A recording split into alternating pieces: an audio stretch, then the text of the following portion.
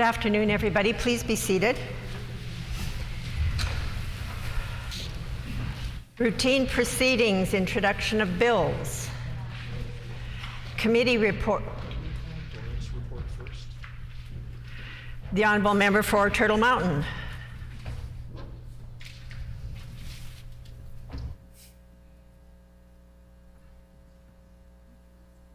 I didn't get the report yet, so if I can be next.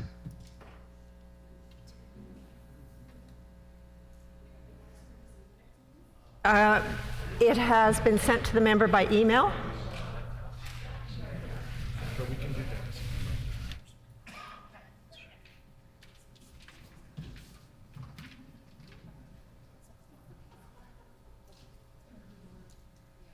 We'll move then, and we'll ask the Honourable Member for La Vérendrye to report on his committee. Thank you, Madam Speaker. I wish to present the 10th report of the Standing Committee on Legislative Affairs.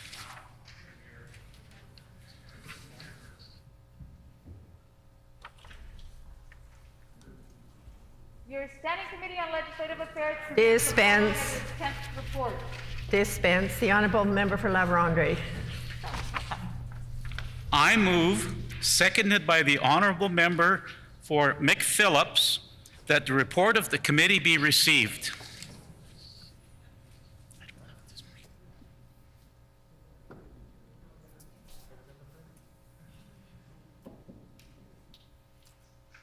It has been moved by the Honourable Member for La Vérendrye, seconded by the Honourable Member for McPhillips, that the report of the committee be received. Is it the pleasure of the House to adopt the motion? Agreed? Agreed, and so ordered. The Honourable Member for Turtle Mountain. Madam Speaker, the Committee of Supply has considered and adopted certain resolutions. I move, second by the Honourable Member for Seine River, that the report of the committee be received.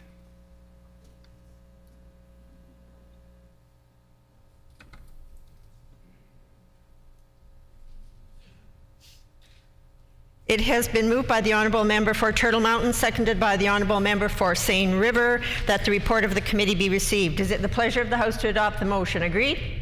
Agreed, and so ordered. Tabling of reports, the Honourable Minister of Justice. Thank you, Madam Speaker. I am pleased to table the Manitoba Regulatory Accountability Report for the Manitoba Government Regulatory Accountability Secretariat for September 2021.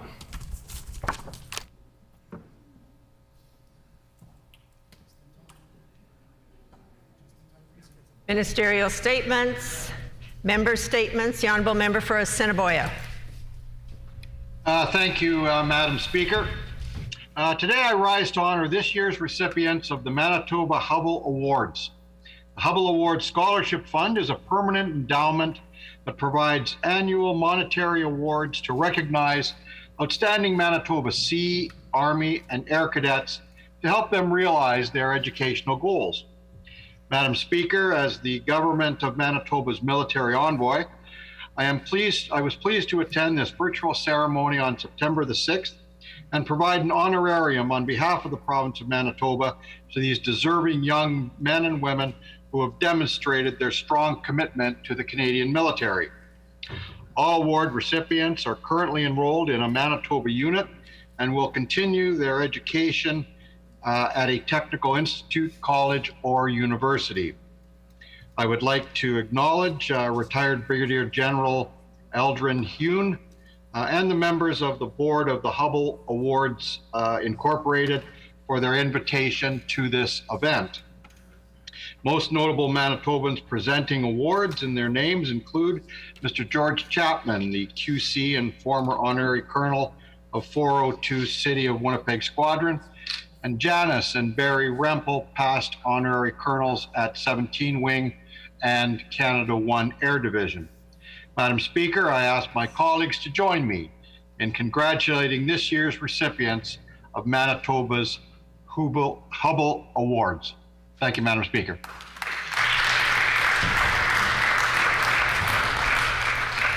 The Honourable Member for Point Douglas. Thank you much, Madam Speaker. I rise to pay tribute to an amazing, kind, and loving human being.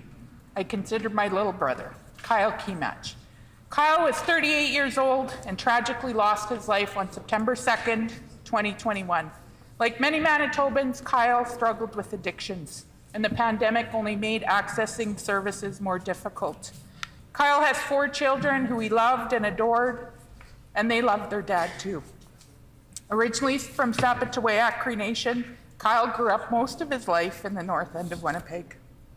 Kyle was the kind of person who would help anyone. He was always humble, had a big impact on everyone he knew, and Kyle inspired people with his big heart. The member from St. John's also knew and loved Kyle and can attest to how special Kyle was. In 2010, Kyle's sister Amber Gibosh went missing.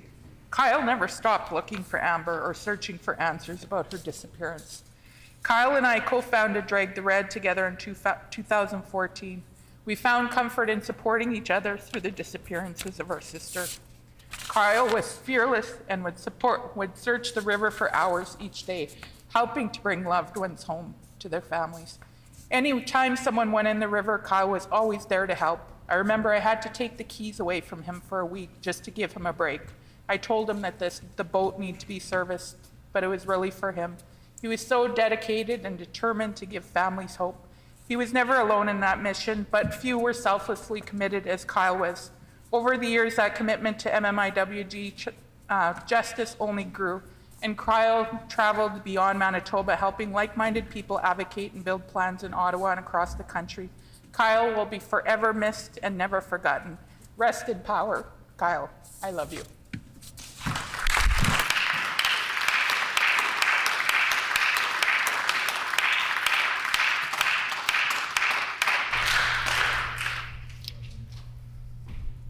The Honourable Minister of Infrastructure. Some people were simply born to help others. For Cameron Bennett, a retired veteran of the Canadian Armed Forces, the pursuit to help and protect his fellow Canadians has continued long after his military service. Bennett is the founder of Forging Ahead, a non-profit organization that aims to help veterans and first responders with operational stress injuries manage their mental and emotional health through artistic metalworking. Before this endeavor, Bennett had a military career that spanned an incredible 20 years. He served on one of peacekeeping tours in the former Yugoslavia region and 3 combat tours in Afghanistan. After Canada's military involvement in Afghanistan dialed down, he was transferred to the Air Force and trained as an aviation technician. Bennett was medically released from the Canadian Armed Forces in 2018. Post-retirement, Bennett attended an advanced artistic blacksmithing course at Fleming College and also received a diploma in occupational health and safety from the University of New Brunswick. He came up with the idea of Forging Ahead while in school and soon after became committed to help fellow veterans and first responders with mental health conditions through blacksmithing. Bennett believes that blacksmithing is the perfect activity for veterans and first responders who may often turn to riskier activities.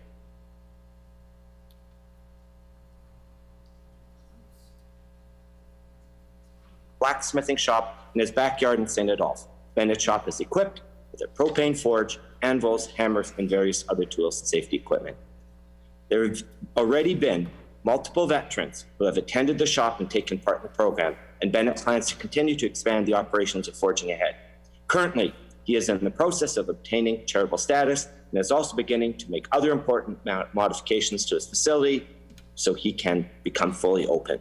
Thank you to Cameron Bennett, who is watching, by the way, and Forging Ahead for all the important work that you do, and I wish you all the best moving forward.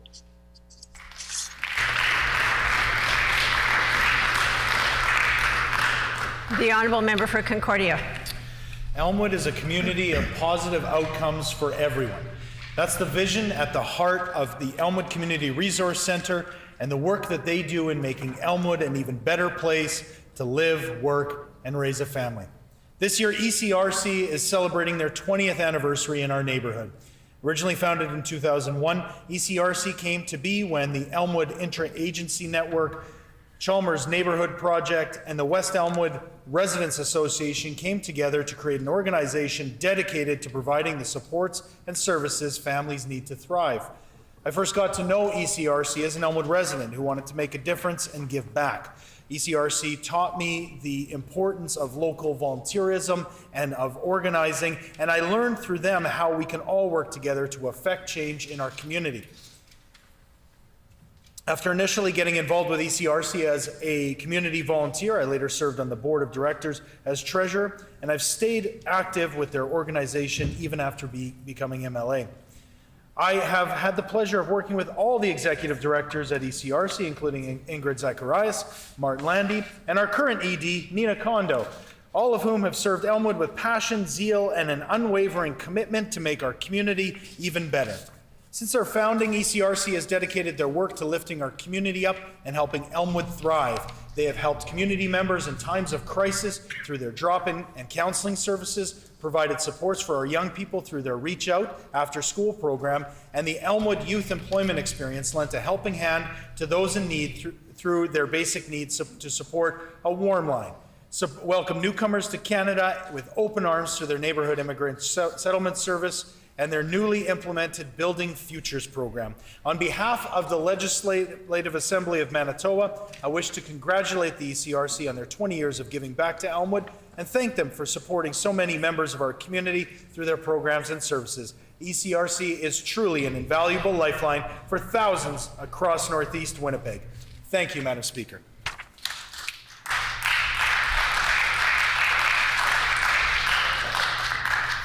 The Honourable Member for St. Boniface. Thank you, Madam Speaker. I rise today to pay tribute to Jean Allard, a former MLA and a constituent in St. Boniface who died last year. Jean was a contrarian and a maverick.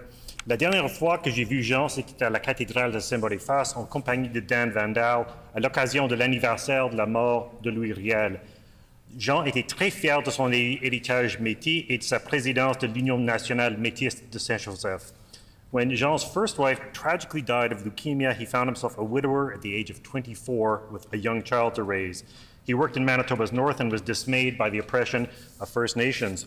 His obituary reads, in 1969, Jean ran and won in Rupert's Land as an NDP MLA with Ed Schreier in the Manitoba Legislature. As this meant he was often on the highway in his constituency, he always carried a fruitcake in his glove compartment as he felt if he landed in the ditch, he had nourishment. He quit the NDP and sat in as an independent after clashing with the party over its Indigenous policy, ran once more for the federal Liberals, though he didn't win.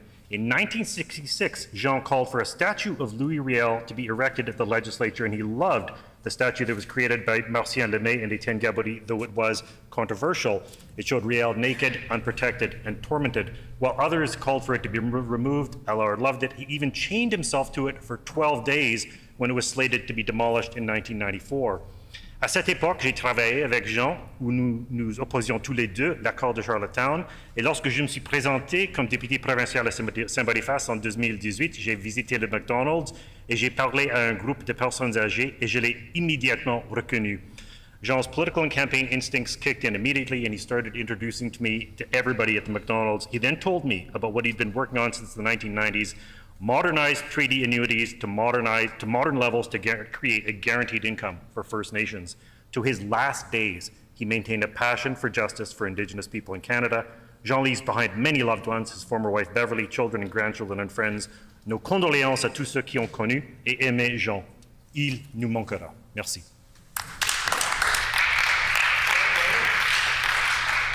The Honourable Leader of the Official Opposition on a point of order. Thank you, Madam Speaker. You know, we're all in this together. We've all sacrificed so much to get to this point in the pandemic, not least of which are the lives lost. And because we've sacrificed so much, when people get frustrated at those who are unvaccinated, I understand. I'm frustrated too. But we can't give in to that frustration. We have to respond to the unvaccinated with at least some compassion, because there are people trying to manipulate them for their own political and financial gain. Case in point, here in Manitoba, we have a PC leadership candidate who will say and do anything to get elected, including on the one hand claiming that they're pro-vaccine, but then turning around and questioning the effectiveness and safety of vaccines, even blowing the dog whistle for people who have been chasing ivermectin and other alternative treatments. Now, you can be misquoted once, but several different reporters on several occasions for several outlets, including far-right ones, that's not a misquote, that's a deliberate strategy to appeal to anti-vaxxers to win the PC leadership and consequently the Premier's chair. Order, please. I'm going to ask the member what rule that has been broken in the House. So I would like, in a point of order, the intent of raising a point of order is to show that there has a breach of a rule. And so far, I'm not hearing that at all. So it has to be a rule of the House that is broken when one raises a point of order. So I'd like to ask the Honourable Leader of the Opposition to zero in on what he feels is a breach of a point of order. The Honourable Leader of the Official Opposition. Yes, I beg just a little indulgence so that I can make my point here, Madam Speaker. So again, because it's necessary to build up to the point that I'm trying to make. So again, if the PC Party of Manitoba wants to send an anti-vaxxer into the general election against an NDP that is united and rebuilt, then by all means, please do so. Order. The member seems to be talking about something that is happening outside the chamber and does not appear to reflect a rule that has been broken in this House. And so the only point of order that we can accept in this House is something that relates to a breach of a rule in this House. We cannot be reflecting on something that is happening outside of this House. So I'm going to urge the member, either he's got a point of order or he doesn't. There is no opportunity here for a lot of comments. It's either, is there a breach of a point of order or not? And I would ask him to get to that right now with no more discourse. The Honourable Leader of the Official Opposition. Well, Madam Speaker, I do believe that I need to speak a bit further to make the point. I would point out to the member that that's not exactly how this works. If he can outline the breach of a point of order, a breach of a rule in the House, then he can speak to it a little bit afterwards. But points of order are not meant for a lot of debate, and it's not meant for debate at all in the House. So the member, if he wants to continue, is going to have to indicate what rule of the House was broken in this House. The Honourable Leader of the Official Opposition. Madam Speaker, so I want to be clear that the vast majority of Manitobans have done the right thing. They've listened to the science, they've rolled up their sleeves, and they've stuck together. And I want to be very clear that there is only one consensus. Vaccines are safe and effective. And all Manitobans— I'm sorry. Order. I do not feel, I'm not hearing a breach of a rule in this House. So I'm going to indicate to the member that without hearing that, I don't see that there is an ability for him to continue making comments related to a debate. If he wants to bring some of that up in question period, he's more than welcome to. But I do not see a breach of a rule in the House. So that would be my finding.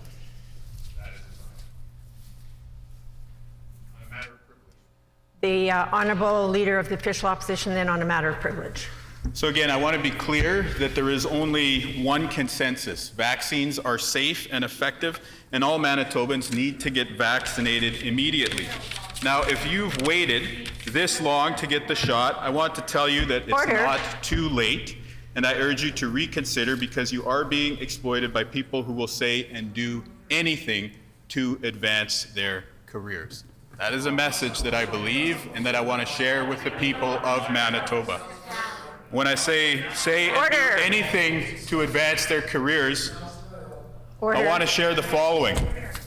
For further proof of what I'm talking about, the Glover campaign reached out to the NDP a week ago to try and use us for a takedown of Heather Stephenson. The Glover camp then provided us with compromising information. Order. Huge mess in your party. Order. I apologize. I understand the breach and I will correct it. Okay, the Honourable Leader of the Official Opposition to correct that breach. Thank you, Madam Speaker, and that is a rule. So for further proof of what I'm talking about, I retract what I earlier said and offer this for the record instead. For further proof of what I'm talking about, the Glover campaign reached out to the NDP a week ago to try and use us for a takedown of the campaign being run by the member for Tuxedo. Now, the Glover camp then provided us with compromising information about the campaign for the member for Tuxedo. And we have the evidence to prove this.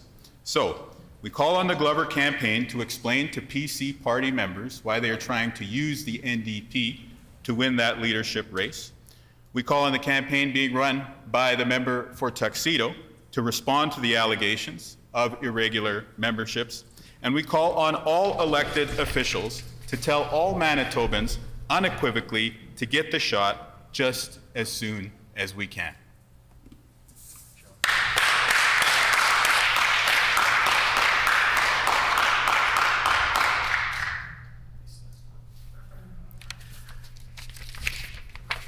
Before recognizing any other members to speak, I would remind the House that remarks at this time by honourable members are limited to strictly relevant comments about whether the alleged matter of privilege has been raised at the earliest opportunity and whether a prima facie case has been established.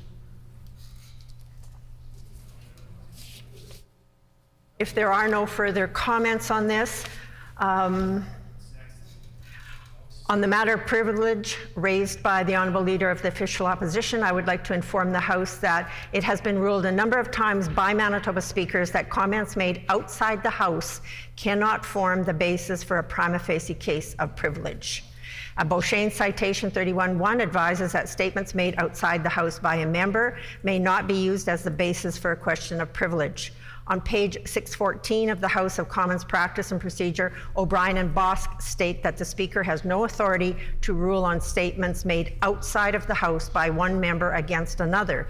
Therefore, I must respectfully rule that the Honourable Member does not have a matter of privilege.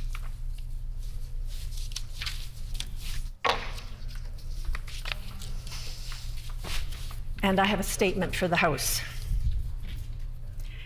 I would ask members to turn their attention to the table for a few moments as we recognize and celebrate the accomplishments of a treasured member of the Assembly family who will be leaving us in the new year.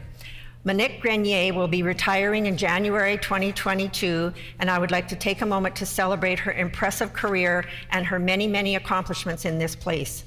As you can see, our clerk, Patricia Chachuk, has given Manik the honor of sitting at the head of the table for this statement. Unique amongst her colleagues, Manik has served and excelled in two of the most demanding positions the Assembly has to offer, Journals Clerk and Committee Clerk. Prior to starting with the Assembly, however, Manik began her career at a tender age, working in the offices of Legislative Council across the street in the Woodsworth Building.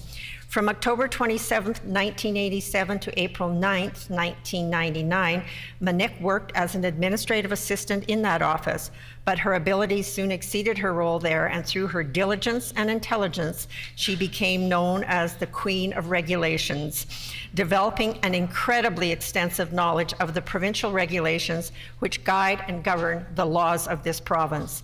She effectively earned a degree in regulations and legislation during her time at Legislative Council, something few people can say. Leaving her job at Leg Council on a Friday, she started her career with the Assembly the following Monday, April 12, 1999, just taking the weekend off between jobs. She was first hired here as the clerk assistant, journals clerk, which is noted is a very challenging position, especially as she started the job 5 days into a long and grueling 4-month spring session. As I have related to members on a previous occasion like this, the journals branch is the heartbeat of everything that happens in this chamber.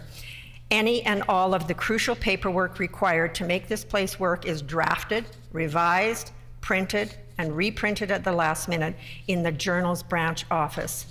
This ongoing whirlwind of activity with information flying in and order papers, motions, bills, notices, amendments, and resolutions flying out can be almost impossibly chaotic, and it takes a very special kind of person to be able to tame that wind and harness it productively. Manik is such a person, learning this skill very quickly upon her arrival here, elevating the level and quality of work in the journals branch in an unprecedented way. She most definitely set the standard for how the journals branch should function in the modern era. After serving almost 10 years in journals, when a vacancy opened up in the neighboring committees branch in 2008, Manik applied and was hired as a clerk assistant clerk of committees, starting this second chapter of her assembly career in January 2009. The challenges of the committees branch are extensive. Unlike journals, there is a little less paperwork to manage.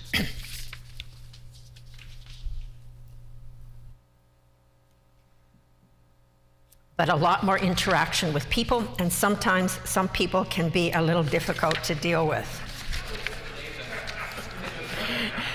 Manik met, overcame, and triumphed over all such challenges and exceeded expectations. Whether it was successfully managing a room full of public presenters on contentious legislation, or wrangling members of the Public Accounts Committee considering detailed reports from the Auditor General, Manik became an absolute star in the world of committees.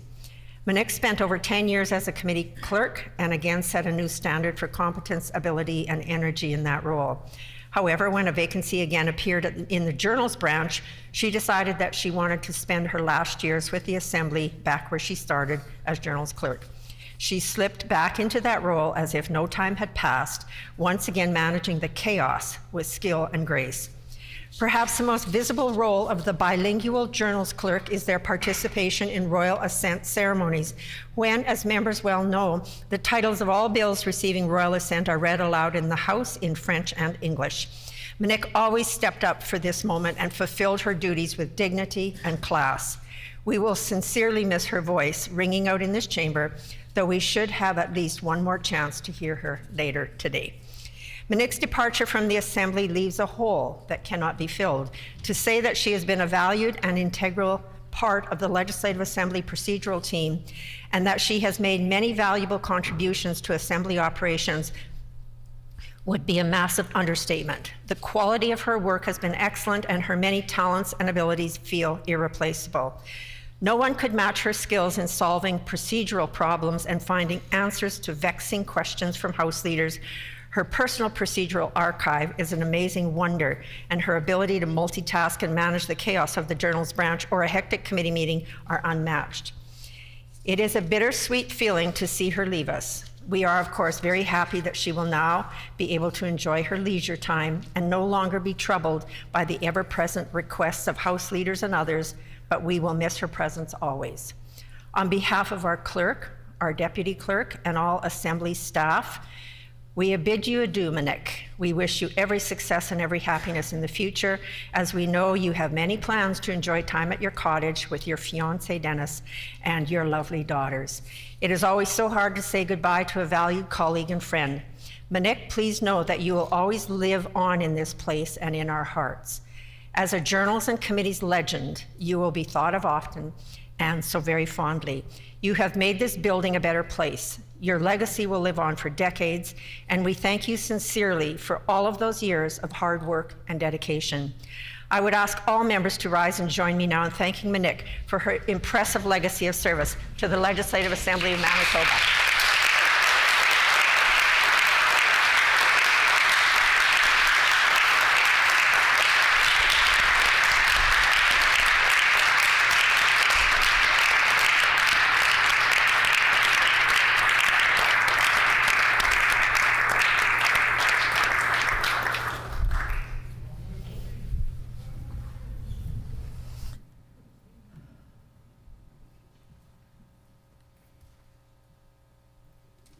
Oral questions, the Honourable Leader of the Official Opposition. I just want to say, while Manik is still here, that we congratulate you.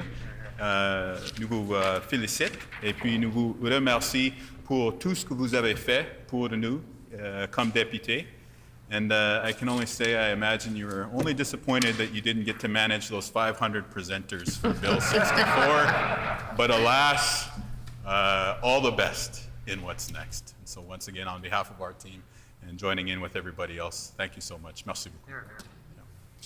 So we know that today the PC team has come back to the chamber to try and finish off the project of Brian Pallister's budget. And we know that this will cut millions from emergency rooms, even as wait times increase, and cut supports for seniors in long-term care homes. This is wrong. Manitobans don't want more health care cuts. Will the interim PC leader stand with Manitobans, or will he continue to push Brian Pallister's agenda?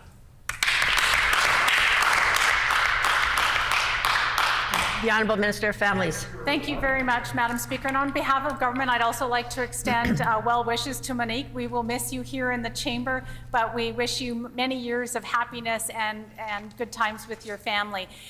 And we wish you all the best. Now, it's obvious that the Leader of the Opposition is obsessed with the Manitoba PC party leadership. And while I can assure him that if he keeps up with stunts like that, he'll have plenty of opportunity to talk about his own leadership in due time.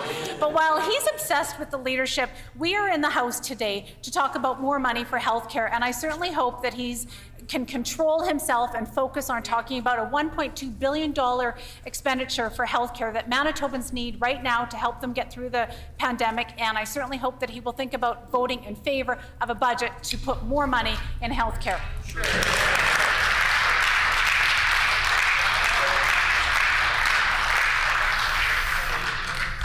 The Honourable Leader of the Official Opposition on a supplementary question. You know, I've asked the question before, I'll ask it again. Does anyone think that Brian Pallister improved healthcare in Manitoba? Yeah. Quiet. Awfully quiet with the rejoinder. So no, I will not vote for a budget that cuts $9 million from emergency rooms. I won't vote for a budget that freezes operating funding for seniors care in Manitoba. And no, I will not vote for a budget that has $250 million worth of cuts to revenue that should be going to the education system. Manitobans have spoken quite clearly. They do not want Brian Pallister's attacks on healthcare and education. Will the interim PC leader take a stand? Will he scrap Brian Pallister's health cuts today?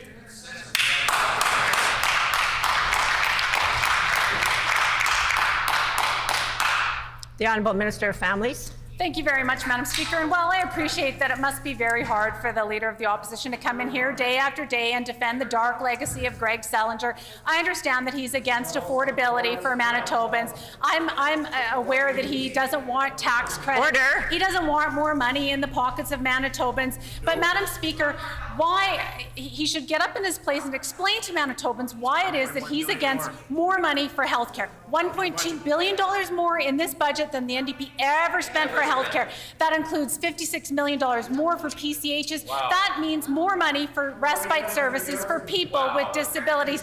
Why is the members opposite planning to vote against more money for children with disabilities?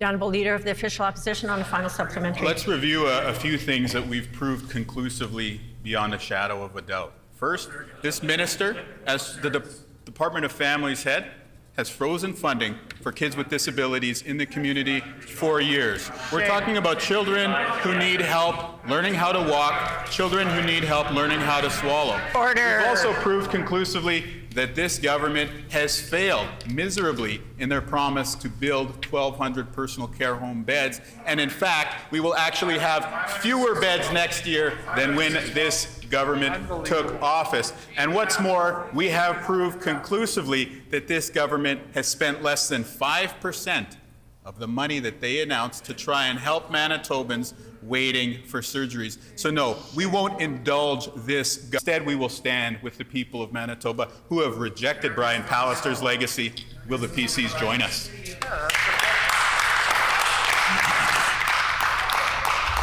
The Honourable Minister of Families. Well, Madam Speaker, I'm very pleased to put some facts on the record after that preamble that contained absolutely no correct information. There is $235 million more for families in this budget, more money for spending on families and social services than the NDP ever spent when they were in government.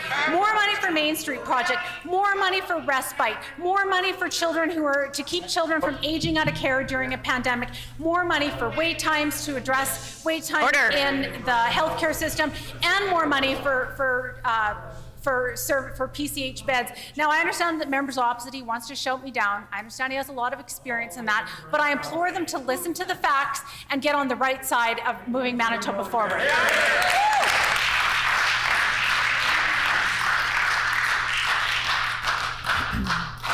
The Honourable Leader of the Official Opposition on a new question. A long list of claims, and yet no disputing the fact that this minister froze funding for some of the most vulnerable children in our communities, children who need help learning how to walk, children who need help learning even how to swallow, Madam Speaker.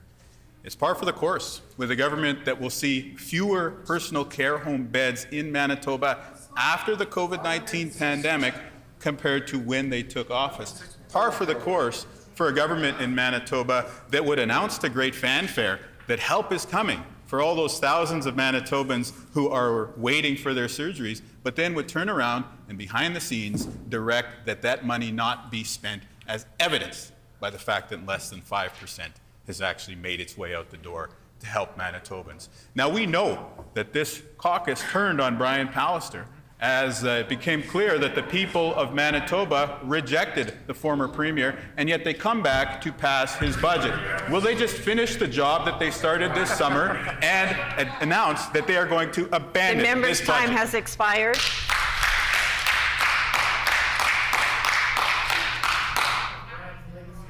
The Honourable Minister of Families. Well, thank you very much, Madam Speaker. And I don't believe I heard a question in that lengthy, rambling preamble, but I do see the members opposite coming in this House day after day trying to defend the dark legacy of Greg Salinger. They're trying to justify a time when they had the longest wait times in the country. They had the longest wait times in the province's history. There wasn't even a pandemic, Madam Speaker. During the dark days of the NDP, you could get on an airplane, you could fly to Toronto, you could see a doctor, you could come back to Manitoba in the time that it would take you to see a doctor in an emergency room. That is their legacy, and that is the hard thing, that he's coming in this House day after day and defending the dark legacy of Greg Salinger.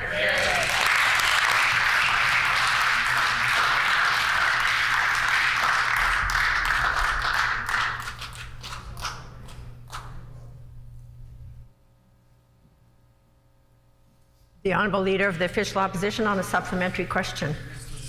During the dark days of this government, you could be a Manitoban who is near death, who required critical care, who was admitted to an intensive care unit, and then, because of this government's cuts and understaffing, you could be flown out of the province because this province lost the ability to care for our sickest compatriots. That is the legacy of this government. That is the legacy of the MLAs who are still sitting in this chamber. That is the legacy of the PCs, and like the 99.9% of Manitobans who aren't in the PC caucus, I stand against that legacy. Now, we want this budget to be stopped because of the healthcare cuts that it contains. Will the PCs join us?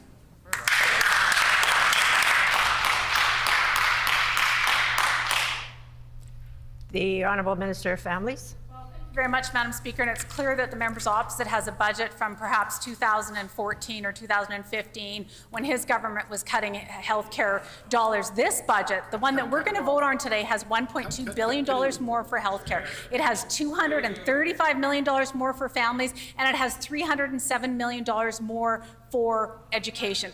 This is a budget that the NDP government, or NDP opposition, they still have an opportunity. They can decide to turn away from defending the dark legacy of Greg Salinger. They can turn the page and vote in favor of moving Manitoba forward with more money for education, more money for healthcare, and more money for families.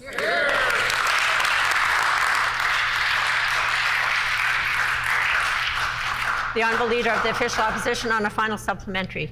Madam Speaker, it's undeniable that the tragedy of shipping Manitobans out of our ICUs to other provinces was absolutely terrible.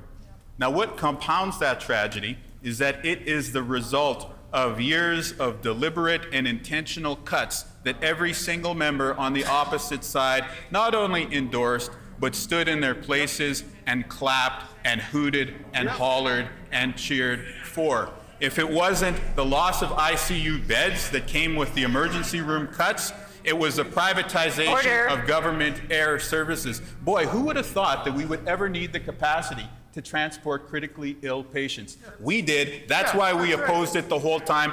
This government has been wrong all along. Well, they finally admit so today and refuse to pass this Brian Pallister budget.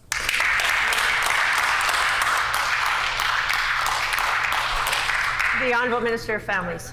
Madam Speaker, I understand that the member's opposite. He wants to be negative. He wants to defend the negative legacy of Greg Selinger. But what is particularly egregious is when the member's opposite dismisses the 506 new beds for personal care homes that our government has recently created. What is particularly egregious is when he tells the people of Carman, when he tells the people of Steinbeck, when he tells the people in rural Manitoba that their loved ones don't matter, that those beds that we've created for those loved ones don't matter. Well, Madam Speaker, on this side of the House, we think all Manitobans matter. We think all Manitobans, regardless of where they live, regardless of their health care needs, they matter to us, and we're going to continue to stand up for all Manitobans because Manitobans matter to us.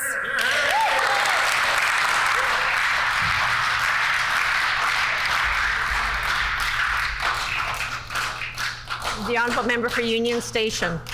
Madam Speaker, it's heartbreaking that Manitoba has had some of the worst COVID-19 outcomes of all of Canada. Now, the Conservatives are currying favor with anti-mask and anti-vax sentiments, including in their own cabinet. Meanwhile, Manitobans have stepped up. We're hopeful the vaccination of children aged 5 to 11 will help in the fight against the spread of COVID-19, but that requires planning and a detailed execution of those plans. What is the Conservative government doing to ensure these vaccinations are ready to go immediately once approval is given?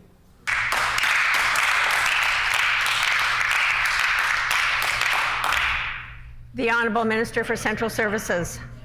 Thank you, Madam Speaker. Well, we've had a very successful vaccination program in Manitoba. I'm sure everyone will agree here. Thank you.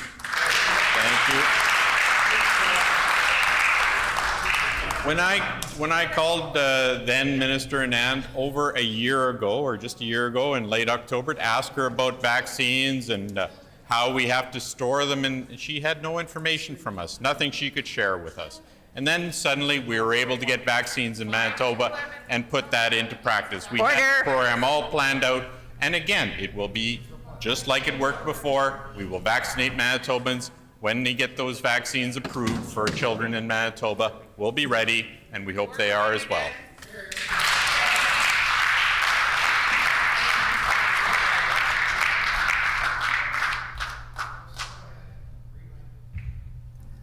The Honourable Member for Union Station on a supplementary question. Madam Speaker, it's clear the Conservative government is not doing all that they can do. I encourage this government, be proactive. Ask Manitobans to register their children in anticipation of the approval of the vaccine. Let's do everything that we can to ensure that children ages 5 to 11 are ready to go as soon as the vaccine is available. So I'm asking the Minister of Health, will they do so today? Will they encourage all Manitoba families with young children to pre-register for the vaccine today?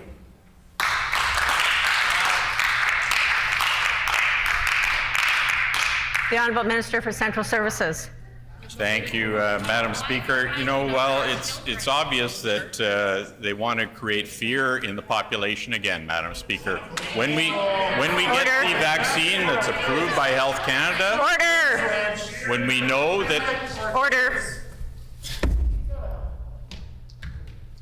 I'm asking members to show some respect for somebody that's trying to actually answer a question instead of heckling. I cannot hear.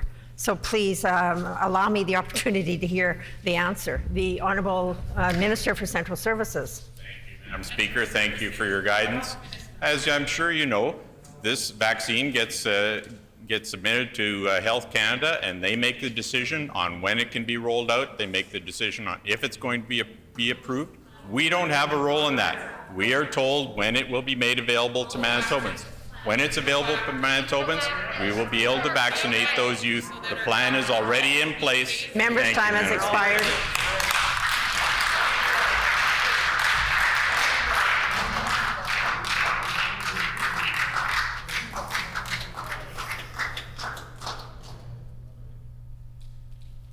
The honourable member for Union Station on a final supplementary. Madam Speaker, I'm really disappointed that not only did the Minister of Health not get up and answer that question, but instead she heckled me and accuses me of fear-mongering, because I'm simply asking when Manitoba families will be able to have a plan in their hands for their children ages 5 to 11 to be able to access the COVID-19 vaccine. Now, all I'm doing is encouraging this government to do everything possible so that families can rest assured that they're prepared for the approval of the vaccine that we know saves lives. Let's not see another moment wasted. What is the minister doing now to ensure that all of our young children get vaccinated as soon as the vaccine is available?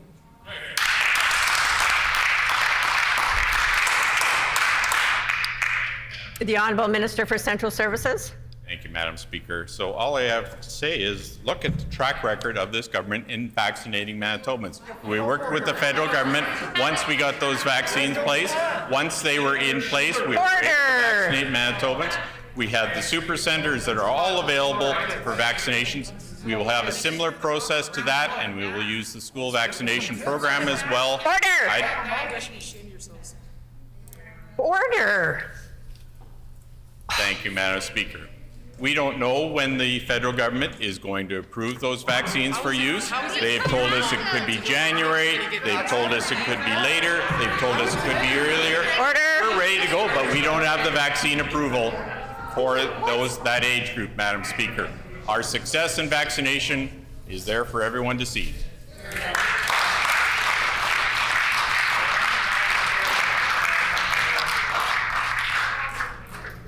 The Honourable Member for Flin Flon. Madam Speaker, it is now a well-known fact that Trikafta, a revolutionary new drug that can slow the progression of cystic fibrosis, allow patients to live longer, healthier lives. However, it's still too expensive for the average Manitoban. It's not currently covered under our drug formulary, meaning even private insurance won't cover the cost of it. So, will the Minister, or the Premier for that matter, commit to covering Trikafta today?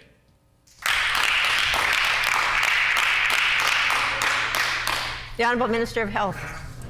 Thank you, Madam Speaker, and I thank the member from Flin Flon for the question. Manitoba realizes the COVID-19 pandemic has been especially difficult on the over 200 Manitobans that are living with cystic fibrosis, and we are working with the regulatory bodies to finalize the listing for Trikafta.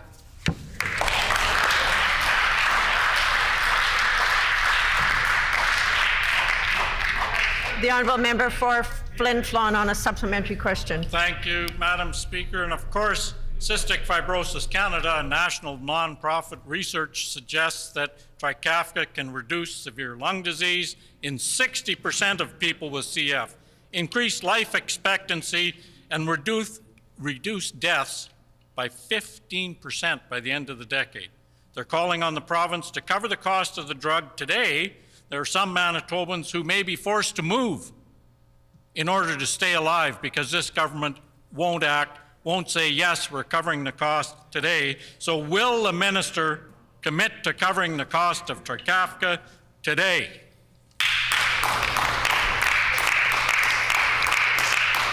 The Honourable Minister of Health. Thank you, Madam Speaker, and I realize that the member for Flin Flon is reading from a prepared question and is not able to deviate at all from the question and has not considered what I said previously. So our government will work through our respective processes to make the decision to list Trikafta on the Pharmacare public drug plan in the very, very near future. Stay tuned, more to come.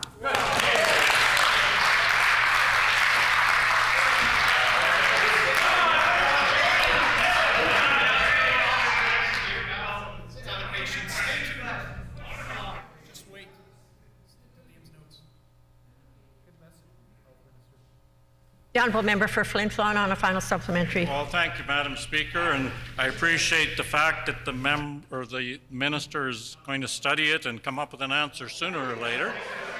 British Columbia, Alberta, Saskatchewan, Ontario, Quebec, New Brunswick, Yukon have all said they will cover the cost. There's no more studying it. That's been done. It's simply a matter of the minister standing in her place and saying, yes, today the cost of Trikafta will be covered. Will she do that?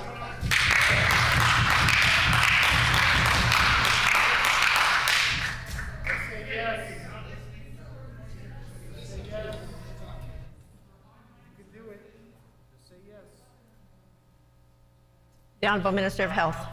Thank you, Madam Speaker, and I want the more than 200 Manitobans to know that our government listened. We've heard.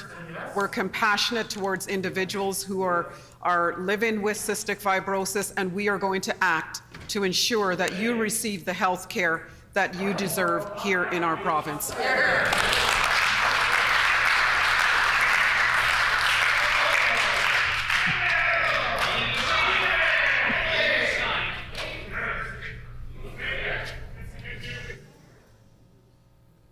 The Honourable Member for Elmwood. Well, thank you, Madam Speaker.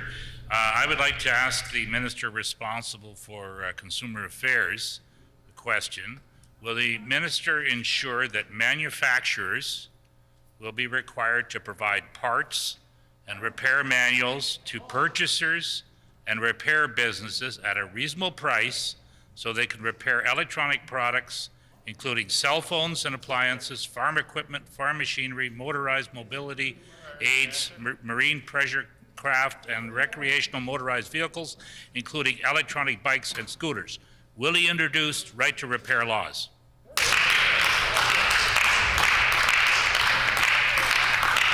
The Honourable Minister of Finance. Thank you, Madam Speaker. Our government makes a priority what consumers' needs and making sure consumers are supported in so many different ways. I know the member has brought a piece of legislation potentially that's out there, so we're going to review that and see where things go. I think there's some merit to what the member is saying, but you've got to make sure you can do things in an appropriate way. So we'll review the legislation before we make any final decisions on things.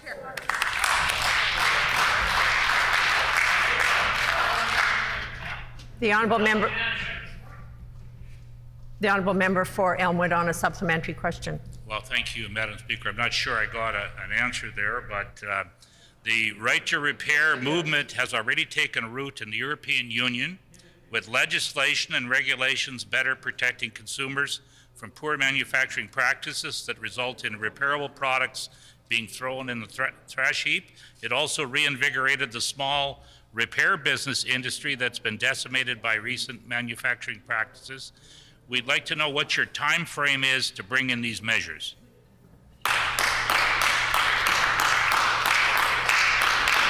The Honourable Minister of Finance. Well, thank you, Madam Speaker. Our government is very proud of the fact that we stand up for consumers as well as citizens of Manitoba in so many different ways. We recently passed legislation to ensure that consumers are protected. I think the member did support those initiatives.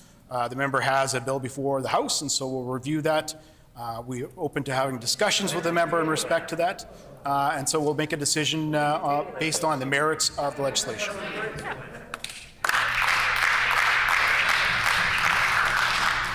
The Honourable Member for Elmwood on a final supplementary. Well, thank you, Madam Speaker. It's actually two bills before the House.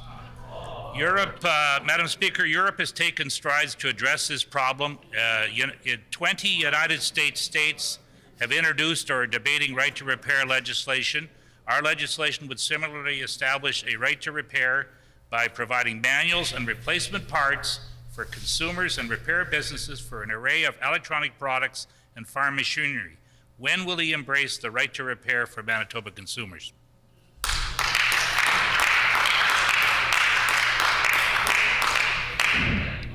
Order. The Honourable Minister of Finance. Well, thank you, Madam Speaker. And our government is a listening government. We listen to stakeholder groups from the retail, from the wholesale side, from citizens groups to make sure citizens are protected. That's the utmost essence of what we're trying to do here in consumer protection affairs. That's important to us, and so we're going to look at all information that can provide better protection for Manitobans. We're always open to new good ideas.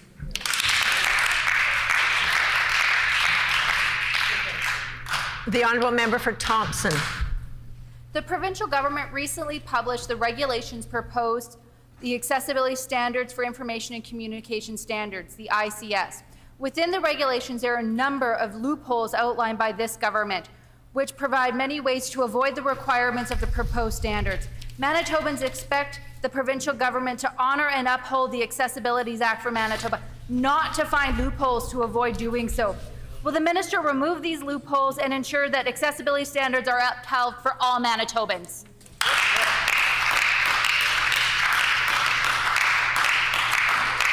The Honourable Minister of Families. Well, thank you very much, Madam Speaker. And when it comes to accessibility in the province of Manitoba, our government understands that it is necessary for all Manitobans to live life with dignity. That is why we invested in $20 million in this spring. Now, I understand the members opposite. They don't want to hear the question, just like they didn't want to pass their legislation. They didn't want to proclaim the accessibility standards.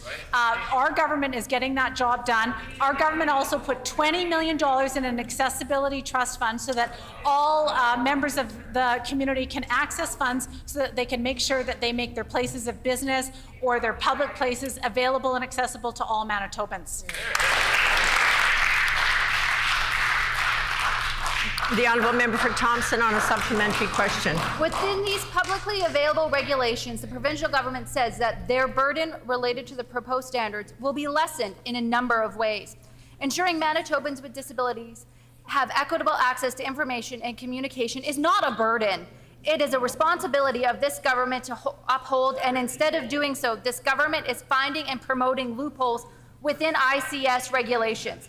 I ask again, will the minister remove these loopholes and ensure that accessibility standards are honoured and enforced for all Manitobans?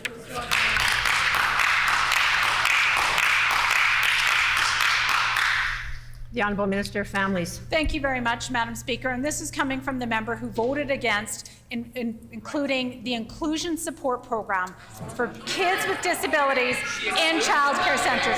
She has never stood up in her place to support people with disabilities, and her government failed to proclaim any of the service standards under the Accessibility Act. Our government is moving forward with accessing services where... Order! Order!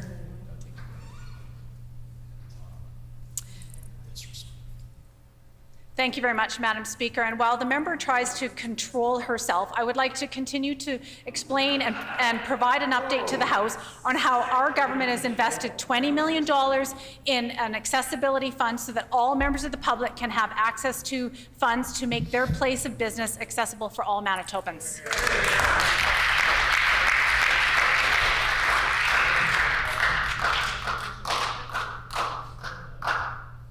The honourable member for Thompson on a final supplementary. Thank you, Madam Speaker. I'm proud to always stand up for northern and rural children. We have heard from concerned Manitobans who believe that the number of loopholes are actually a deliberate attempt to undermine the Accessibilities Act of Manitoba. I am sure it is no coincidence that these loopholes will save the provincial government time and resources. This is an insult to Manitobans with disabilities. It sends a message that this government has no intention of honouring the true intent of the Accessibilities Act of Manitoba. Will the minister remove and apologize for these loopholes in the ICS regulations?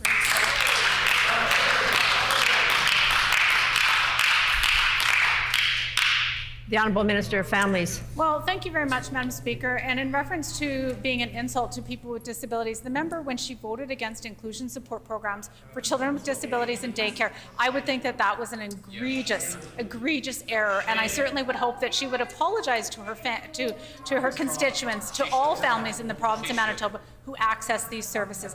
When it comes to the Accessibility Act, our government is moving forward and proclaiming all the standards, something that government never did when they were in office. We're providing funding for agencies and public offices to access dollars so that they can upgrade their facilities to make it accessible for all Manitobans. We're moving forward to make sure that all people in Manitoba have an opportunity to live their lives with dignity.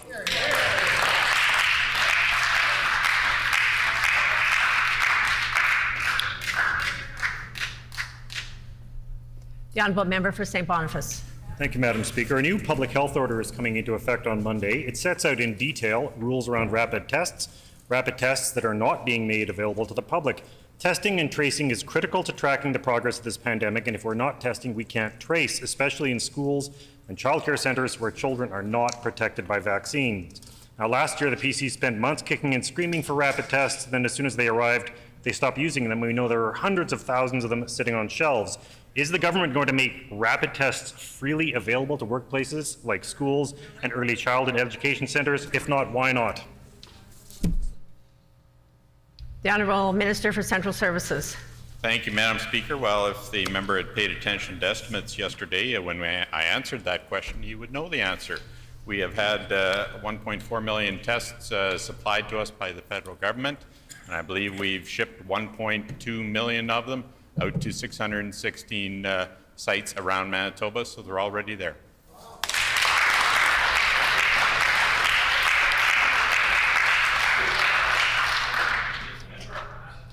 The honourable member for St. Boniface on a supplementary question. Thank you, Madam Speaker. One of the reasons that people sometimes give for refusing a vaccine is that they already have had COVID. Public health officials across Canada and around the world, like the CDC, have been clear. You should still get the vaccine even if you've had COVID. But Manitoba's self-isolation rules are making exceptions for people who have not been vaccinated if they've had COVID in the last 6 months. That's at manitoba.ca/COVID19/fundamentals.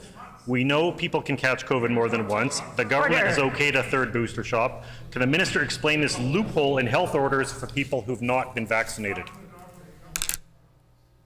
The Honourable Minister of Health. Madam Speaker, and members on this side of the House will continue to look to the experts in terms of vaccinations. We know that the COVID vaccine works. And we are asking all Manitobans, if they have not been vaccinated yet, to roll up their sleeves, get not one, but 2 vaccinations and protect yourself and your families. We will also look to our public health officials here in Manitoba to advise us on the next steps forward in terms of vaccinations.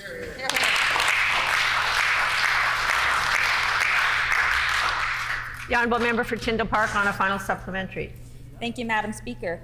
The North End has taken matters of crime and safety into our own hands, and this has been demonstrated in many ways, one being community safe walks. We have groups including Neighbourhood Watch 204, Northwest Watchers, and Bear Clan, just to name a few, who spend their time giving back to the community through ways of education, patrol, cleanup, and protection. Madam Speaker, back in the day, the North End had more provincial community safety resources. For example, we had youth justice committees. When will this government enhance provincial resources for community safety in the North End of the city? The Honourable Minister of Justice. I thank the member for the question. I can say that this government is enhancing safety for Manitobans. I appreciate her statements about how the local community is rising up to the challenge. I can indicate to that member that once again this year we are increasing funding to our community-based watch organizations, many of which have thousands of members volunteering their time to go out on patrols to keep their communities safe. We welcome these measures. We are funding these measures, but we are always open to additional ways to ensure that communities are kept safe. And I welcome the member to continue to engage with us on good ideas that she has to bring forward from her community to keep us all safe.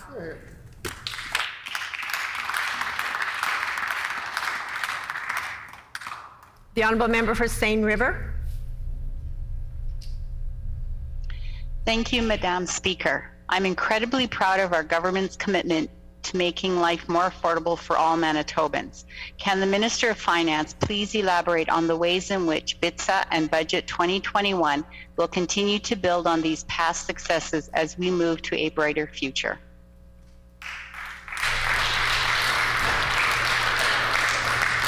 The Honourable Minister of Finance. Well, thank you, Madam Speaker. Our #1 goal is to protect Manitobans and to advance Manitoba. This year's budget provides financial support to individuals and businesses that have been impacted by the pandemic. This year's budget also includes $1.2 billion of funding available to support healthcare, schools, business and supports, as well as contingency to make sure issues are taken care of. The budget also lowers taxes and makes life a little bit more affordable for individuals by reducing the PST or getting rid of the PST on personal services, impacting businesses by integrated digital media tax credits, and reducing the payroll tax that's going to grow the economy of Manitoba. This budget is good news for Manitobans.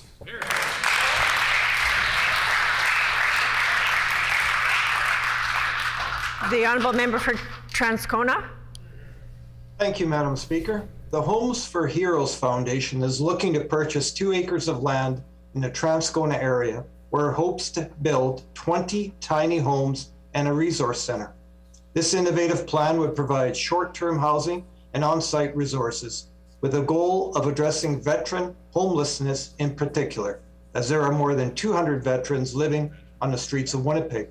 Will the minister commit to allocating funding for the implementation of similar tiny home villages to address homelessness in Manitoba?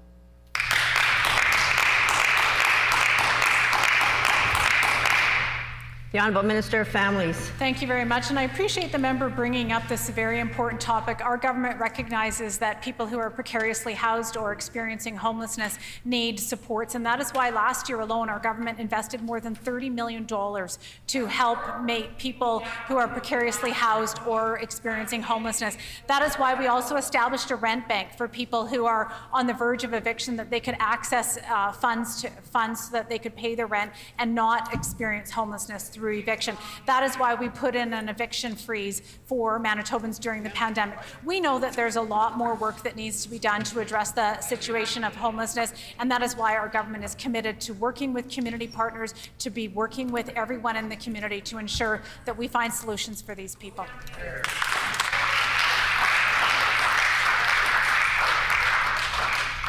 The honourable member for Transcona on a supplementary question. Thank you, Madam Speaker. Housing first approaches are crucial to ensuring that all Manitobans have access to safe, comfortable housing and essential resources like mental health care, addictions treatment, and financial guidance. Another example of this style of transitional housing is Aston Api Nikinak, a tiny home village now under construction near Thunderbird House. Approaches like these are needed at the provincial level. Tiny home villages have already been proven successful in many other Canadian jurisdictions. Will the minister commit to implementing tiny home villages across Manitoba to address our homelessness issue?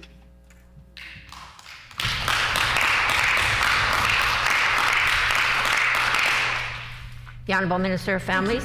Thank you very much, Madam Speaker. And the member opposite raised a really good point, and that was the inclusion of wraparound supports. That is something that our government is committed to. That is why we invested $2.5 million just earlier this year, and we found homes for people who were precariously housed or experienced homelessness. We put them in their new homes. We gave them the keys, but we knew that the work wasn't done there. We also provided them with wraparound supports. And if the member for Point Douglas would like to ask a question, I encourage her to do that. But meanwhile, I would also encourage her to listen to the answer. If she's interested in hearing about homelessness, she might be interested in learning about the $2.5 million that we recently invested in wraparound supports. She might be interested in knowing about the project that we had created with the Pollard family to create a village for people who were precariously housed.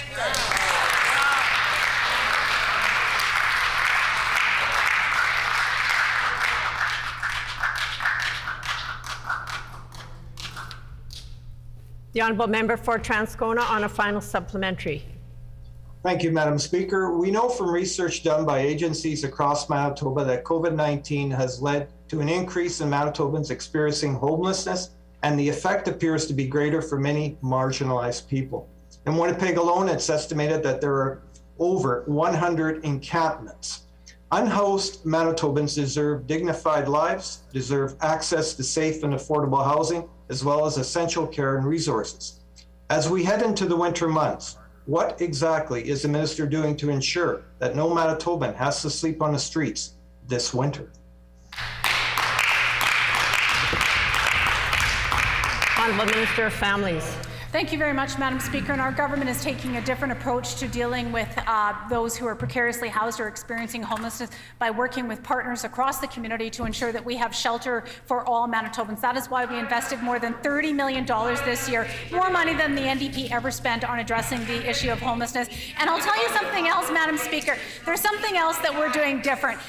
What we're doing on this side of the House that's very different, something that's never been done in the history of this province before, is we are electing the first woman PC leader, and we are sending the first woman into the Premier's office in the history of Manitoba. And on this side of the House, we're all proud of that.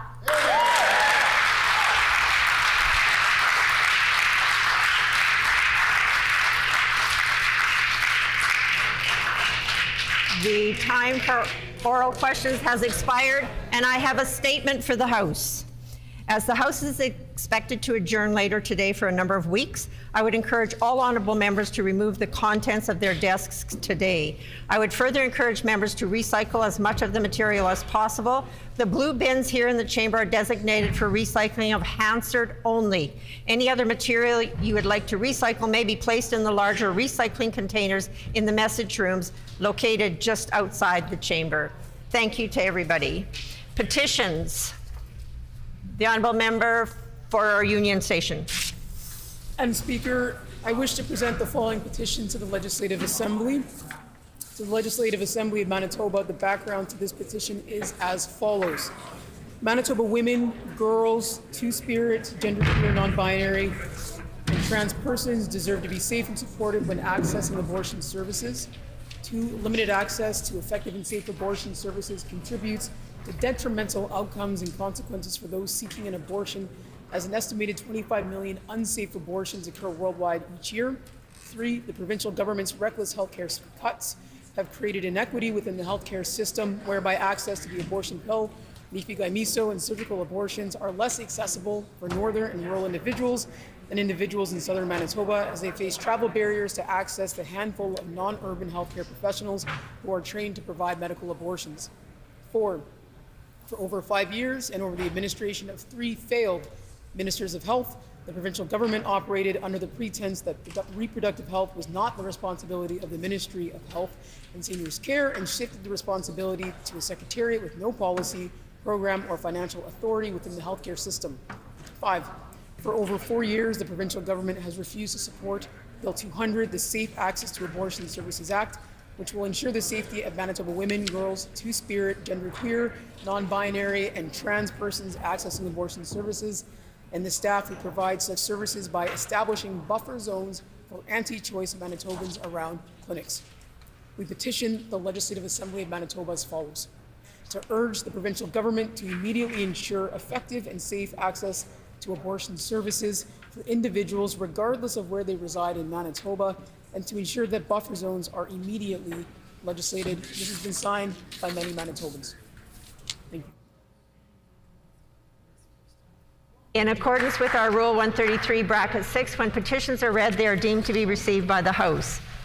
Are there further petitions? The honourable member for Elmwood. Thank you, Madam Speaker. I wish to present the following petition to the Legislative Assembly. The background of this petition is as follows. Number 1, over 25,000 vehicles per day cross the Louise Bridge, which has served as a vital link for vehicular traffic between northeast Winnipeg and downtown for the last 110 years. Number 2, the current structure will undoubtedly be declared unsafe in a few years, as it has deteriorated extensively, becoming functionally obsolete, subject to more frequent unplanned repairs, and cannot be widened to accommodate future traffic capacity. Number 3, as far back as 2008, the City of Winnipeg City has studied where the new replacement bridge should be situated. Number 4, after including the bridge replacement in the city's 5-year capital budget forecast in 2009, the new bridge became a short-term construction priority in the city's transportation master plan of 2011. Number 5, city capital and budget plans identified replacement of the Louise Bridge on a site just east of the bridge and expropriated homes there on the south side of Nairn in anticipation of a 2015 start. Number 6, in 2014, the new city administration did not make use of available federal infrastructure funds and instead decided to fund an off-the-list, low-priority Waverly underpass. Number 7, the new Louise Bridge Committee began its campaign to demand a new bridge, and its surveys confirmed residents wanted a new bridge beside the current bridge, with the old bridge kept open for local traffic. Number 8, the NDP provincial government signed its firm commitment to partner with the city on replacing the Louise Bridge in its 2015 throne speech. Unfortunately, provincial infrastructure initiatives such as the new Louise Bridge came to a halt with the election of the Progressive Conservative government in 2016. Number 9, more recently, the city tethered the Louise Bridge replacement issue to its new Transportation Master Plan and Eastern Corridor project. Its recommendations have now identified the location of the new Louise Bridge to be placed just to the west of the current bridge, not to the east as originally proposed. The city expropriation process has begun. We petition the Legislative Assembly of Manitoba as follows. Number 1, to urge the provincial government to financially assist the City of Winnipeg on building this 3-lane bridge in each direction to maintain this vital link between Northeast Winnipeg and the downtown. Number 2, to urge the provincial government to recommend that the City of Winnipeg keep the old bridge fully open to traffic while the new bridge is under construction, and consider the feasibility of keeping it open for active transportation in the future. Number 3, to urge the provincial government to financially assist the City of Winnipeg in keeping the old bridge open for active transportation. And this petition has been signed by many, many Manitobans. Are there further petitions? The Honourable Member for Burrows. Thank you, Madam Speaker. I wish to present the following petition to the Legislative Assembly. To the Legislative Assembly of Manitoba, the background for this petition is as follows. Healthcare is a basic human right and a fundamental part of responsible public health. Many people in Manitoba are not covered by provincial healthcare. Migrant workers with work permits of less than 1 year, international students, and those undocumented residents who have lost their status for various reasons. Private health insurance is not a substitute for public health insurance. Private insurance plans available to most migrant workers and international students are paid for by the worker or student. They do not provide coverage for all of the potential health needs covered by public health coverage. Individuals are required to pay upfront for health expenses without a guarantee that they will be covered and wait weeks for reimbursement. Racialized people and communities are disproportionately affected by the pandemic, mainly due to social and economic conditions which leave them vulnerable while performing essential work in a variety of industries in Manitoba. Without adequate health care coverage, if they are ill, many of those without provincial health coverage will avoid seeking health care due to fear of being charged for the care. And some will fear possible detention and deportation if their immigration status is reported to the authorities. According to United Nations Human Rights Committee, denying essential health care to undocumented irregular migrants is a violation of their rights.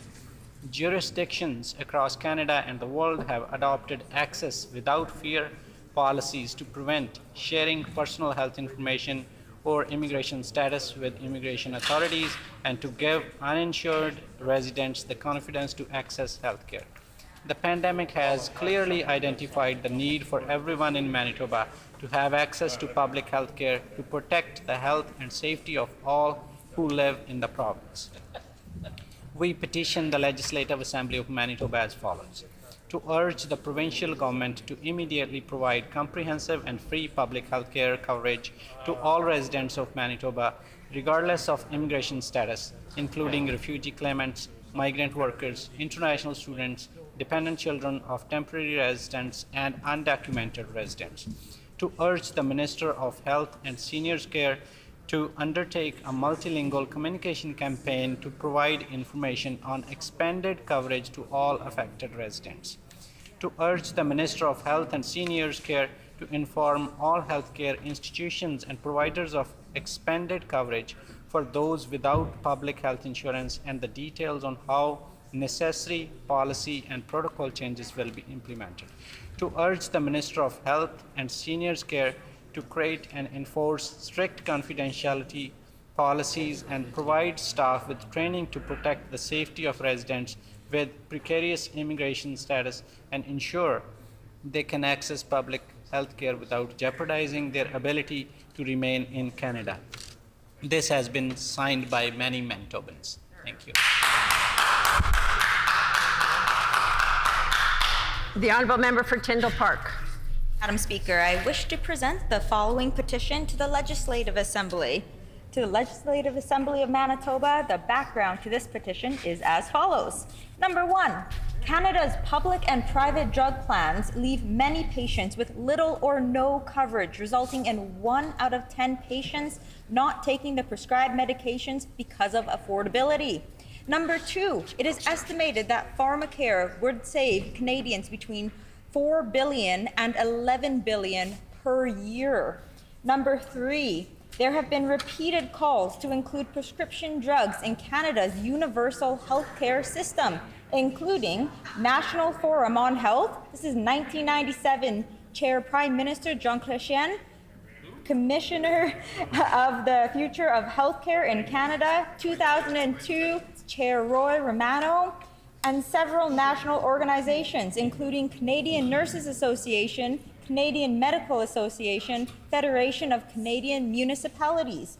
We petitioned the Legislative Assembly of Manitoba as follows. Number 1, to urge the provincial government to encourage the federal government to amend the Canada Health Act by adding prescription medicines prescribed by a licensed practitioner to the definition of covered services in accordance with an established formulary. Number 2, to urge the provincial government to develop jointly with the federal government a universal, single-payer, evidence-based, sustainable public drug plan that contains purchasing power to secure best available pricing, a list of essential medicines addressing priority health needs, and the ability to expand to a comprehensive, permanent plan that would promote the health and well-being of all Canadians. And this petition has been signed by many Manitobans.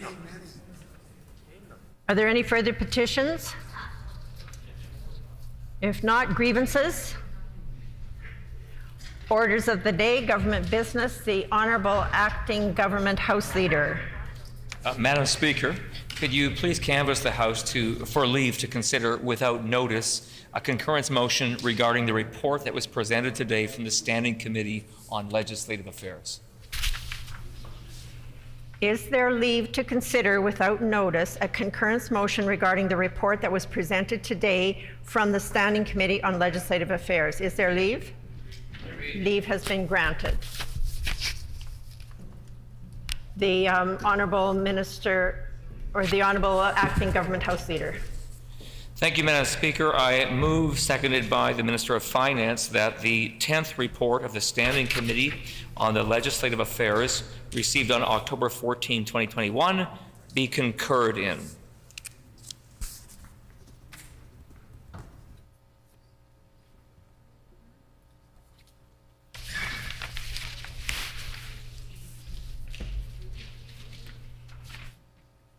It has been moved by the Honourable Acting Government House Leader, seconded by the Honourable Minister of Finance, that the 10th report of the Standing Committee on the Legislative Affairs received on October 14th, 2021 be concurred in.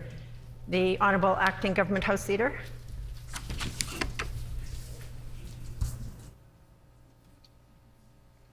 Is the House ready for the question? Question. The question before the House is the 10th report of the Standing Committee on Legislative Affairs received on October 14th, 2021 to be concurred in. Shall the motion pass? The motion is accordingly passed. The Honourable Member for River Heights.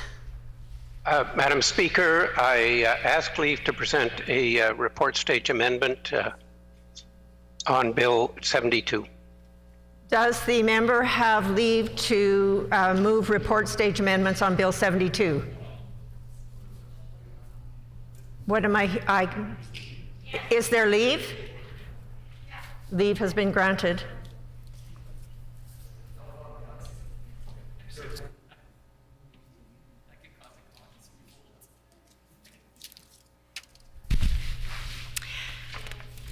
I would like to inform the House that the Honourable Member for River Heights has requested that combined debate on his 3 proposed amendments to Bill 72.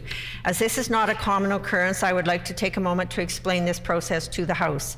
First, our Rule 139(11) states, and I quote, "The Speaker may select or combine amendments or clauses to be proposed at the report stage," end of quote. Second, as noted, the use of this rule is uncommon in our House, and we do not have a lot of past practice to rely on regarding the implementation of this concisely worded rule. Our sub-rule 1(2) instructs us to be guided by the parliamentary traditions of the Canadian House of Commons in areas where our usages and customs do not apply. Following that direction, on page 788 of House of Commons Procedure and Practice, Bosque and Gagnon note the following regarding the grouping of report stage amendments, and I quote, "Motions in amendment are grouped for debate according to 2 criteria, their content and their position in the bill. Motions which could form the subject of a single debate are grouped according to content. If once adopted, they would have the same effect in different parts of the bill, or if they relate to the same provision or similar provisions of the bill. Motions in amendment are combined according to the location at which they are to be inserted in the bill when they relate to the same line or lines. These motions in amendment will then be part of a single scheme for voting purposes. The members' 3 report stage amendments for Bill 72 meet the criteria of similar and related content, and I will be grouping them for debate today as we proceed through them. For the information of the House, we will proceed as follows. The member will move the combined motions separately and consecutively. I will put each one back to the House in turn. There will then be 1 debate covering the combined motions with 10-minute speaking times for all members except leaders of recognized parties who have 30 minutes. And when that debate concludes, I will put the questions on the motions separately and consecutively. Therefore, I will turn it over to the Honourable Member for River Heights. Madam Speaker, I move the First Amendment. I move, seconded by the MLA for Tyndall Park, that Bill 72 will be amended by striking out Clause 15(2) of Schedule B, the Manitoba Assistance Amendment Act. Second Amendment. Order. One moment, please.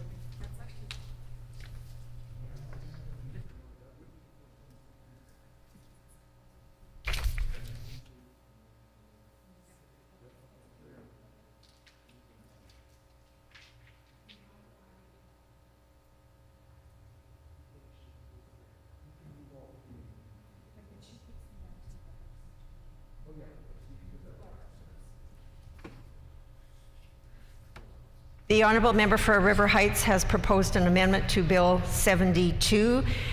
It was moved by the Honourable Member for River Heights, seconded by the Honourable Member for Tyndall Park, that Bill 72 be amended by striking out clauses 2 to 23 of Schedule A, the Disability Support Act.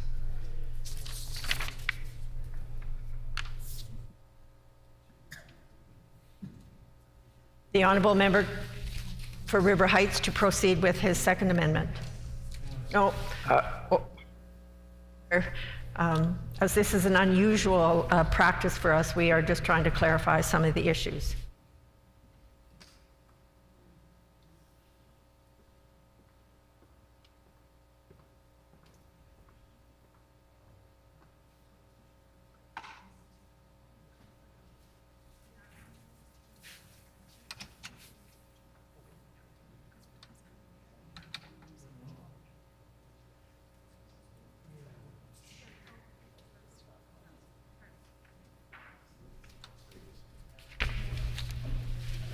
For clarity, there was some misnumbering of pages, so I would like to then put that back to the House, that the proposed amendment to Bill 72, moved by the Honourable Member for River Heights, seconded by the Honourable Member for Tyndall Park, that Bill 72 be amended by striking out Clause 15(2) of Schedule B, the Manitoba Assistance Amendment Act.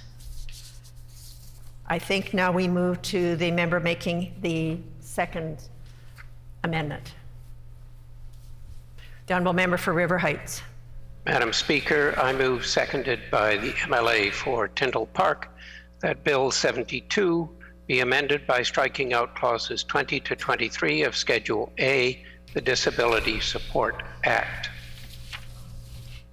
It has been moved by the Honourable Member for River Heights, seconded by the Honourable Member for Tyndall Park, that Bill 72 be amended by striking out clauses 20 to 23 of Schedule A, the Disability Support Act. The Honourable Member for River Heights to move his third amendment. Madam Speaker, I move, seconded by the MLA for Tyndall Park, that Bill 72 be amended by striking out Clause 24LK of Schedule A, the Disability Support Act. It has been moved by the Honourable Member for River Heights, seconded by the Honourable Member for Tyndall Park, that Bill number 72 be amended by striking out Clause 24(L)(K) of Schedule A, the Disability Support Act. I understand now that we will move into debate, and I will a combined debate on all three, and I will turn the debate over to the Honourable Member for River Heights. Madam Speaker, these are three linked amendments. The goal of these amendments is to remove the ability of the government to put liens on homes or potentially other properties on people who are disabilities. I think that all of us would want to make sure that people with disabilities have a fair opportunity to own homes, and that this should be encouraged, that monies provided by the government, including the basic support, could be used toward the purchase of a home if that were possible, and that individuals with disabilities should not be disincentivized for purchasing homes. Individuals with disabilities could, in certain examples, combine together with others so that they can own a home. And I believe that this removing these clauses, by which the government would put liens on the home of an individual with disability, is not the right approach. That we need to have a new vision of how we support those with disabilities, and that we look in a positive way of trying to support those with disabilities in owning their homes, whether it is by themselves or jointly with others. I think this would be a very positive step forward to adopt these amendments. Thank you. Is there any further members wishing to debate? Is it the pleasure of the House then to adopt? Oh. No.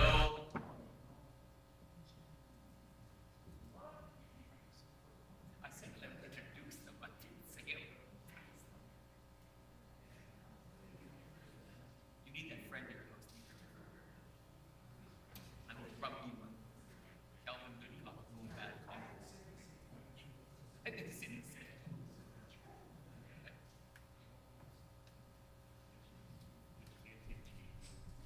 Is it the pleasure of the House to adopt amendment number 1? No. Leave has been denied. Or, oh, the motion.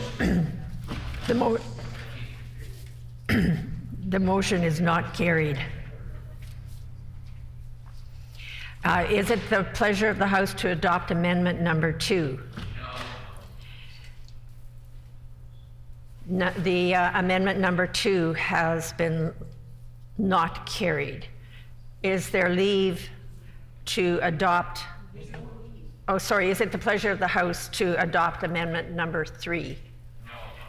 Leave has been denied on the motion. The motion has been denied on amendment number 3.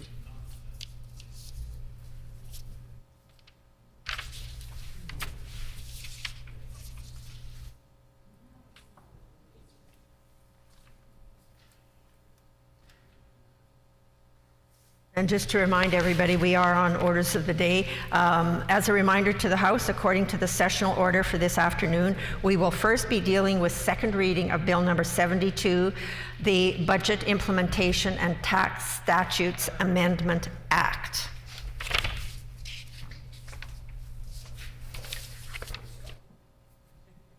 So I will now call second reading of Bill number 74, the Budget Implementation and Tax Statutes Amendment Act 2021. The Honourable Minister of Finance. Thank you, Madam Speaker. I move, second by the Minister of Justice, that Bill number 74, the Budget Implementation and Tax Statute Amendment Act 2021, be now read a second time and referred to the Committee of the Whole. His Honour, the Administrator, has been advised of the bill, and I'll table the message.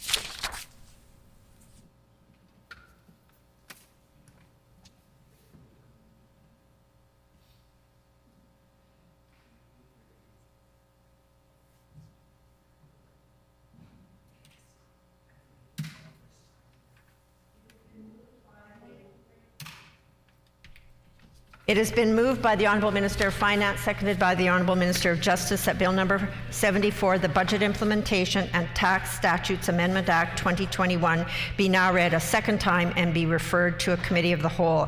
His Honour, the Administrator, has been advised of the bill, and I table the message. The Honourable Minister of Finance.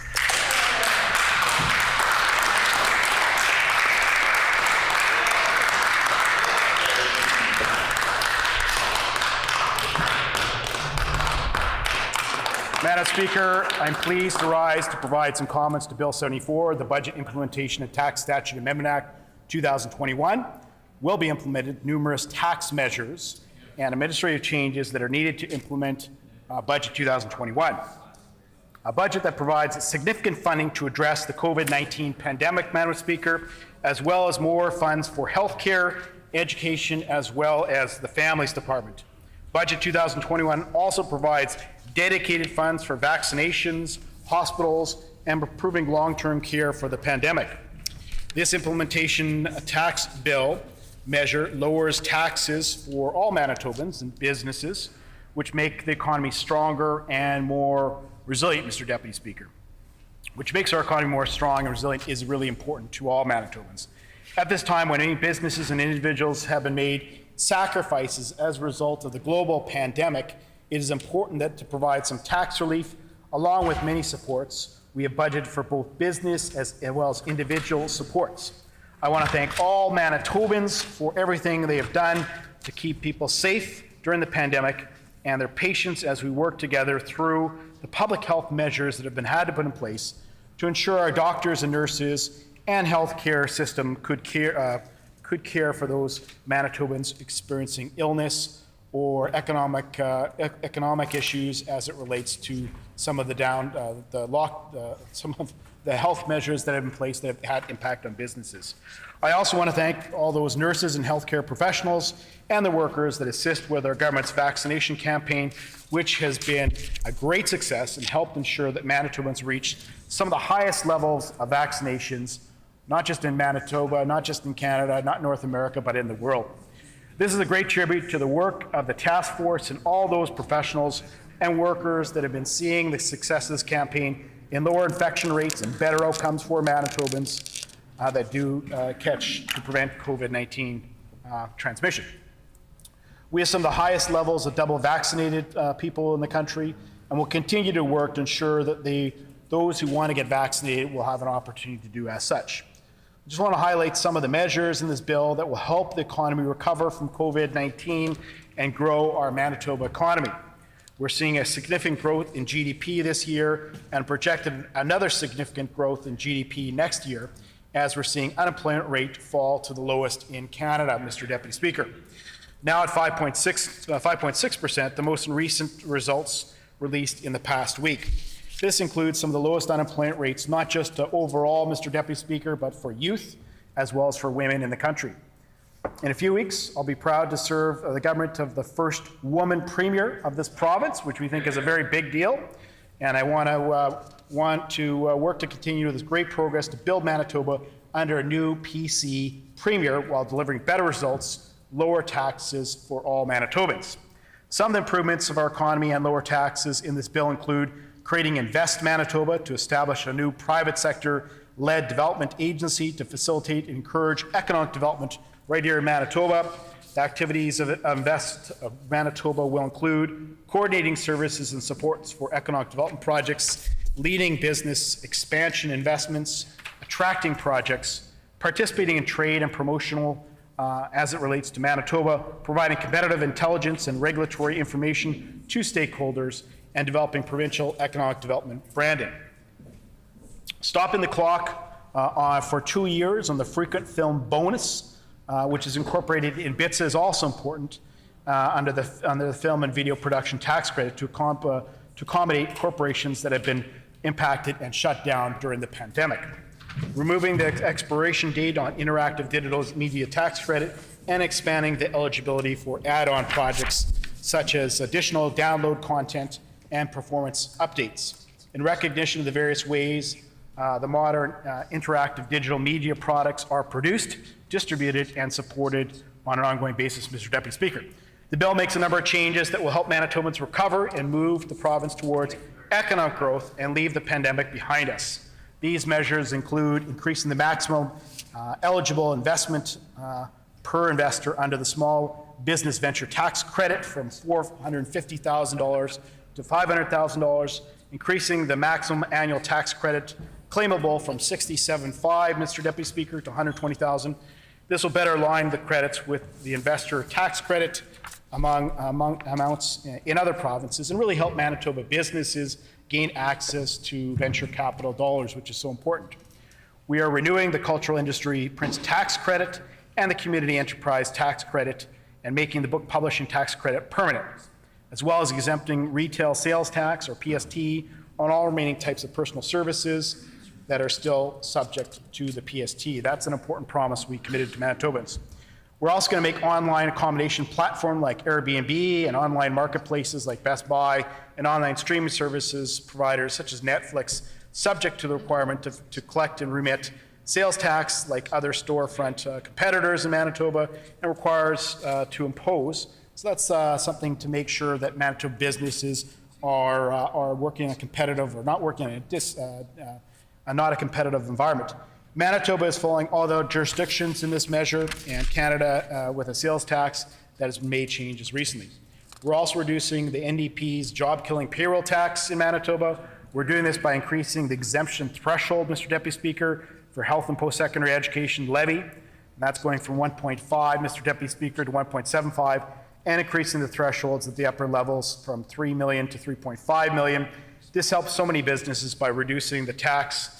Will help roughly 1,100 businesses in terms of their bottom line to make sure that they're hiring jobs, as well as exempting 240 small businesses from taxes altogether, which again will help Manitobans that are in the labor force and not penalize them for hiring people. By reducing this payroll tax, we are helping small businesses and freeing up more cash in these businesses to help them hire more workers and recover from the pandemic. We're seeing some labor issues arising out of the pandemic, and this will mean more money available for wages and salaries for all workers in Manitoba.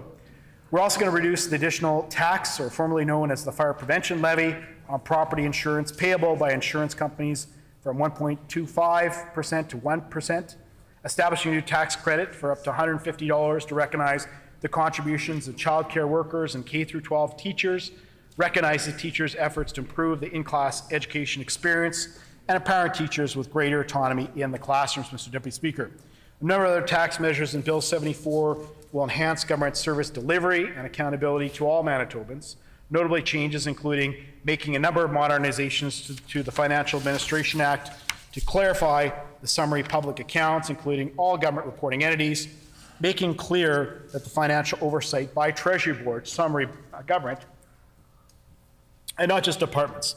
This includes Crown corporations that impact on summary budget of the Government of Manitoba. Separates the function of internal auditing from controllership to make Treasury Board responsible for appointing an audit committee that reviews internal audits for transparency. Better accommodates situations where financial administrative processes and responsibilities are shared between departments, such as when two departments are sharing processes of information, whether it be payment or other mechanisms. Transfers the function of the Manitoba Funeral Board to the Director of Consumer Protection Affairs, and lapse unproclaimed amendment to the funeral legislation for 2011 as the department undertakes the new consultations for a broad review of the regulations and related legislation.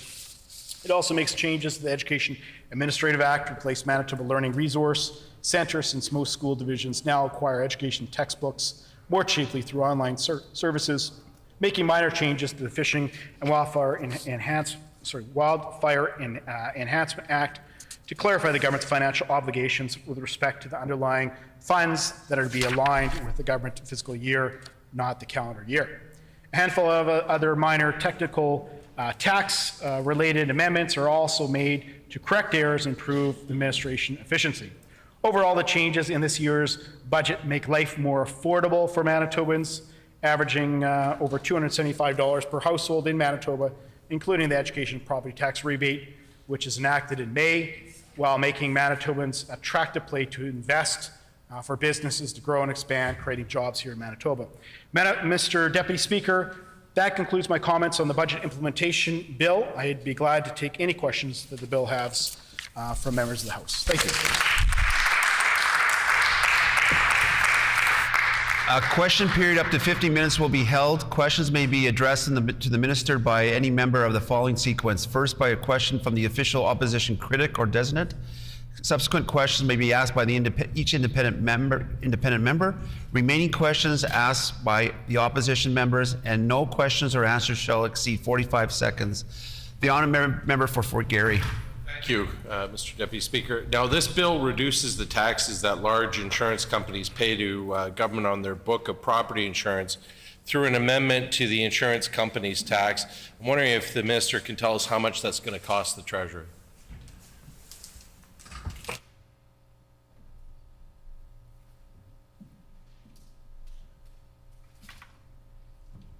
The Honourable Minister of Finance. Deputy Speaker, it's a 0.25% reduction that anyone that has insurance won't have to pay. The honourable member for Fort Garry. The reduction of insurance corporation tax for property insurance from, as the minister just mentioned, 1.25 to 1% is a benefit for large insurance companies. I wonder if the minister can explain what the policy rationale is for the change. The Honourable Minister of Finance. Thank you, Mr. Deputy Speaker. I'm not sure where the confusion lies, but it's not the insurance companies are getting the break. It's actually the consumers that are purchasing the insurance gets the break.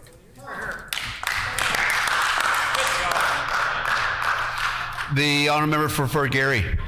I'm wondering why this was not put in the budget, nor was there any public announcement in relation to a cut for taxes for large insurance companies. I'm wondering if the minister can explain why it's just magically appearing today. The Honourable Minister of Finance. Well, thank you, Mr. Deputy Speaker. I'm not sure what the member has an issue with. This is passed on to the consumers. This is actually a break for consumers. I know the member likes to jack up taxes, and that's his mantra, but here on this side of the House, we like to make life a little bit more affordable for Manitobans. That's what we've done on numerous different tax initiatives here in the province of Manitoba. If the member doesn't believe that people that purchase insurance need some sort of break, then I guess that's his position. It will be challenging for him at the doors next election to defend that position, though. The honourable member for Garry. Well, I think the minister is mistaken about his own ministry. This is an insurance tax that's paid by brokers, not by consumers, and the revenue goes into the Fire Prevention Fund. So why is he defunding the Fire Prevention Fund? And if maybe he can explain the rationale about why we don't need a fire prevention fund in Manitoba. The The Honourable Minister of Finance. Thank you, Mr. Speaker. And what we're doing is making sure that the funds that are available in terms of the fire prevention are there. If you look at over a number of years, the amount of revenue that was brought in was more than what was needed in terms of the services being provided. And as such, we thought that consumers deserve a break, and that's exactly what this does. This is a very small tax measure, $1.8 million on a $17 billion budget. But like say, we think that no matter how small a tax break that is for consumers, it makes sense to do that. The Honourable Member for Fort Garry. So now that the minister is rating the fire prevention fund of $1.8 million, how much is left remaining in the fund, and how can Manitobans be assured that it'll be there for them in their time of need? The Honourable Minister of Finance. The amount of revenue that comes in matches the service that's being provided. The Honourable Member for Fort Garry. Requires the comptroller to report to the Treasury Board, and it shifts the internal audit system from the comptroller to Treasury Board. I'm wondering if the minister can explain what the problem is that he's trying to solve here. The Honourable Minister of Finance. Obviously, the auditing capacity, when you have the comptroller that would be in charge of the auditing capacity, they would be auditing their own work essentially. So it makes sense to move an item like this forward. So it's obviously the auditing function is an important piece of government, but it shouldn't be obviously be controlled by the comptroller. The Honourable Member for Fort Garry. Section 5 of the Financial Administration Act appears to provide more power to the Treasury Board, specifically as it pertains to management and financial management for government reporting entities. I wonder if the minister can explain the rationale for expanding the Treasury Board's authority. The Honourable Minister of Finance. Number one, the former government, of course, had two sets of books. They had a core books, and they didn't take into consideration summary budgeting. So what happens at Manitoba Hydro or another reporting entity has an impact on our summary budget, has an impact on deficits. We know the NDP don't care about deficits. It's a pretty solid track record they have in respect to that. We do care about deficits, and so we think that it makes sense to align everyone within summary budget to have the same rules in place. That's a pretty standard practice, and this has implications on taxpayers. I know the member doesn't care about taxpayers because he likes to raid their pockets first before trying to find some efficiencies, but that's not the approach our government's taking. Our government wants to lower taxes, make life more affordable for Manitobans as opposed to jacking up taxes like the NDP do. The Honourable Member for Fort Garry. Will any decision by the board of a government reporting entity have to be approved first by the Treasury Board? The Honourable Minister of Finance.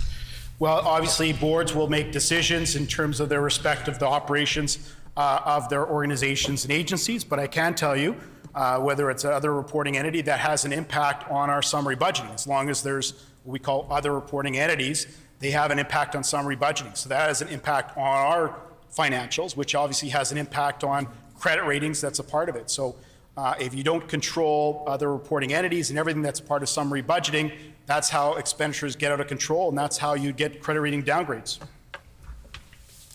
The Honourable Member for Fort Garry. The BITSA bill last year implemented a hydro rate increase, and obviously that was removed this year. But the minister should be clear, will he commit that rate setting at the cabinet table and through legislation is now off the table for the future? The Honourable Minister of Finance. Well, obviously the Minister of Crowns, who's in the chamber here, gave a directive to Manitoba Hydro to apply for an interim rate. We would also like to see a longer-term multi-year rates, because right now the process, the consultation process, the engagement process for the pub is about 4 times as high as places like BC. So we think having multi-year rates makes a lot of difference. So the member, or rather the minister, made a comment on that, and obviously that's his decision is the government's decision. The Honourable Member for Fort Garry. Now, Brian Pallister said that it didn't bother him at all that teachers have been forced to pay so much out of pocket for necessary school supplies for their students. I'm wondering if the minister can share his view on the matter. The Honourable Minister of Finance. Thank you, Mr. Deputy Speaker, and this is a very good initiative. It's something that the federal government first introduced, obviously on the GST portions of things. The provinces like Prince Edward Island has taken this as well. Our government is very proud of the fact that we've made a commitment of $1.6 billion over the next number of years for investments in operating as well as capital investments in the school system. We're in the process, different stages of building 20 new schools. In fact, I know the Minister of Education as well as Minister of Economic Development announced we're earlier on in the week actually, we're shovels in the ground, getting it done and building 2 new schools in Waverly West. So that's an important investment, and that's what our government is committed to, long-term sustainable development dollars for education. The honourable member for Fort Garry. Now, this BITSA bill contains the Invest Manitoba Act, and I'm wondering why the minister chose to put it in an omnibus bill instead of just introducing the act on its own in the House. The Honourable Minister of Finance. Thank you, Mr. Speaker. This is a recommendation from the Premier's Advisory Committee. There is people like the Chamber of Commerce, the Business Council, other notable Manitobans that brought ideas forth during the pandemic of how to move Manitoba's forward. And so we think there's obviously an opportunity to do this as a standalone bill or do it within the BITSA bill. We think time is of the essence. We think that it's important to be more competitive, to attract more venture capital dollars here, to attract people to Manitoba, businesses coming, creating jobs and creating growth, economic growth in Manitoba. And that's really what this legislation and what this new organization, Economic Development Organization, will exactly do. The honourable member for Fort Garry. I'm wondering if the minister can tell us why this new board will not have any labor or community representation on it. The honourable Minister of Finance. Well, the composition of the board is made up of members from the business community. There's obviously government affiliation or members that will oversee in terms of the dollars and cents. At the end of the day, what happens is it's a private sector driven organization that is there to attract business, that will bring business in, will attract hopefully venture capital to grow and prosper. We want to make sure, and this is what we heard crystal clear from places like the Chamber of Commerce and the Business Council, that it should be private sector led. The honourable member for Fort Garry. How much funding, government funding, will this new board receive yearly? The honourable Minister of Finance. Well, this legislation sets up the organization, so we'll be dealing with that during the budget process in terms of what funding should be in place for this. But I think one thing what we would say is we want to make sure this is a success, so we're not willing to not invest in an organization like this that's going to attract business. If it's going to grow the Manitoba economy, it's going to create jobs for Manitobans, then we're willing to invest in that area. But the exact dollars and cents isn't part, of course, this bill. This kind of just, sets out the parameters of what it will look like and the functions that it does. The budgeting portions of things will happen later on in the year in the budget cycle in terms of what dollars and cents should be put in. The honourable member for Fort Garry. If this is a private sector organization which excludes community members and members from the labor movement, how can the government justify giving any public dollars to it at all, and why is it not self-financing?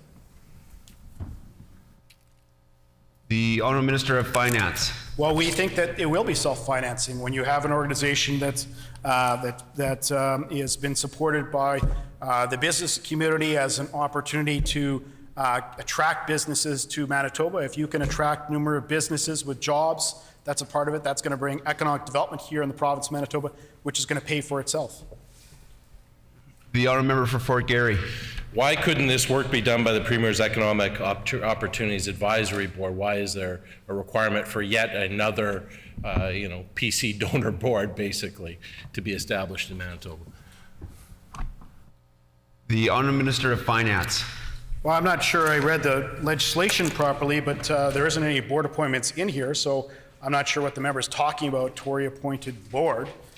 This just sets out the legislation. If the member doesn't want to support economic development agencies and ability to attract businesses and venture capital and promote Manitoba in a way, I guess that's probably the reason why there is such stagnant growth under the NDP years. And they relied on jacking up taxes for individuals, moms and dads that were working hard to put money on the table. And spend money maybe on things like hockey or other things like this, and yet the NDP decided to jack up taxes like they always do. Same thing with things like the payroll tax.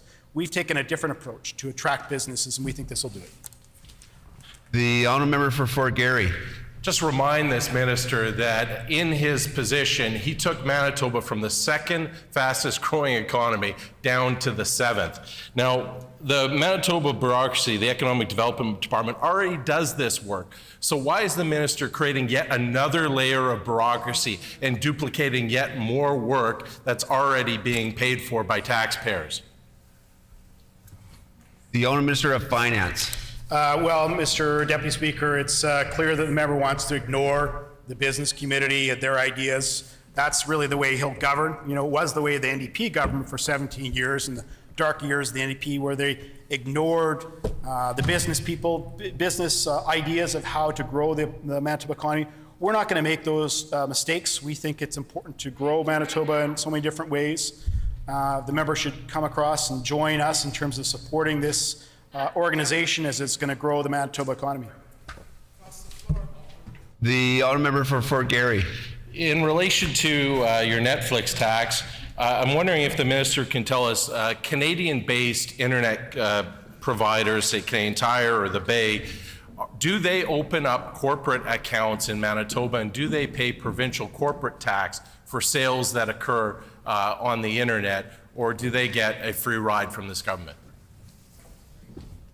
The honourable minister of Finance. Well, number one, if you review Hansard, Hansard's important because you can hear what people say when they flip-flop on the issue, because the member was in committee before we introduced this tax, supporting this tax and asking why we weren't doing more of it. So now somehow he's criticizing this tax. Well, we're one of the last provinces to introduce a service like this. And I'll tell you what happens right now. There's a lot of local businesses, for instance, that are competing and have had to compete against things like Amazon, third-party players in Amazon, as opposed to going to the local area. They're paying tax when you go to the local store, and yet if there's a third-party payer through things like Amazon, they don't have to pay that provincial sales tax on it. So this is a way to level the playing field. I know the member doesn't like to help local businesses, but we think it's a way to help local businesses. It's supported by Hotel Association. Time is up, and time for question periods has expired. Debate is opened. Any speakers? The honourable member for Fort Garry.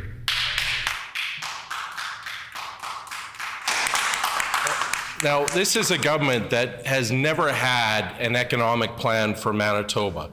The only economic goal in the years that they've been in office has been to shift the tax burden from those who are actually doing well in the Manitoba economy onto those who actually are struggling. They have been taking away taxation from the people that actually have the ability to pay and putting it onto Manitobans who don't. And this latest version of Bitsa Bill continues this practice. And they can no longer blame the boogeyman Brian Pallister, because he's long gone. He's in Costa Rica enjoying the weather, I'm sure. These are their choices. They're going to vote on this bill today, and every vote for this horrible piece of legislation is going to affirm that this had nothing to do with Brian Pallister and his toxic politics. This had everything to do with the PC's values and their misguided vision, if you want to call it that, for Manitoba. So let's talk about the fancy haircut tax cut. So in this bill, Manitobans are going to be able to get a PSD reduction if you pay more than $50 for your haircut or personal spa days. Well, very few Manitobans can afford that. In fact, there's going to be a tiny minority of Manitobans who are actually going to benefit from this. And what's the benefit? They're going to get a few dollars off an expensive haircut or a day at the spa. It'll amount to a coupon. And when I talk to wealthy Manitobans in my area and others who hear about this, they tell me that, you know what, you can keep your coupon. I would rather have a functioning education system. I'd rather have nurses staffing my ICUs. I would rather have affordable childcare in Manitoba than losing $2.7 million, and this is basically a gift to the wealthy in Manitoba, And what it'll mean is that people who can't afford $50 haircuts have to make up the loss of revenue of $2.7 million with their taxes, with the money they pay for everyday essentials. So this isn't making things more affordable for Manitoba, it's making things more affordable for very wealthy Manitobans, and it's costing everybody else because of it. So if we can't staff ICUs, if we have professors leaving our province and our universities are under siege, if we are laying off teachers, if we are getting rid of librarians in schools, if we cannot pay a living wage to early childhood educators and disability support workers, we can't afford this. This is a gift. This is conservative, cynical micro-targeting. This is an affront to responsible fiscal management, which this government certainly knows nothing about. Manitobans would rather pay a few extra dollars for a haircut than have their children crammed into a classroom with 30 other kids. Because that's the result. That's what's happening. To pay for this tax gift for the wealthy, our education system is getting squeezed. Our healthcare system is getting squeezed. And what adds insult to injury here is that we don't even have the money for this. This is all borrowed money. This government went out and ran up the largest deficit in Manitoba's history. How's that for fiscal management? So they could turn around and give tax cuts to the wealthiest in Manitoba. So a privileged few get a coupon, and the rest of us get larger class sizes, get fewer services, and don't have a nurse to take care of us when we have to go to the hospital. And then, of course, the BITSA bill also carries on the ignominious tradition of defunding education. We saw with Bill 64 that the government was obviously attempting to hollow out money that we give to public services and education. And this is after 5 years in a row with enrollment going up in Manitoba, with cost of living going up, and general inflation in the education system running about 2.5%, that this government froze funding for 5 years in a row. And every year they did that, that amounted to a 2.5% cut, year over year over year.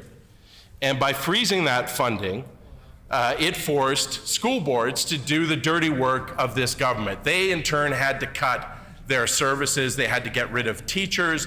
They had to increase class sizes, which have ballooned under this government. And the most vulnerable Manitobans, those that need those extra services, those extra resources to have a fair shot at success at life, they're taken away, right? They're the casualties of this minister and the Conservative government's war on Manitobans and affordability. So vulnerable children are the ones that get hit the hardest, so that this government can turn around and give the Brian Pallisters of the world a $7,000 tax rebate that we know of. That's one of the myriad of his villas and mansions that he has in the province. And out of province corporate landlords get a huge check. Oil companies, rail companies, they take the lion's share of that $250 million gift to the wealthiest in Manitoba, while all our schools suffer, where children aren't given a fair shot. And of course, independently elected school boards, it's filled with parents and grandparents. They care about education. They believe in it. They want Manitoba to have a strong education. So what did they do? They said no. They said no to this government. And they turned around and they backfilled the cuts to education with property tax cuts. Well, the government wouldn't have any of that. So naturally, they took the power away of democratically elected school boards to protect the school system. And they did that in the previous BITSA bill, and they go even further in this one. So that ended badly, we know. And so what they have done, they've withdrawn Bill 64, but they haven't put back the $250 million that they took out of the education system, nor do they have plans to. And they aren't going to give back control of the school boards. They are going to hold a directive to democratically elected school boards that they have to get their budget cleared by this government, and this government can unilaterally tell a democratically elected board that they have to cut this or they can't spend on that, right? Imagine if Ottawa came here and told this finance minister that his fiscal irresponsibility is not acceptable. And according to the federal parliamentary budget officer, they in fact have said that. They said that this government has cut taxes so badly that our fiscal situation in Manitoba is not sustainable. We cannot afford to pay for the public services we have with the low taxes right now. And of course, there's two solutions. You can actually restore taxation and make it fair and make those who are benefiting from the economy and those who actually have the ability to pay, or you can do it as this minister plans to do it. You can cut services. So would this minister appreciate the Prime Minister coming to him and saying, you know what, you got to give us your budget ahead of time so we can sign off on it, and if we don't like it, we're going to rewrite it for you. Because obviously that's offensive. Obviously the government would rightly be up in arms, but they turn around and, as paternalistic and as offensive as that is, they do that to school boards across Manitoba without any shame, without any embarrassment, and it's deeply troubling, Mr. Deputy Speaker. So if these were real conservatives, they would stand up for local government, they would stand up for local say and independence, but no, they're centralizers. And they believe in an elitist, top-down approach, and the finance minister knows best. So they have repeatedly said many times since Brian Pallister was stabbed in the back and forced out by this group that they believe Manitoba is spending too much money on education. Our struggling education minister has made those public comments repeatedly. Almost every time when he was asked about withdrawing Bill 64, he said, you know what? Yeah, we're going to withdraw it, but we're spending too much money on public education. That's a shocking, shocking statement. It's truthful in the sense that that's how this government thinks, that they don't value education. They think that we have a Cadillac service of education in Manitoba, and I don't think they've ever been in one of our schools. I don't think they've ever spoken to a parent. I don't think they certainly know they haven't spoken to any teachers or any administrators, because if they had, they would know that our system, since they've been elected, has been chronically underfunded, and it is on life support. And right now, our schools are in badly need of resources. And this government, of course, sees that need and doubles down and says, more cuts, please. And again, it's not enough just to dismantle a public education system. They have to humiliate teachers in the process. And this BITSA comes to the rescue. This is about humiliating teachers. We are going to so underfund your schools that you have no choice but to go out and buy your own school supplies for your 30-plus kid classroom, right? And all we're going to do for you, we're going to give you another coupon to pay for that. Maximum $150 a year. Well, I don't know, and my partner's a teacher, my parents were teachers, a teacher out there that would spend less than $150 a year in classroom supplies. And instead of properly recognizing the importance of our education system and our teachers and properly funding it so teachers don't have to fill in the gaps for the underfunding, this government turns around and goes, oh, well, we gave you a tax credit. What are you complaining about? That's insulting. That's absolutely insulting. This minister should know better and be ashamed. But again, I think he doesn't embarrass easily. So As gross and as mean-spirited as all this is, and quite frankly, you can't blame Brian Pallister anymore. He didn't make you do it. This afternoon, your fingerprints are going to be all over this, and this is very much going to be on the PC caucus. So a vote for this is a vote for a continued, misguided, and mean-spirited cuts to education. It's completely unnecessary. And of course, this act finally swings the axe and cuts the Learning Resource Center. This was a center that helped many teachers to be good teachers. It provided them with resources, especially small schools and rural school division. And, you know, the minister likes talking about that our listening government. Well, if he had listened, and I was at the protests for this, teachers wanted this to stay. Education leaders wanted this to stay. And so their version of listening is going, okay, you want things to stay, well, we're going to cut it. And today, unfortunately, it ends here. And then, of course, the second big, economic plan of this government is to rig our tax system, make it less fair. And every single change that this government has done has been about making our tax system less fair to Manitobans. And we can see this with the reduction of tax paid by insurance companies at 1.25% reduced to 1%. The minister gaslit this chamber. He did not provide a policy justification for it. And I think it's telling, this was never announced in the budget. It wasn't in there. There has been no public announcement that they were going to do this. Why? Because this is a corporate handout. This is corporate welfare.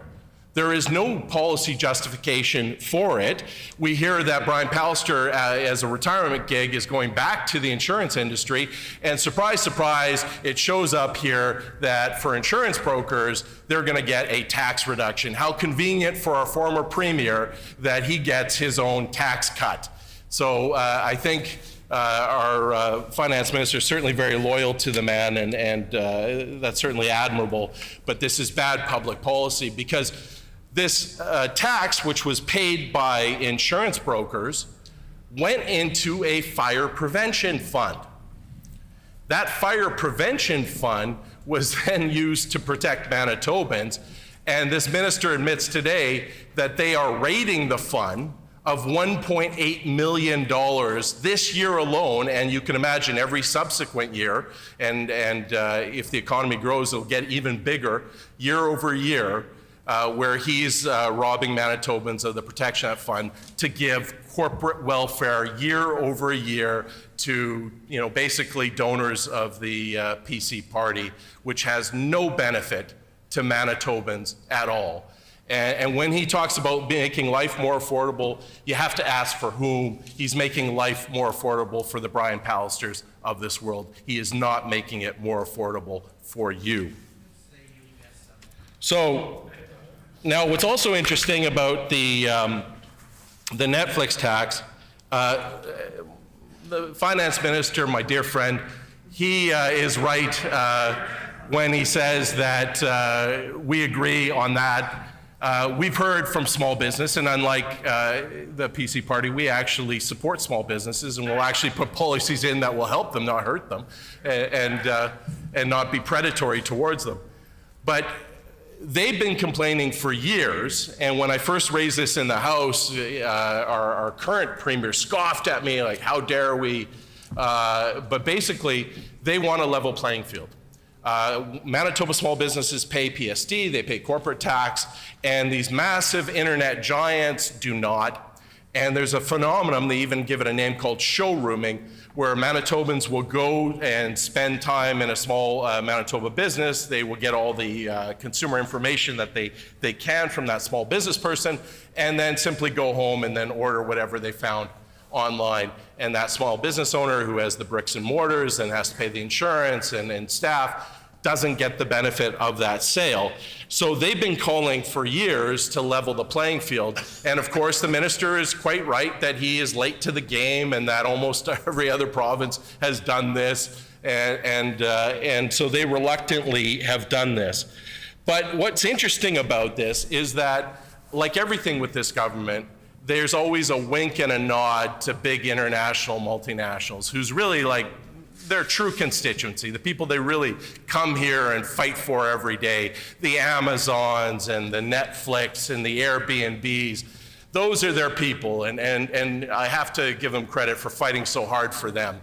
Problem is that Manitobans get left behind here, because one of the biggest corporate gifts that this finance minister has given to Amazon is they're not requiring them to open up corporate accounts in Manitoba. They're not required to pay corporate tax on their business in Manitoba, and they are saving millions and millions of dollars on corporate tax profits that's flowing out of Manitoba that is going nowhere near Manitoba small businesses who have to pay. And instead of absolutely doing a proper job of leveling the playing field, they put their thumb on the scale, and they ensure that small businesses, even after this half measure, are going to be worse off because of this bill. And of course, we see with this legislation that they're centralizing control once more in the province with changes to sort of financial regulations. And again, Brian Pallister may be gone, but his elitist top-down approach is very much alive and well and seems to be the raison d'etre of the PC caucus and this government. And every single changes that have been put in place through BITSA will make it easier for the cabinet to interfere with independent arm's-length government entities. Now, why do we have these entities to begin with?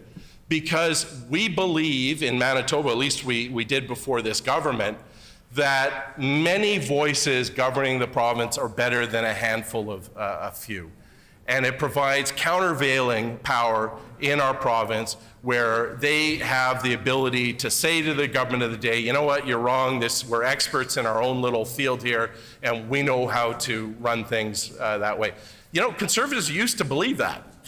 You know, before, the Stephen Harper, Brian Pallister days, there used to be a branch of Conservatives that believed in local autonomy and self-government. That's all gone. Now we're replaced with control freak micromanagers that believe that their opinion is the only one that's valid in Manitoba. So, the example that I find is troubling is that every time this government has interfered with outside agencies, say Hydro, causing a hydro strike, it cost Manitobans $16 million.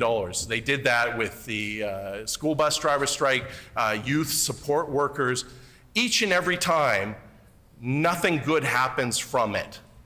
And it causes service disruptions, it causes expenses for Manitoba taxpayers, and nothing from a policy perspective beneficial to Manitobans happens. So now this government wants to double down on that and make it easier for them to bully and push around what were once independent operating entities. And of course, what's the most chilling is that they're prepared to do it to democratically elected school boards. And they're prepared to override the will of democratically elected officials to impose their very much undemocratic views in relation to education. And of course, we have this Invest Manitoba. This is the return of pork barrel politics here. Again, there was a time when Conservatives used to complain about inefficiency and duplication in government, and now they're leader of the band. They get ahead in front of the parade. But of course, that was when they were in opposition. Now that they're in government, they're creating these sort of pork barrel organizations. They're going to staff it with failed political candidates and PC party donors. And they're duplicating the work that's already being done by Manitoba civil servants. Well, they say, well, wait a minute. We're actually devastating Manitoba civil servants. We've cut 18% of it, and we're not done yet. And we're going to make sure that we can't organize our way out of a pandemic, and we don't have the expertise or skills to protect Manitobans in their time of need. But we have great boards for our friends at PC Donor Club so that we can appoint them and give them government money to sit around a board and tell us what's best for their businesses and not necessarily what's best for Manitobans. So that's here too.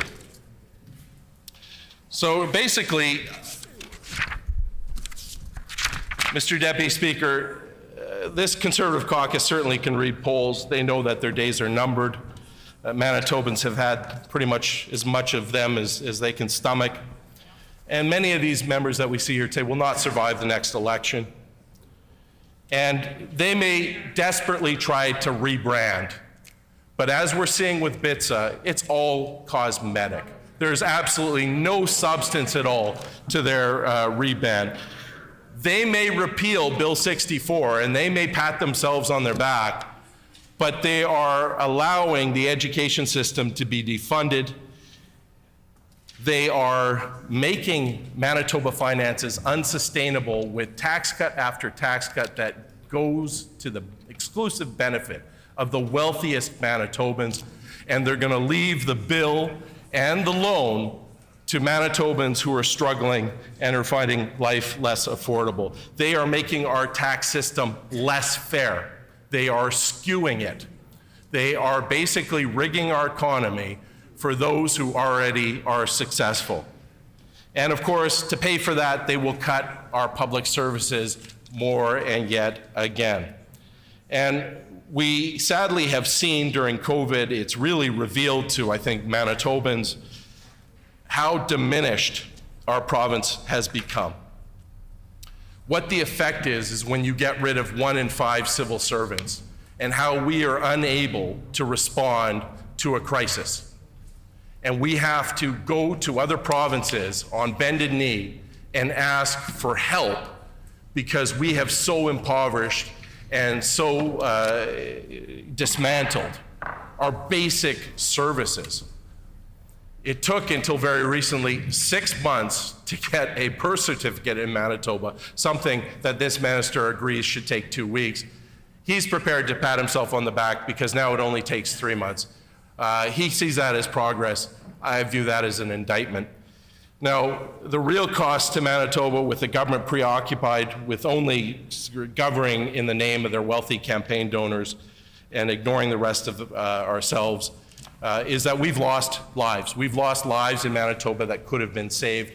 Businesses have been shut that didn't have to close. There have been jobs removed from our economy that didn't need to happen. And it's a result of these choices that can't be blamed on Brian Pallister. It's very much in the DNA of this modern Conservative Party. So thank you, Mr. Deputy Speaker.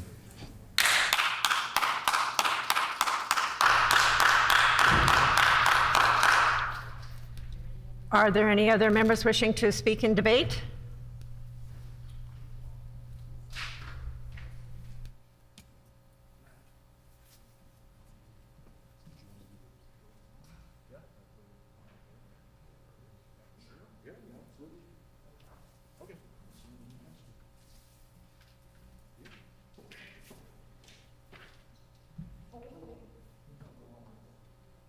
Oh, the honourable member for St. Boniface.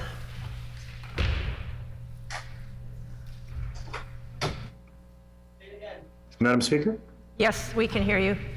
if I may. The honourable member for St. Boniface. Thank you, Madam Speaker. I'll try to keep my words brief. We do have a number of concerns about the BITSA bill and about the way the finances of this province have been handled in general. There are many unanswered questions. For example, we don't actually know where the money necessarily to replace the money that is being cut from loss from educational revenue to simply say that it'll be replaced by revenue from income or other taxes just means that people who work for a living are going to be shouldering a greater burden than otherwise. This is yet another budget that sort of tries to placate people with crumbs when what we see in both education and health, that we're seeing a breakdown where we're not actually able to provide be self-reliant and to provide health services to our own people or even educate our own people when it comes to doing research or when it comes to doing providing diagnostic testing, surgeries, or teaching people to be nurses or teaching people to be computer science grads. We have to invest, and I don't see that level of investment here. Simply arguing that there's more here than there used to be under the NDP 5 years ago when we've had the single greatest crisis in 100 years is not particularly comforting. So this is very much a placekeeping budget, I will say that. And it really, we're borrowing, we're going to be borrowing to pay for tax cuts, borrowing to cut checks to people. I mean, some of them are people who are well off, and some of them, frankly, are just corporations, even pipeline corporations. So I don't know that letting corporations off the hook for helping to pay for our education is the best idea, especially when the debt that we're running up to pay those people is going to have to be paid by everybody else. And that's it. I just wanted to put a few words on the record. Thank you very much, Madam Speaker.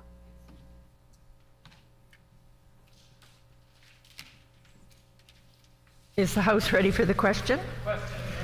The question before the House is second reading of Bill number 74, the Budget Implementation and Tax Statutes Amendment Act.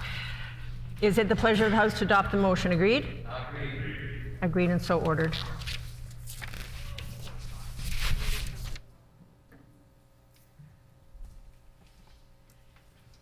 The hour being 4 p.m., according to provisions of the sessional order, the question is to be put on the following items without further debate, with the exception of the concurrence motion in the Committee of Supply, which is to be debated for 90 minutes.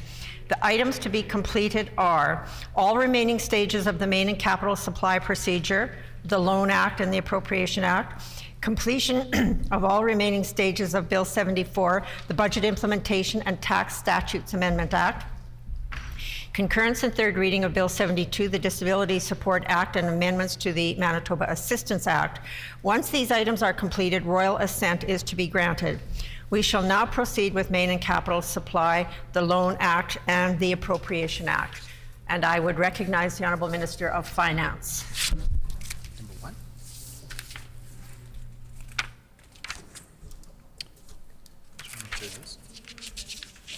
Just table the message, right?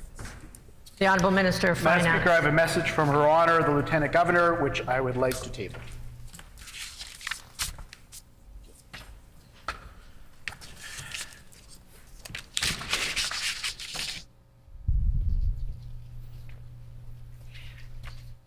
Please stand for the reading of the message. To the Speaker of the Legislative Assembly, the Lieutenant Governor transmits to the Legislative Assembly of Manitoba an estimate of the sum required for the authority to borrow for the services of the province and recommends that estimate to the Legislative Assembly.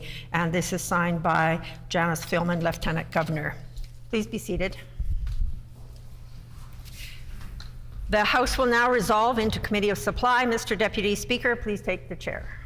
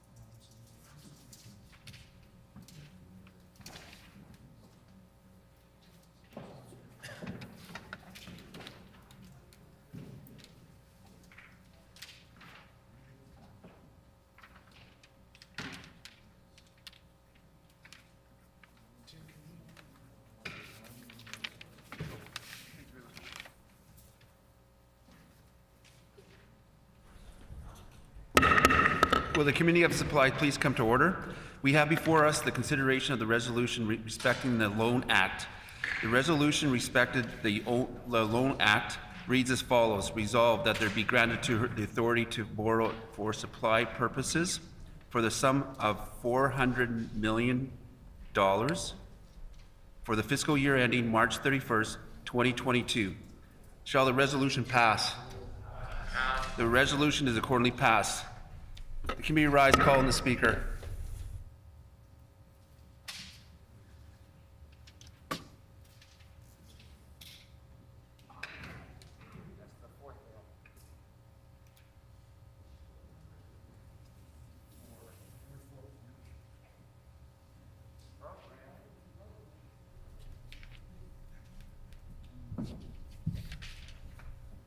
The honourable member for Turtle Mountain. Madam Speaker, the Committee of Supply has considered and adopted the resolution respecting to the Loan Act. I move, second by the honourable member for Rossmere, that the report of the committee be received.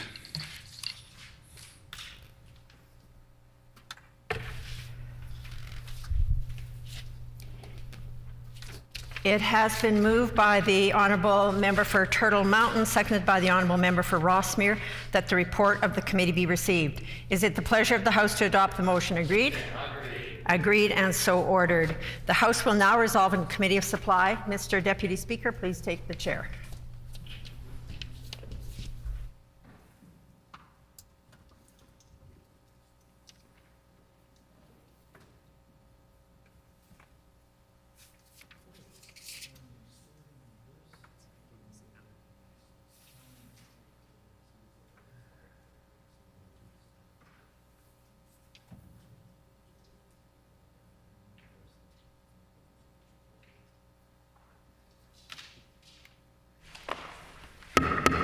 Will the Committee of Supplies please come to order?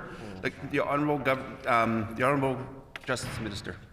Thank you, Mr. Chair. I move that the Committee of Supply concur in all supply resolutions relating to the estimates of expenditure for the fiscal year ending March 31, 2022, which have been adopted at this session, whether by a section of the Committee of Supply or by the full committee.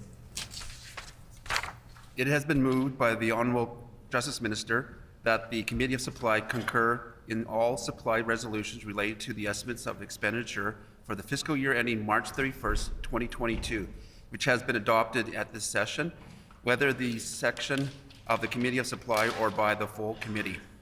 The motion is in order. Pursuant to 8C, pursuant to item 8C, the sessional order passed by the House on October 7th, 2021, and the concurrence motion under consideration. I'm sorry, it was October 6th. Oh, October 6th. Okay, sorry. It was actually October 6th, 2021. The concurrence motion under the consideration shall be debated for 90 minutes, and once the time has expired, the chairperson shall interrupt the debate and put the question. Before the debate begins, I will now note that yesterday, October 13th, 2021, pursuant to Rule 78-4, the official opposition House Leader tabled the following list of ministers: the Premier, the Minister of Infrastructure, the Minister of Agriculture and Resource Development, the Minister of Education, Minister of Justice, Minister of Sports, Culture and Heritage, Minister of Finance, the Minister of Families, Minister of Crown Services, the Minister of Central Services, the Minister of Conservation and Climate, the Minister of Advanced Education, Skills and Immigration, the Minister of Municipal Relations, the Minister of Health and Seniors Care, Minister of Health, Mental Health and Wellness and Recovery, Minister of Indigenous Reconciliation and Northern Relations, and Minister of Economic Development and Jobs. These ministers will be questioned concurrently. The floor is open for questions.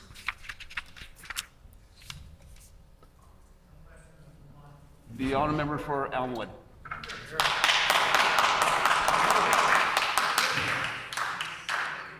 Thank you, Mr. Deputy Speaker. I have a question to the Minister of Consumer Affairs, and want to draw his attention to the annual report in which there's reference at the second last point that they obtained an amount of, I think it is $311,000 in cash settlements and consumer contract adjustments. I wonder if he could enlighten the House as to what that $311,000 is made up of.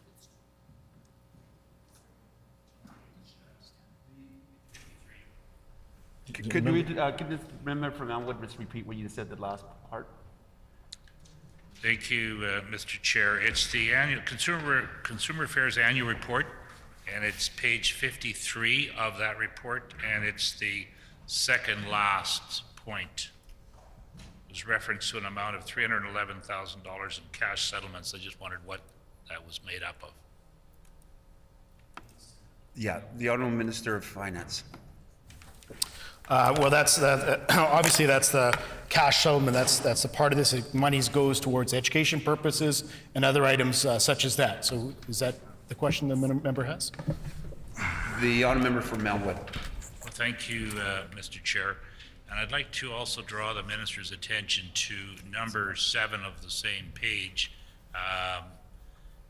developing and administering consumer protection legislation for Manitobans. Now, I don't expect that the department has been overly busy in the last couple of years in that area, but the minister did make reference last year, I believe it was, to work being done on a scrap metal bill, and he should be aware that that this whole issue is quite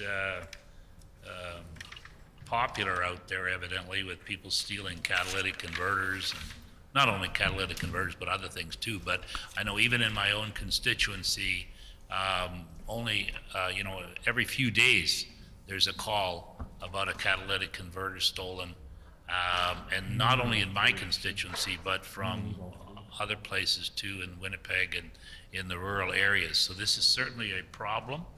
And the minister will know that I did introduce a bill in this matter, and what we would like to do is to see that the scrap metal dealers keep a record of their purchases, that they not be allowed to be paying cash, that they have to pay by check, and that these records be kept for the police for a total of 5 years.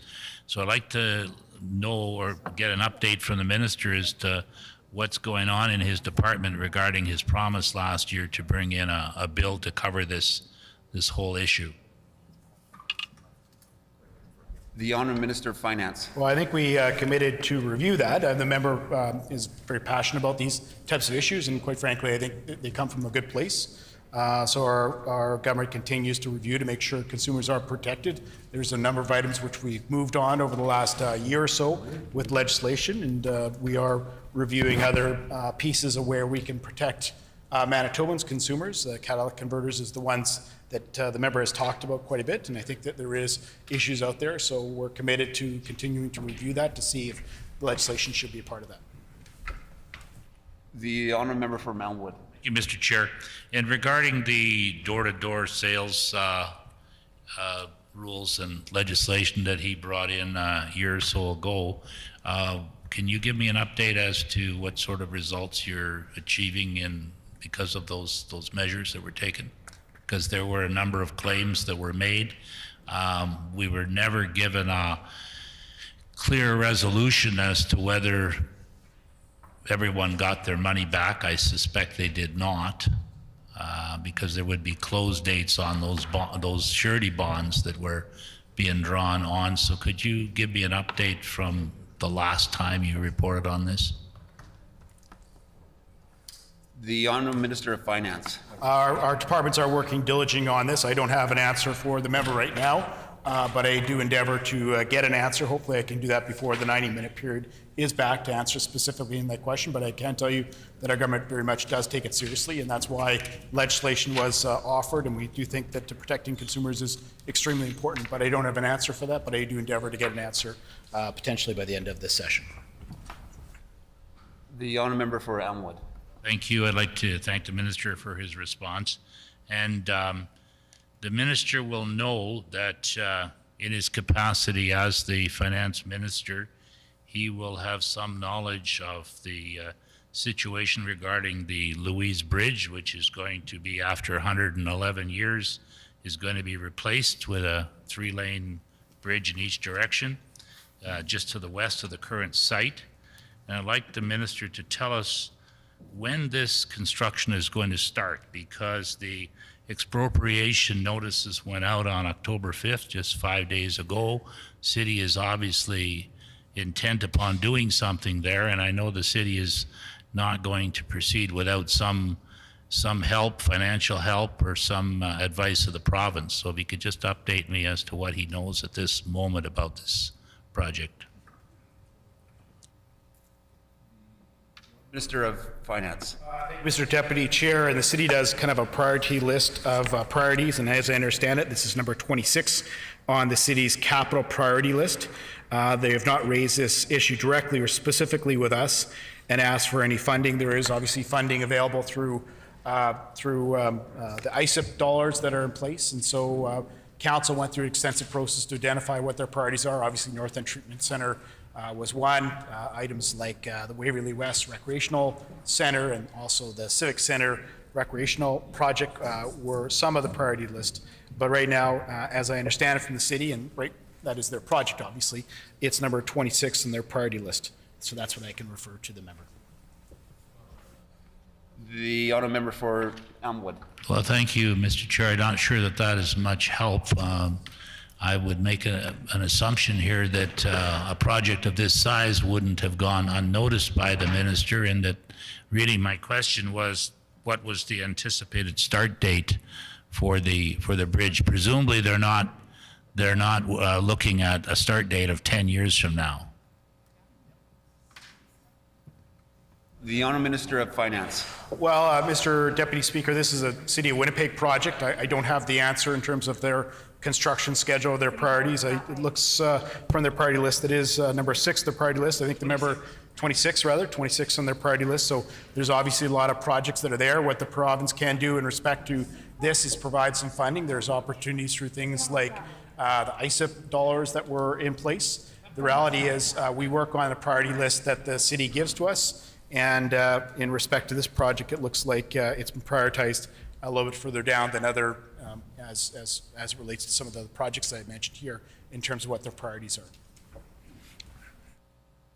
The honourable member for Elmwood. Thank you, Mr. Chair. I'd like to just do a follow-up on the scrap metal bill. Could the minister tell me just where that's at right now specifically? Is he looking at introducing a bill in the next session? Should it start in a month from now or sometime after the election? The Honourable Minister of Finance. Well, like a lot of other issues, we review them and we look for a legislative priority in terms of legislation. So I'm not really aware of any commitment we've made in terms of scrap metal. It's an issue that has been raised, and I think the member does raise some good consumer-related issues, whether it be the Cadillac converter piece and other things like that. So as a government, you need to make priorities, and we've made some priorities in consumer and corporate affairs, obviously, in terms of prohibiting types of sales and that sort of stuff on a door-to-door basis is one of the priorities that we made. That was delayed a little bit in the last session, but we did introduce that. If there's other ideas that consumers can be protected, then that's something that we'll obviously consider. The honourable member for Elmwood.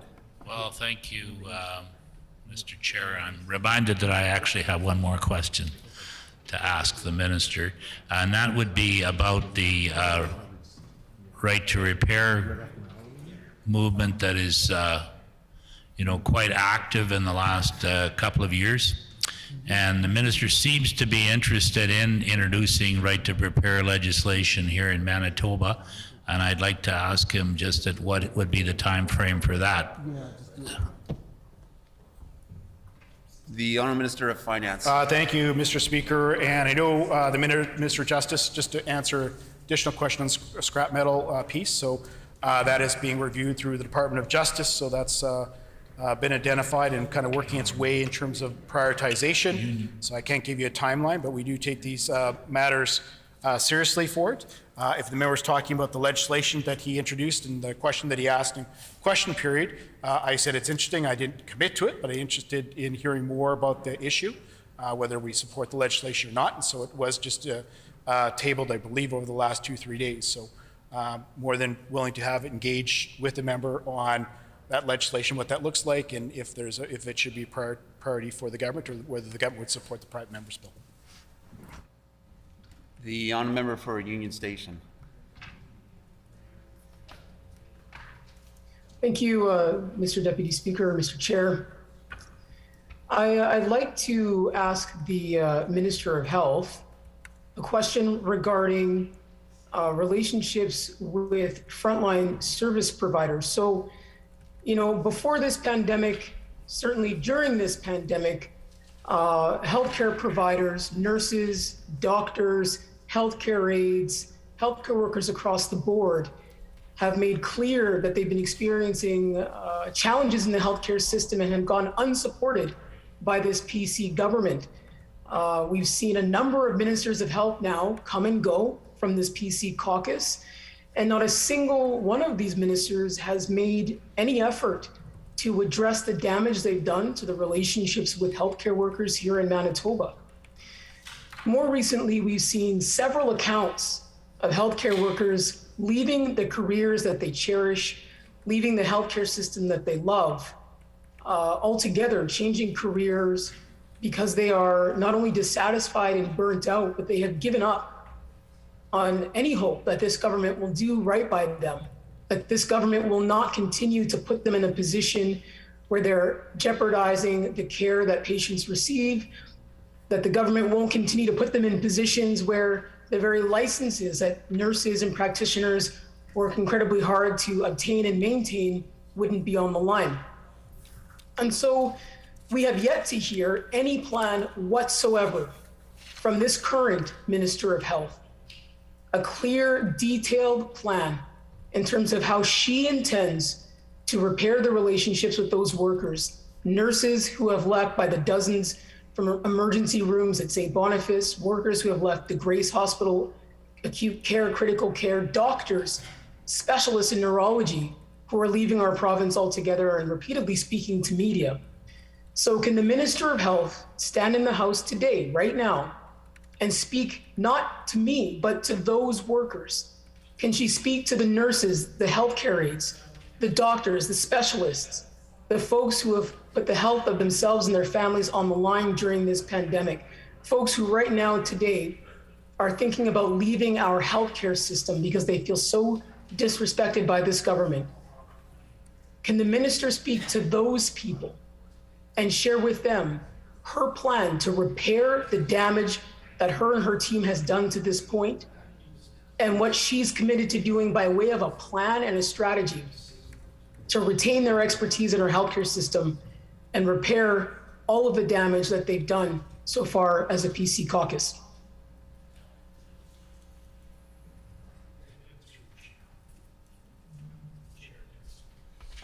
The Honourable Minister of Health and Senior Care. Thank you, Mr. Chair and Mr. Deputy Speaker. I first would like to congratulate all the Manitoba nurses and the health employers on finalizing a new contract for Manitoba nurses. All Manitobans are grateful for your efforts. Thank you. Mr. Chair, I want to say that the COVID pandemic has been a very challenging time for our healthcare system and our healthcare professionals at all levels of the organization. And we certainly appreciate all the efforts that are being made, not just by individuals working in facilities, healthcare facilities, acute care hospitals, but also at the community level, because it's a continuum of care between both levels of the health system. And we want all those individuals, EMS personnel, paramedics here in Winnipeg, in rural and northern communities, to know that your efforts are appreciated, you are valued, and we are listening to the issues and the concerns that you have brought forward, and we are acting as a government in terms of the actions that we've taken to date to support, for example, our nurses.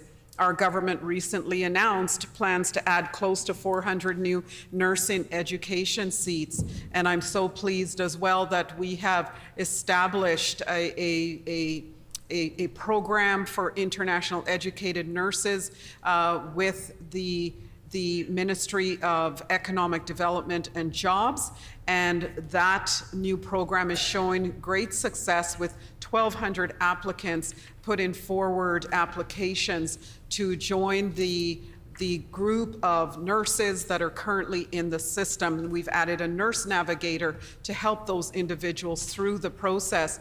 And Mr. Chair, I'm so pleased that this month I will have the opportunity, unfortunately virtually, I was really looking forward to doing the pin-in ceremony for the new nurses that are graduating from the Faculty of Nursing, but I'll have to do congratulations by video to welcome 115 more nurses to our healthcare system. That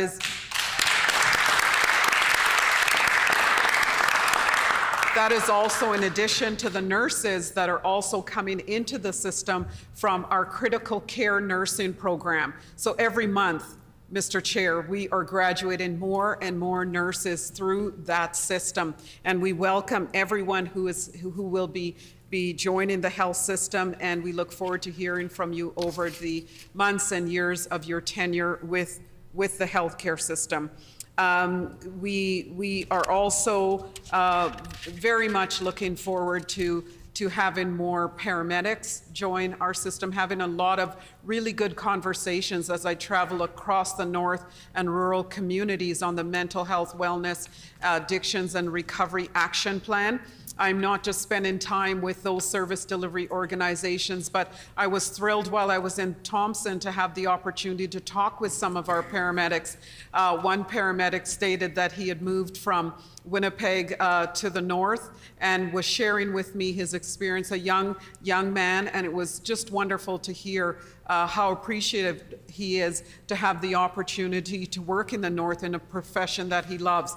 So, Mr. Chair, I want Manitobans to know that we are listening. We respect, appreciate, and value all our healthcare workers. We have been putting out surveys through Shared Health. The Chief Nursing Officer, Lynette Saragusa, has shared with me that surveys have been sent out to healthcare professionals asking for their feedback. So we're reaching out. Managers are talking to healthcare professionals at all times, particularly during this very difficult time, to find out how can we support you in terms of vaccination, in terms of testing.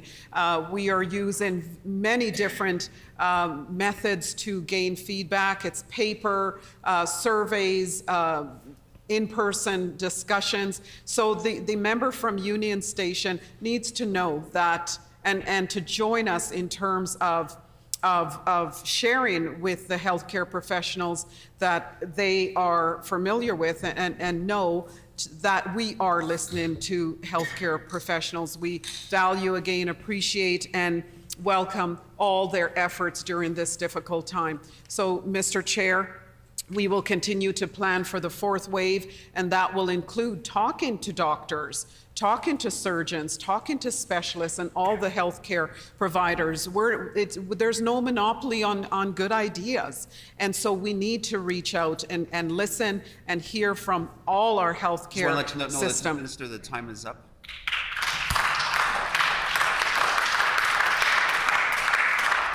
The honourable member for Union Station. Nope. Who's St. James? The honourable member for St. James. Thank you. On September 15th, the PC government issued an order in council directing Hydro to take all steps necessary to proceed with an interim rate application by September 30th. But then on September 21st, a new order in council was issued which no longer placed a timeline on the request for Hydro to submit an interim rate application to the pub. So I'd like the minister to explain the reason why that change was made and why a new order in council was produced.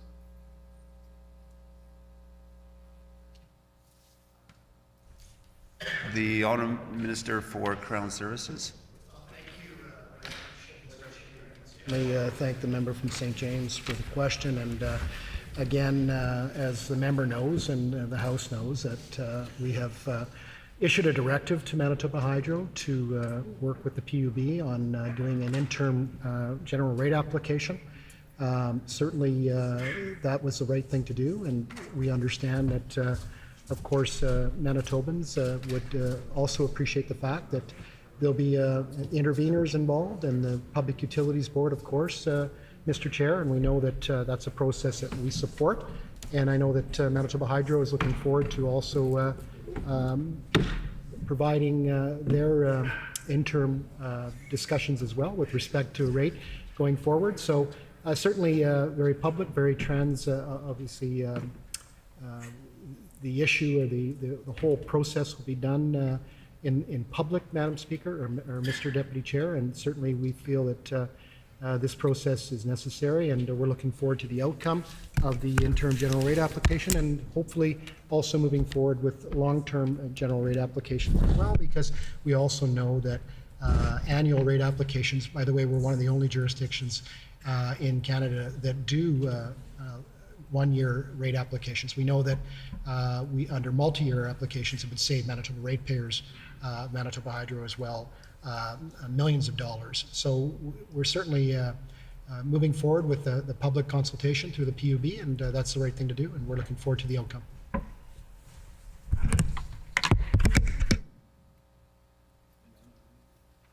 The honourable member for St. James, another question. I'd like to just point out that the minister certainly didn't answer the question. I am glad to hear that he's embracing and his government is embracing, again, the role of the Public Utilities Board, or appears to be embracing.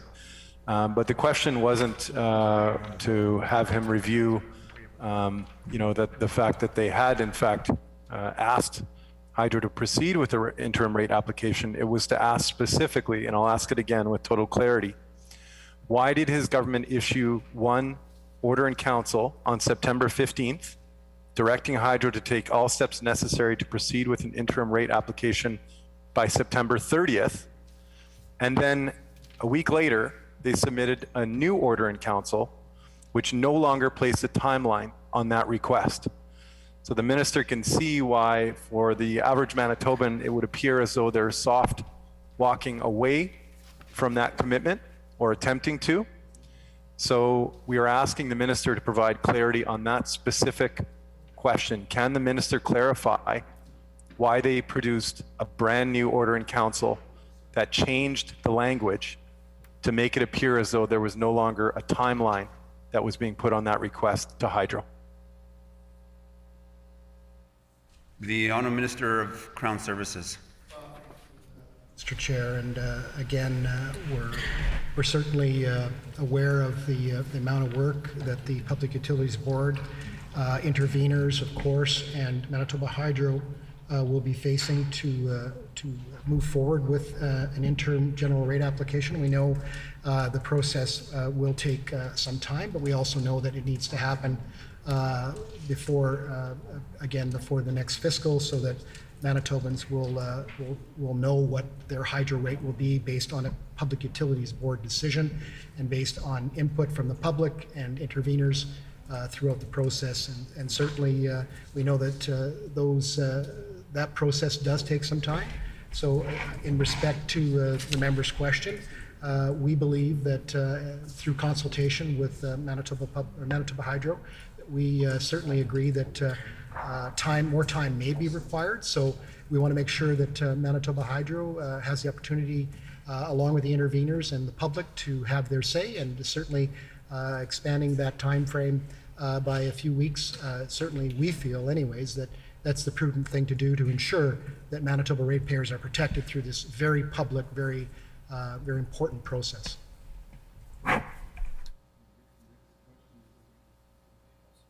Next question will be coming from the honourable member from the Maples. Thanks, Mr. Chair.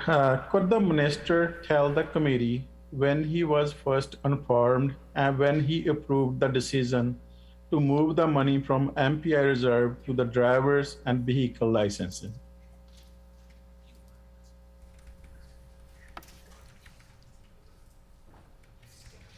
The Honourable Minister of Crown Services.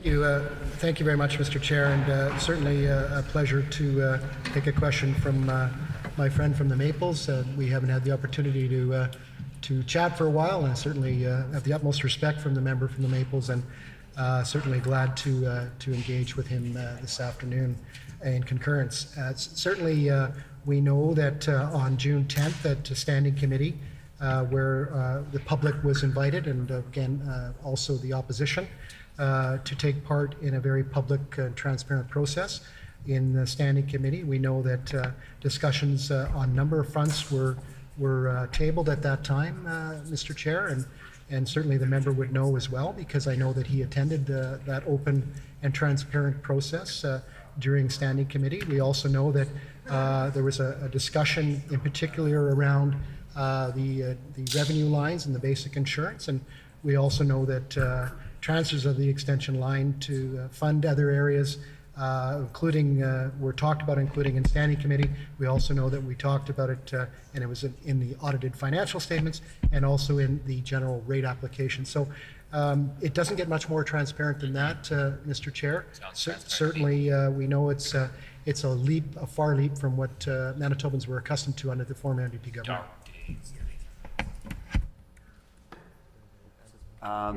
The honourable member for Concordia. Just 1 second here. Thank you very much. The honourable member for Concordia. Thank you very much, Mr. Chair. I appreciate the opportunity. For the minister, he'll remember that we ended our conversation talking about the redevelopment of the St. Benedict's land, the concerns from the folks who are in West St. Paul. And he did answer my question. What I would like to follow up with, though, is I had asked him very clearly whether he would just take the time to meet with those folks. I think there's some real concerns about, their voices being heard, and some potentially, some troubling allegations that are being made. And I think some of this could be resolved if he was to sit down with those folks and hear their concerns in person. So I'm just asking, will he commit to do that here today? The Honourable Minister of Municipal Relations.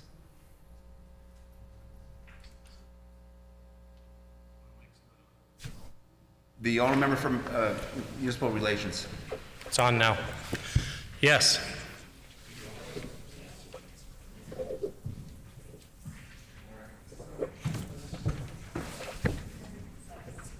That's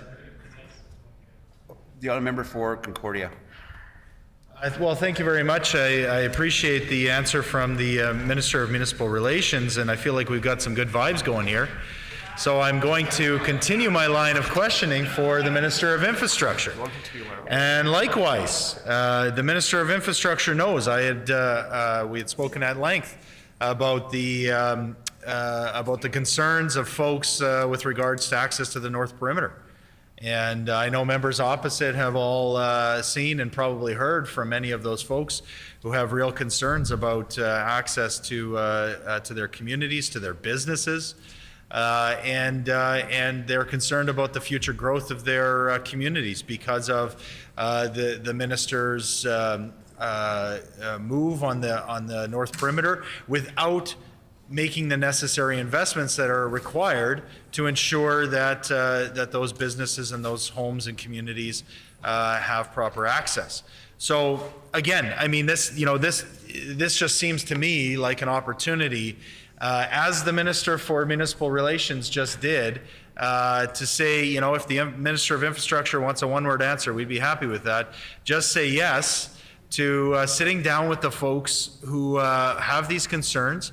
Talk about possible investments. I think there's some really good ones that folks have brought to my attention that certainly fit, I think, with the overall plan to enhance Route 101, and I think there are some opportunities there to make the North Perimeter safer and to make it more adhere better to our trade corridor goals.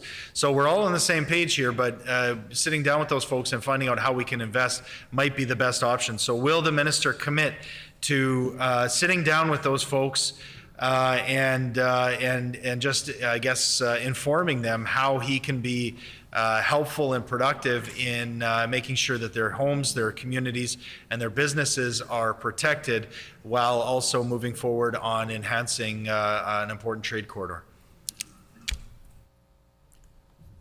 The Honourable Minister of Infrastructure. Well, thank you very much, Mr. Chair. And over a 5-year period, there were 40 collisions on the north perimeter, which resulted in 9 of them having personal injuries. And to be very clear, safety is our government's #1 priority. That's why we commissioned, first of all, the South Perimeter Safety Review and then the South Perimeter Functional Study. Then we commissioned the North Perimeter Safety Review, and we are currently in the process of beginning the North Perimeter Functional Study.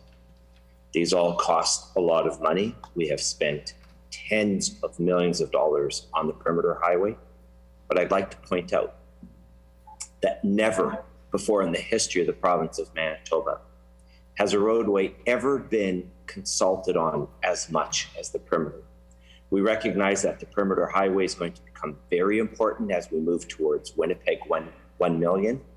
It is going to be a way to safely move traffic around so they don't have to drive through the city of Winnipeg, making it much safer.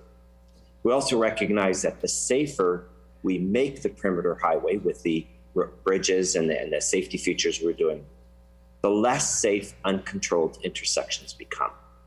And that's where we get the statistics that there were 40 collisions in 5 years, of which 9 resulted in personal injury.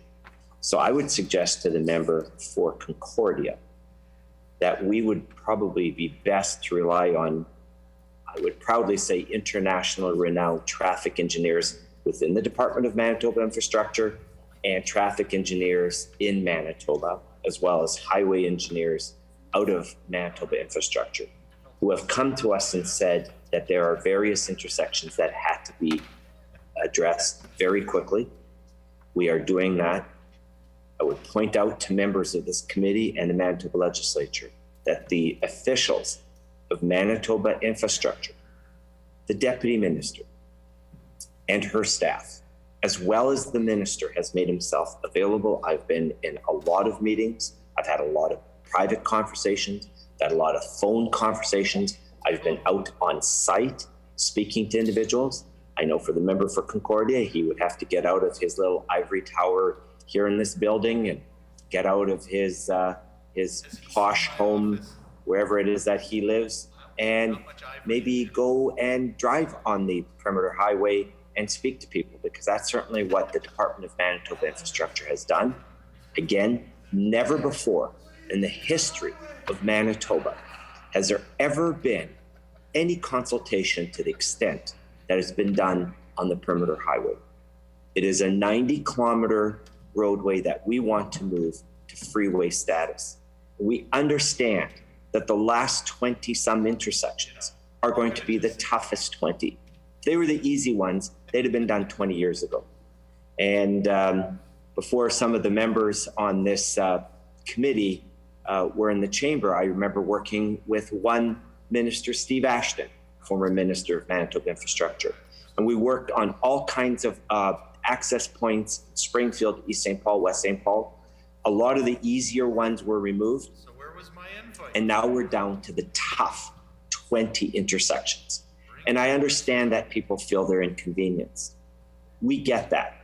And we want to make sure that we make it as good as we can, as convenient as we can, but we also have to address the fact that within 5 years, we had 40 collisions on the north perimeter, of which 9 resulted in personal injury. So we also have an obligation to those 9 different collisions where there were personal injuries, that we ensure those don't happen again. To somehow suggest that what we call the crossover or center median openings, which we hope by this fall will all have been removed, they are frightfully dangerous, and they should have been removed years ago. We did the right thing.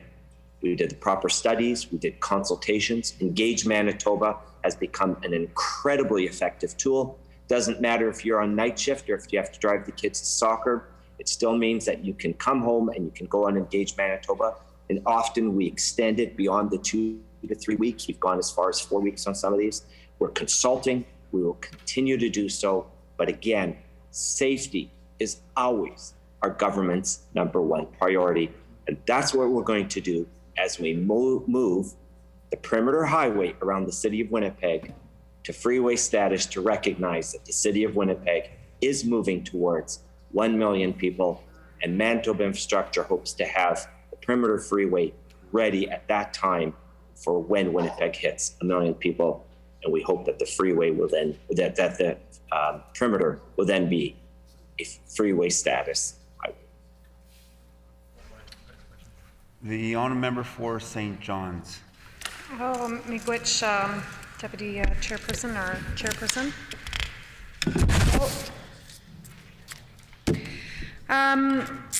So I'd like to ask the Justice Minister, given the recent reports made of potential illegal purchasing of PC memberships, and again, we don't know exactly how many of those are, upwards of 2,000, 3,000, 4,000 memberships that were illegally purchased and sold. I asked the minister this previously, and so he's had a couple of days to think about this as the Attorney General. Will the minister commit to an independent oversight process for the PC party leadership? That is in addition to the Elections Manitoba.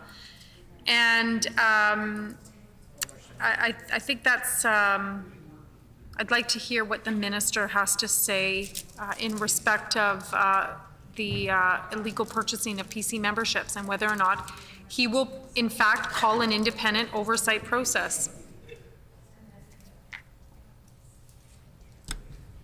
The Honourable Minister of Justice. Thank you, Mr. Chair. The member is way off in left field. There's the supplementary information for legislative review that she could refer to. The critic, knows the acts that are under the Department of Justice. The member also knows that Elections Manitoba is exactly that independent authority that has the mandate and role and responsibility for elections and leadership contests in Manitoba. It is exactly Elections Manitoba that is charged to undertake these functions. So I would suggest to the member that she should read the annual report for Elections Manitoba. She should discover more about the mandate of Elections Manitoba. The idea that the Attorney General would call for an investigation is absurd. There is an Elections Manitoba Act, and it is the Commissioner of Elections who has the authority to oversee, the authority to investigate, the authority to prosecute offenses such as those that were necessary when the NDP were in power and there were breaches of the Elections Act. And this opportunity is good because it causes me to recall a former Minister of Health who was called on the carpet because she used the resources of her health minister's office to undertake to hold an announcement in South Winnipeg at the birthing center during an elections campaign. And it was exactly the independent authority called Elections Manitoba that received the complaint and then investigated the complaint and delivered a verdict and found that the minister had inappropriately used the resources of her minister's office in order to advance her own purposes during an elections campaign. So this causes us to have faith and confidence in the Commissioner of Elections Manitoba, who undertakes these duties. I recall when I was the former finance minister, I had the opportunity to visit the offices of Elections Manitoba as one of those independent agencies and went down there to learn more about their role and their mandate. And that's a really hard-working crew over there with both a core employee base and then, of course, that ability to flex up to whatever size of operations they do require during elections. Including this current undertaking that's underway. So again, we have that authority in Manitoba. It is the independent office called Elections Manitoba. The honourable member for Gier. Speaker, my question is for the Finance Minister. I'm wondering if the Finance Minister can tell us why he's refusing to collect corporate tax on large multinational e-commerce companies like Amazon when small businesses are obviously subject to the tax here in Manitoba, are struggling to compete with them and don't currently have a level playing field under this minister. The Honourable Minister of Finance. For the question, we know the member opposite is an expert on taxes, knowing his track record when he was with the Winnipeg 1 School Division of jacking up taxes all the time. So no surprise that he wants to speak to this. What our government has tried to do with small business, in fact we invested close to about $470 million to support businesses. A variety of measures that were in place to support these businesses during the pandemic. There's a variety of grant programs that we're involved in, one being the Bridge Grant Program, where close to 15,000 businesses got some sort of support as it relates to that. In fact, close to 38,000 or 33% of all businesses got some sort of support amongst that 470,000. But just to kind of review some of the supports that we put in place, things like the wage subsidy program, there's over 9,781 businesses that got that support. We think that's really important. The Canada Emergency Commercial Rent, there's kind of a partnership with the federal government. The federal government eventually took it over, but there was over 1,600 businesses that got support by Ottawa and the provincial government in respect to that. The GAP program, that was about a program where you got about $6,000 of support. There is 9,856 different businesses that got the support program. And things like the Bridge Grant Program, as I mentioned, almost 15,000, to be exact, 14,908 businesses got that support, 4 payments, upwards of $22,000. The Pandemic Sick Relief Program, over 2,400 businesses got support, about 5,000 people altogether. So that adds up to about the 38,000 people that are in the equation. The member talks about taxes as it relates to businesses. What we have done through the education property tax is we gave over 650,000 property owners in the province of Manitoba a 25% reduction in their education property tax. We'll be doubling that next year towards 50%. What we also did with the commercial business owners is they got a 10% discount on their education property tax. So we think that makes a lot of sense to give some support to those businesses, specifically when they needed it. We also did other items such as the payroll tax, the health and education payroll tax, called the payroll tax, where the moves that we've made just this year alone will benefit about 1,100 businesses, and also about, I think it's about 240 different businesses won't be paying the job-killing business tax. So we've tried to make an effort to reduce taxes for small, medium-sized businesses as much as we can. The member had talked about the online streaming services and other things such as that. There is a working group in Ottawa that discusses the multinational tax, if that's what he's referring to. But we did make some moves in this budget to introduce, obviously, a tax system on some of these bigger players, I guess, if you will, the online, the Netflix, these types of businesses. You'll have to start paying PST. Also things like local Airbnbs, they're competing versus the local hotels. They don't have to pay taxes. So there wasn't really a level playing field. So that's why we made some tax changes. We're very proud of the fact that a lot of our tax changes more kind of reflected, supports for people in terms of the PST, education property tax. Increasing the basic personal exemption too is really important. And what that really helps is the low income individuals. There's, I think there's upwards of 13,000 individuals that aren't actually having to pay tax at all anymore because of the increase in the basic personal exemption. We did a whole bunch of other measures that all Manitobans will benefit from. So we're very proud of the tax environment we made. We're trying to make it more competitive and put a little bit more money in the pockets of Manitoba compared to the NDP that continue to jack up taxes year after year after year after year after year after year after year. And that's an issue not just for residents and citizens, but also for businesses. So we're trying to make a more competitive tax environment, and we think that some of the moves we made will do exactly that. The honourable member for Flin Flon. Thank you, Mr. Deputy Speaker. So I could stand up here and ask questions of every minister about things that we've seen cut, particularly throughout northern Manitoba, but throughout Manitoba as a whole, really, and that the Minister of Finance talks about tax cuts and cheaper haircuts and things like that. But what he does as the Minister of Finance is sits down and decides no money for you, no money for you, no money for you, no money for you, which the whole province then at the end of the day suffers from.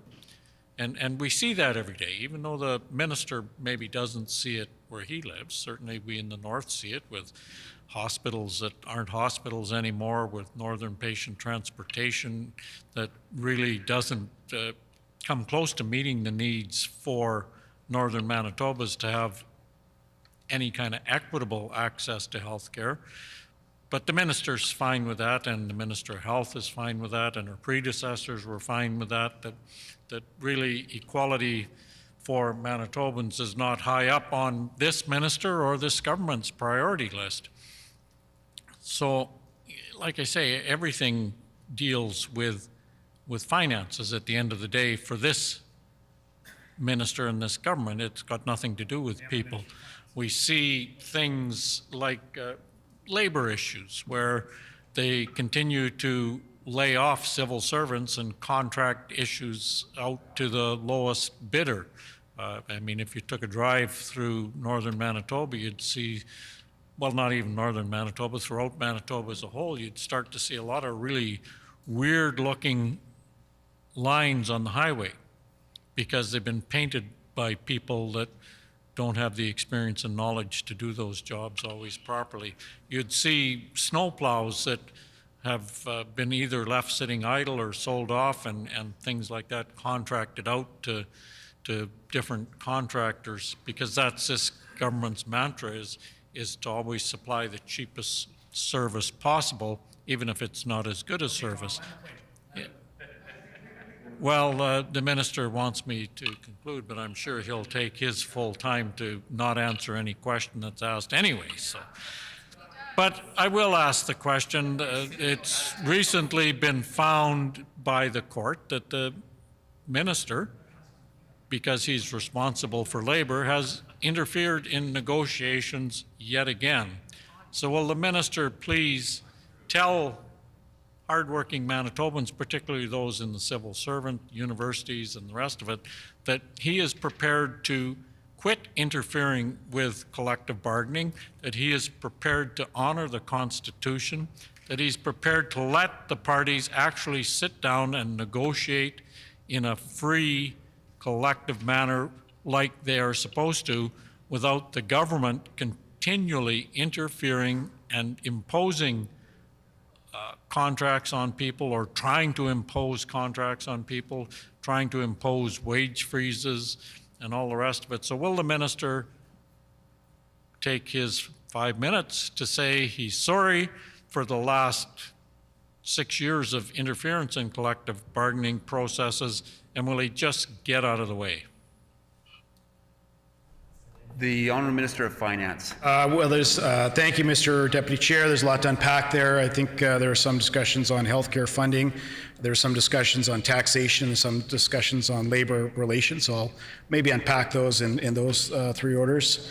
In terms of healthcare funding, of course, we're spending a lot more than the NDP ever did, of course. I think it's upwards of $1.1 billion more in the healthcare system than the previous government ever did.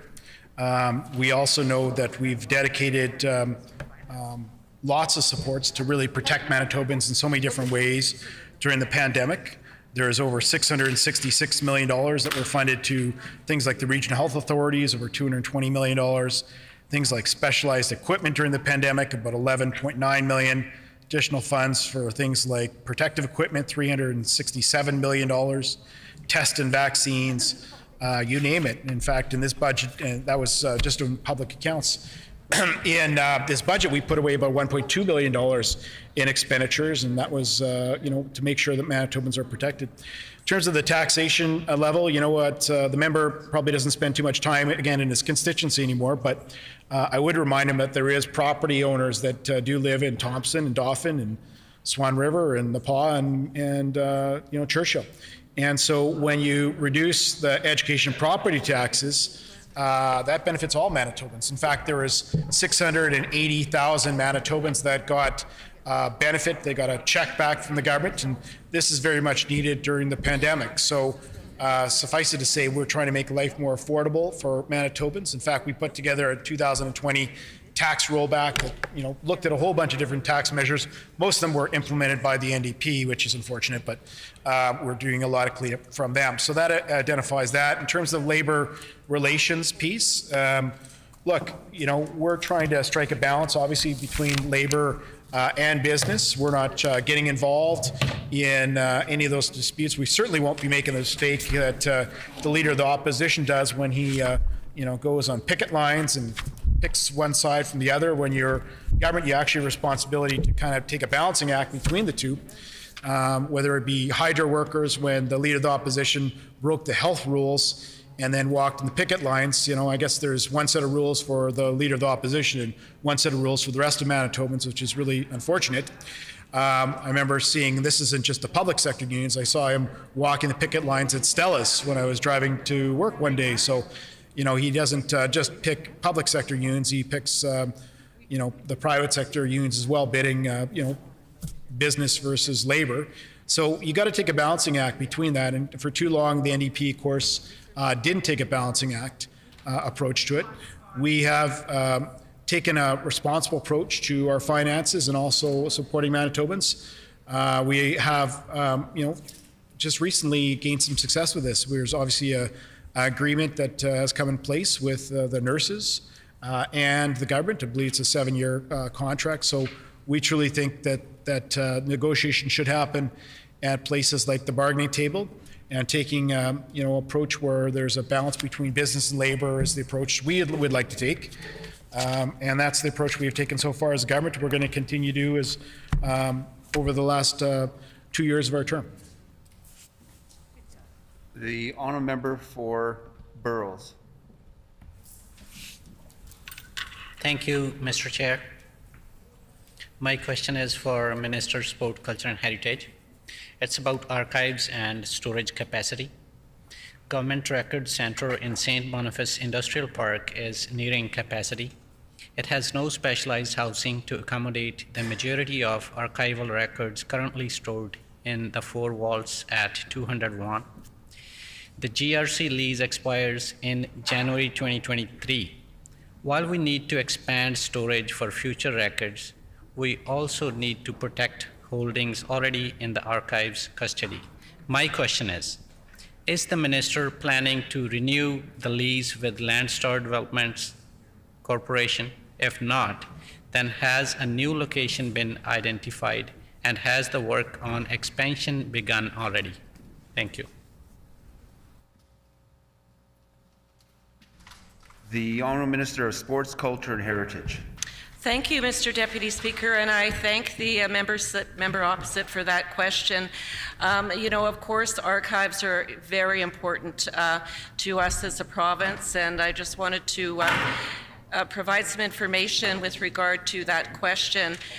With the archives that you have discussed, we are in discussions with Mark Olson, and I have personally had discussions with him with regard to the amount of space that is still available over on that site over in St. Boniface. It is important that we have that discussion early, because Mr. Olson has indicated that space is limited, and because of the tobacco litigation that we're currently in, that has really utilized a lot of the space that we had available.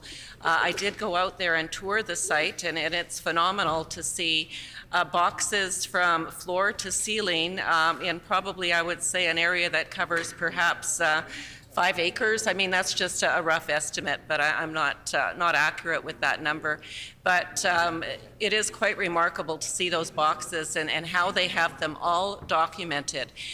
You know, so very quickly they're able to determine what is situated or located in a certain aisle or able to locate that information. So yes, we are in discussions with that owner to look at options, whether or not we will have to in fact increase capacity, add on to that facility. That is an option right now.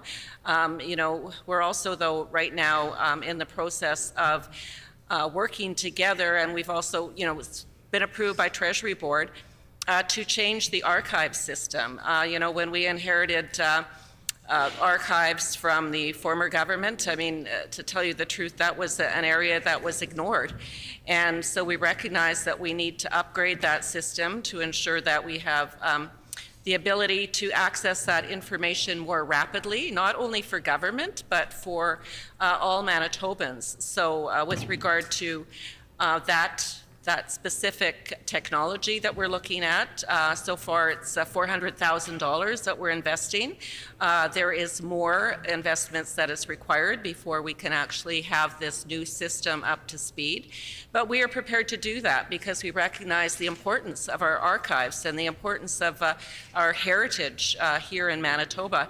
Just this morning, as a matter of fact, I had the honor really of bringing greetings to the Manitoba Heritage Summit, the second annual Heritage Summit that was hosted here in Manitoba with our Archaeological Society and the museums and archives, and you know, really get to understand more about what they do.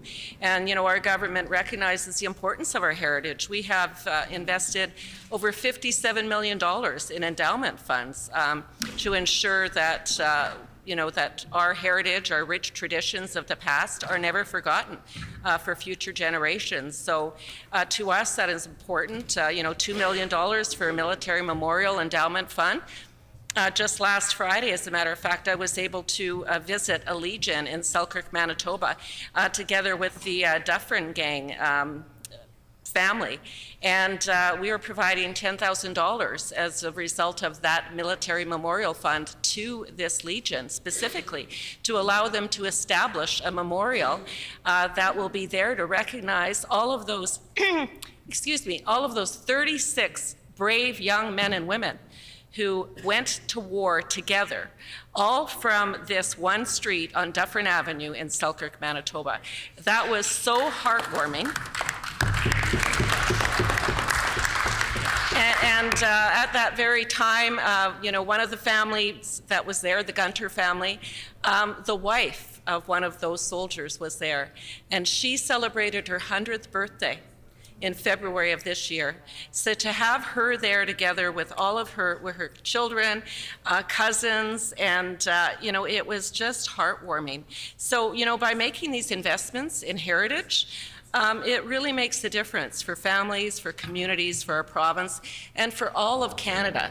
So, you know, I am not ashamed of what our province has done. I mean, investing over $57 million in endowment funds to support our heritage and those important communities, to be able to tell their story. The Honourable Minister's time is up.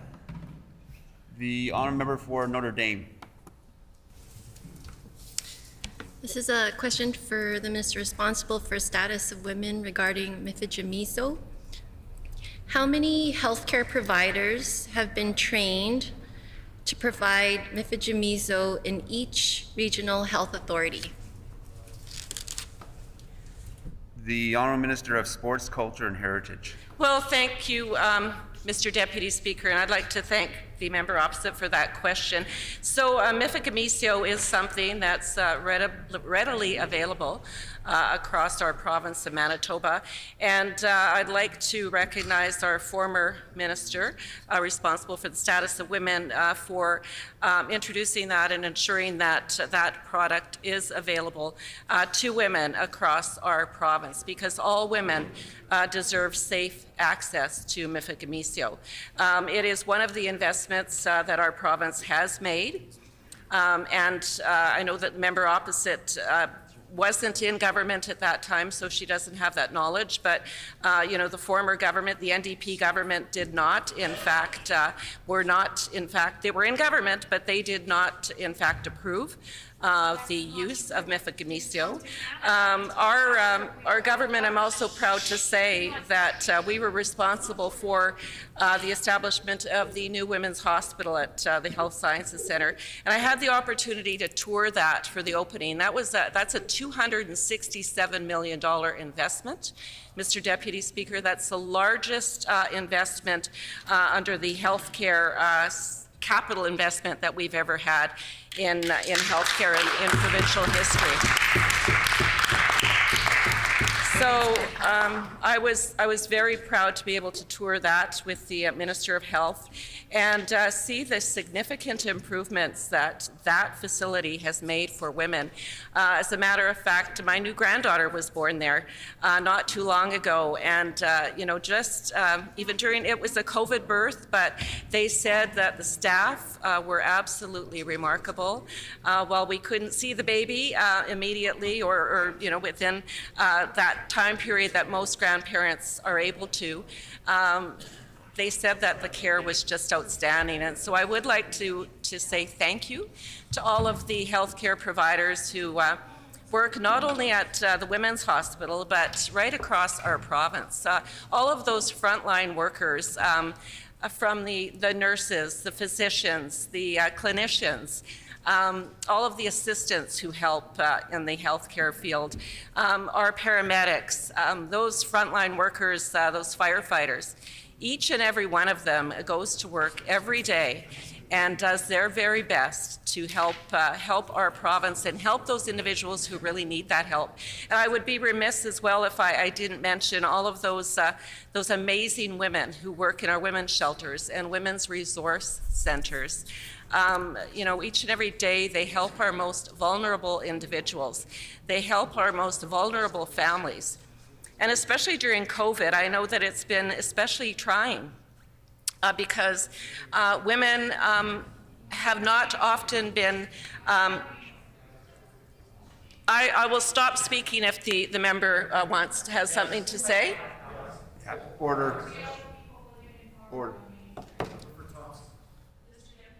Order. Yeah, you can, the honourable member for Sports, Culture and Heritage. Yeah, would you reset my time then back? So No, not going back, but we're continuing. Okay, because I have a lot to say, and this is my opportunity. So,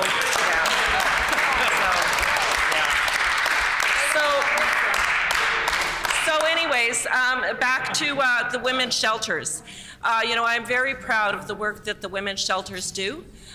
They go to work each and every day with their heart on their sleeves to ensure that every woman is provided the care and support that they need, and especially during COVID. We know it was difficult for them. So we ensured that those individuals had all of the supports. They were my priority from day one of the COVID pandemic.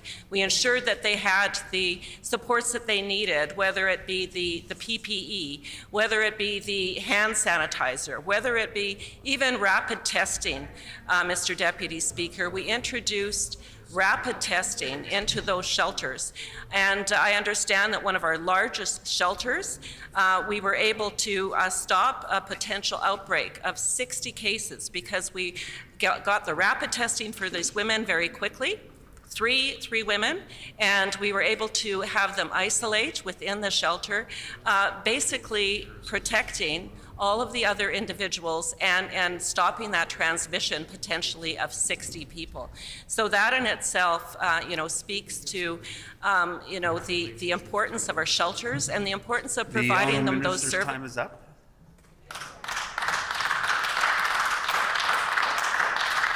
The honourable member for Thompson. Thank you. My question is for the Minister of Families. When will this government unfreeze the operating grants to childcare centres? Having the operating grants frozen to 2016 levels has resulted in centres being forced to fundraise to pay wages, rent, and utilities. They need supports now. They cannot wait for the federal government. When will this government step up and unfreeze the operating grants to childcare centres? The Honourable Minister of Families. Thank you very much, Mr. Deputy Speaker, and I'm so happy to take a question on childcare because our government believes in enhanced investments for childcare and that every family in Manitoba deserves access to affordable childcare. That is one of the reasons why we've invested significantly in childcare since we've been in office and have been, in fact, $25 million more than the NDP ever invested in childcare. And that is why we've been enhancing the number of spaces available. When we formed government, the NDP average was about 500 spaces a year that they were creating for childcare. And we know that that pace was not keeping up with the demand. In fact, that's why they had to build a wait list and have 18,000, 19,000 people on their wait list. When we formed government, we knew that we needed to accelerate that pace. So currently our average is about 1,000 new spaces a year, but even so, that's not keeping up with the demand because we need to get all Manitobans working to restore the economy after this pandemic. We also believe that fundamentally every family in Manitoba should have access to safe, affordable, accessible childcare. And so that is why we negotiated with our partners, including the federal government, and are going to be moving aggressively on creating 23,000 new spaces of childcare in the next 5 years. Now that's going to average, thank you, that's definitely something that Manitobans have been asking for a very long time, something our government was incredibly pleased to move on and deliver on, and that will average about 5,000 new spaces of childcare in the province of Manitoba. So I know the NDP, their average was about 500 spaces a year. Our average is going to be about 5,000 spaces a year. So we think our approach is better. We also think that the approach that we're taking, where parent fees are going to be, in fact, they are the second lowest in the country right now, and they're going to be on average $10 a day. We think that that is the right approach to go because, like I said, Manitobans deserve access to affordable childcare, and so an average of $10 a day daycare, that's something that we're going to be able to deliver on, and ensuring that all kids can get access to the early learning education. I do just want to take a moment to thank everybody who works in the childcare sector. Throughout the pandemic, we know that it has been very uncertain, and there have been certainly many challenges, but incredible childcare centers and incredible employees have done a great job keeping their centers open to all Manitobans. And in fact, just last week, along with the Minister of Justice, we traveled up to Thompson, and I was very pleased to take some time to go visit 2 childcare centers, one that is located right in the University College of the North. This is where they're training ECEs, and they've got a robust training program. I was really delighted to hear about that program. And they also have a very comprehensive childcare center and dedicated staff, and a really wonderful program that has expanded because of investments that our government has made. And then another brand new investment that we've made in conjunction with the Manitoba Métis Federation to build a brand new childcare center. And I certainly hope the member for Thompson will take an opportunity to go and visit this childcare center that is located in her riding, that was built with our government's investments along with the Manitoba Métis Federation. And we were able to work quickly to get it its license so it can open doors. And I really want to thank the executive director who's in charge there, because she has been working on opening up a new center as well as keeping kids safe in a time of pandemic and implementing protocols. And I think she's just done an absolute marvelous job, and really want to congratulate her for the good work. And so childcare is something that this government believes in, and that is something that this government is making investments in. The honourable member for the Paul Kamisak. Kinanas Kumiten for this opportunity to ask this very important question. As the family's critic for CFS, and especially as an Indigenous woman, a foster mother, someone who's totally known the trauma of apprehension, I'm worried about the provincial role when it comes to Bill C-92, when transfer of powers, if you will, are transferred to First Nations organizations such as OCN CFS. I know for a fact that we're supposed to have this law in place for October 2021 this month. However, we've had a change of leadership, so I hope we don't lose our path towards that. So if you can explain to me, because I'm quite worried about this transition, what is the province's role in this transition? And how long is it going to take to get everyone on board? For example, OCN, we're on board, but kind of a little stall, but I've seen the plans, I've heard the plans, something new like consulting the youth in care. That was very new for OCN, and I'd like to see that continue. So can you help me understand that, please? Minister for Families. Thank you, Mr. Chair. And I'd like to thank my friend and the member from the Paul Kamisak for that question. And her and I have talked quite at length about some of the challenges that have been existing in the child foster system for decades. And the words that I think often of whenever I am working on challenges that we're currently facing in the child welfare system is the words of the Honourable Murray Sinclair when he was reflecting back to his own childhood, and he had said, and reflecting on the legacy of residential schools, and what he had said at the time in a 2018 Globe and Mail article was that the beast that lives in residential schools has taken up a new home, and that home is the foster system. And then Senator Sinclair went on to say how had the system that is in place today been in place when he was a child, he would have been apprehended undoubtedly. And those are stark realities of the system that has existed for decades in this province of Manitoba, and in fact in this country, in the establishment of a child welfare system. And so I do commend the federal government for their legislation, Bill C-92, the Act respecting First Nations, Métis, and Inuit children and youth. And I do appreciate their intent to ensure that child apprehensions cease and when there's no protection concerns. And I do appreciate their belief that Indigenous children should remain with Indigenous communities and Indigenous family, and always to have that connection back to their Indigenous community. And one of the initiatives that our government had taken, that had announced earlier this year, was a supported guardianship program with the General Authority. And the supported guardianship program would ensure that where the family and the community was in favor of a caregiver who had been looking after a child for longer than 6 months, particularly a family member or a community member of that child that was looking after that child, could apply for a supported guardianship over that child, and that would ensure that that child stays in his or her community, that child stays in has connections with family. And so that is something that is brand new, being piloted with the General Authority, and I would certainly hope that the Northern Authority and the Southern Authority would look to this pilot and see success and replicate it.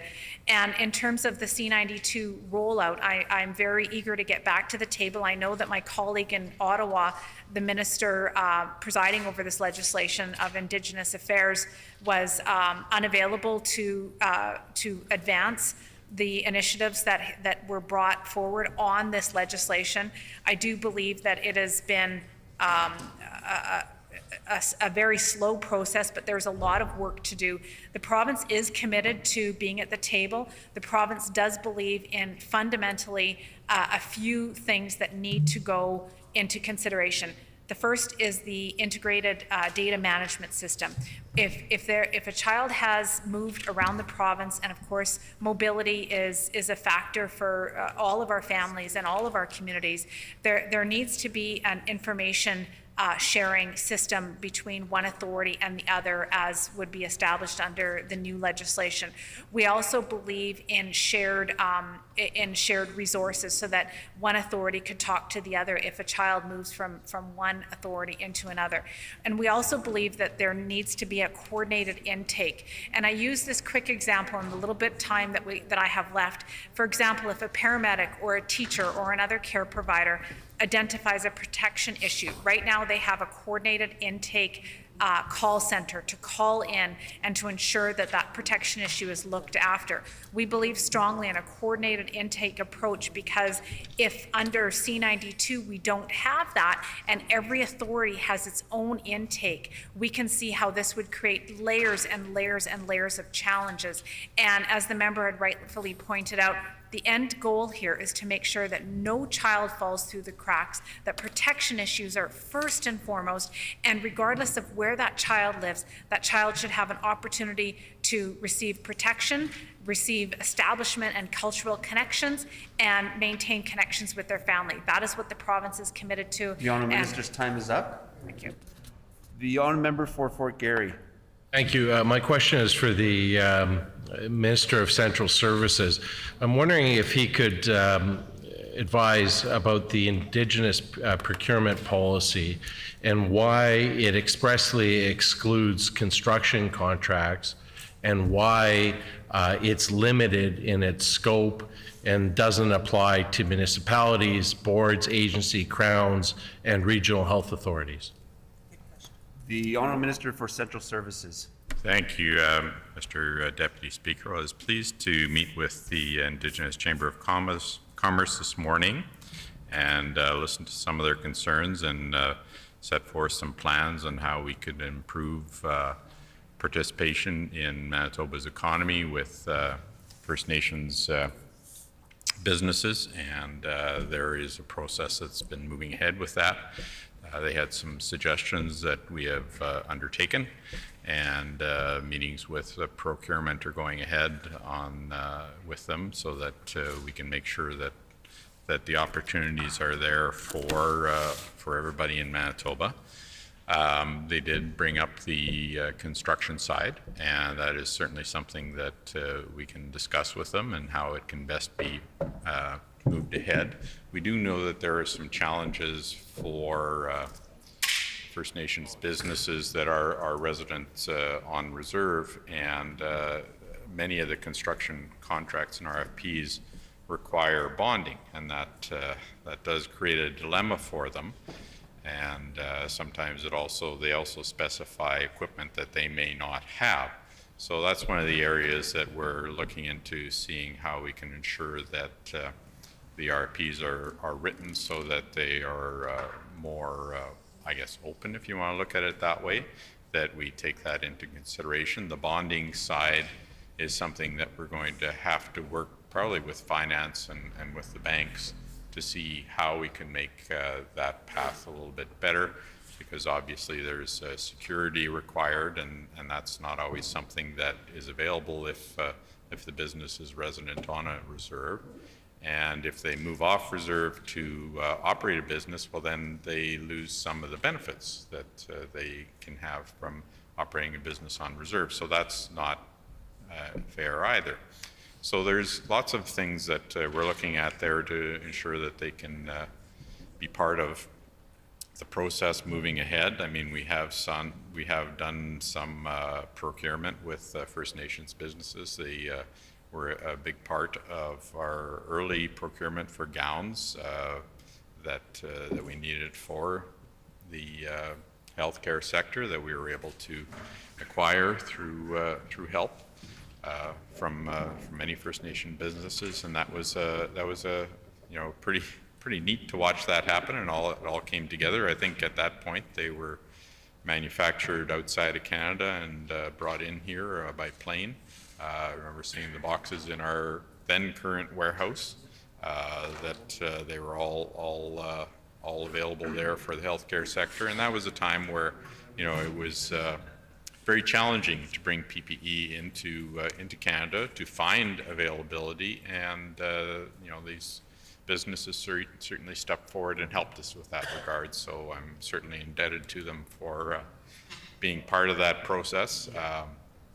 There's lots of other areas that we can investigate to make sure that those opportunities are there for First Nation businesses and individuals to be part of the procurement process. And indeed, that's something that they spoke about, that they have, I believe,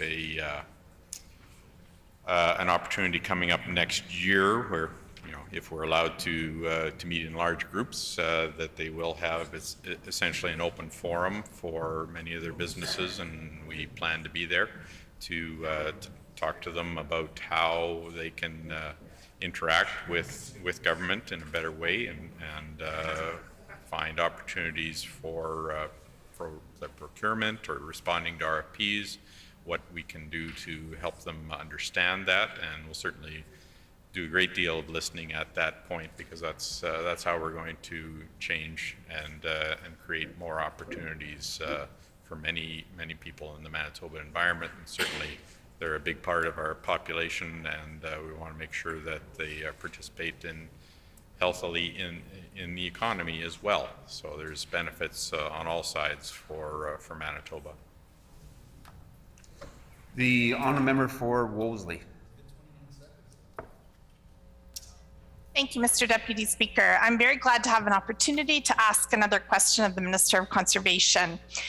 In 2020-2021, her department issued 9 warnings for violations of livestock manure and mortalities management regulations. And concerned rural residents have told me that only a fraction of sites are actually inspected annually. So I'd like to know, if there were 9 livestock manure violations in this past fiscal year, how many sites were actually inspected during that time period? And what percentage of sites are inspected on an annual basis?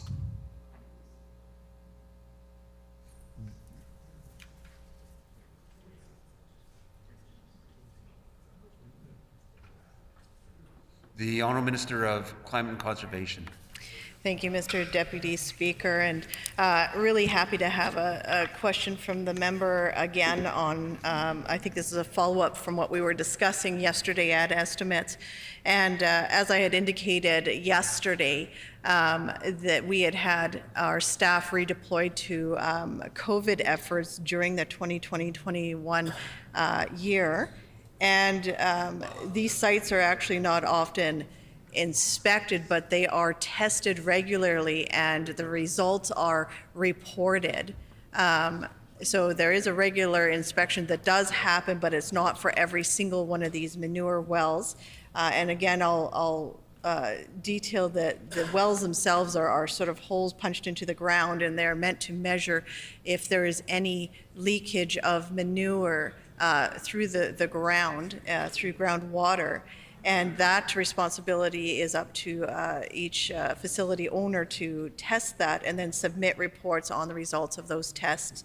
And if it's warranted, there could be follow-up investigations if some of those levels have exceeded. But to date, there haven't been major concerns as outside of weather conditions that are outside of the department's control. So when we discussed this, there was a little bit of discrepancy in the numbers there, and that was due to us not having the administrative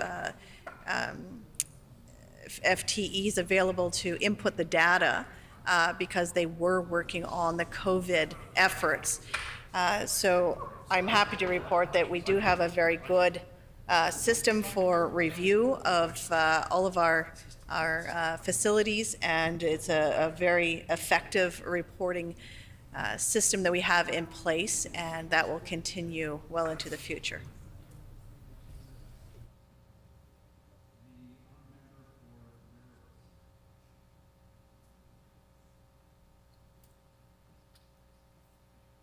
The honourable member for Burroughs. Thank you, Mr. Chair. My question is for Minister of Agriculture. Manitoban producers were badly impacted by drought this year. I would like to ask the Minister whether there has been any analysis done on financial impact of this drought on farmers Manitoba economy and export markets. The Honourable Minister of Agriculture and Resource Development.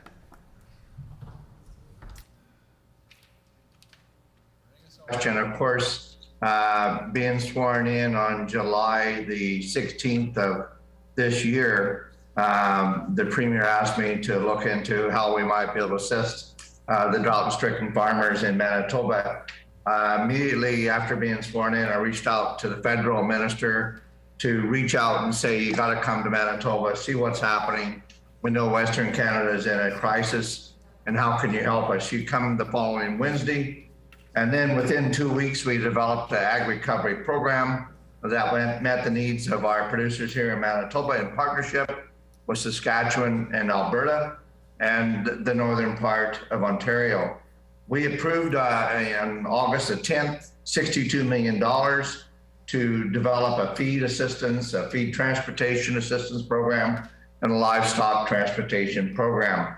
That was matched and by 60% dollars, which made $155 million available for our farm families. I have to say that the uptake on that program has been tremendous. Once we did get it approved within 3 weeks, we're flowing money. Our service standard now that we're looking at is 14 days for payment for eligible applications. To date, we flowed $417,048, I'm pleased to say. And in discussions with our producers, this program was developed by the Keystone Ag producers, the Manitoba beef producers, municipalities across Manitoba, the AMM, and of course some other commodity groups that had input into it, Manitoba Forages and a number of others. But when we talk about developing programs, really critically important that we understand that we got to get it right. And we did that, I think, in good partnership. We've had to tweak a couple of things. One of them was that the elk producers had also reached out to be included in that, which we now have an application in for them to be included. The beef producers were also part of that. They were also very hard hit. Order. So the hour being 5:30. What we found 5:35. Order. The hour being 5:35. The 90 minutes allowed for the debate has elapsed. Therefore, I will put the question on the concurrence motion. Shall the motion pass? The motion is accordingly passed. This concludes the business before us. Committee rise. Call in the speaker.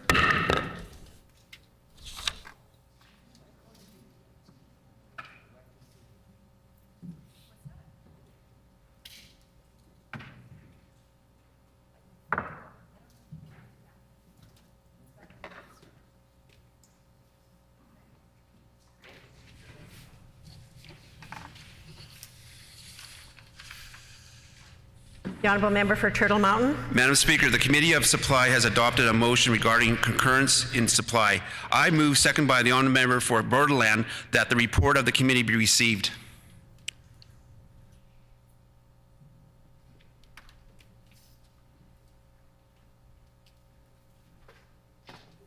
It has been moved by the Honourable Member for Turtle Mountain, seconded by the Honourable Member for Borderland, that the report of the committee be received.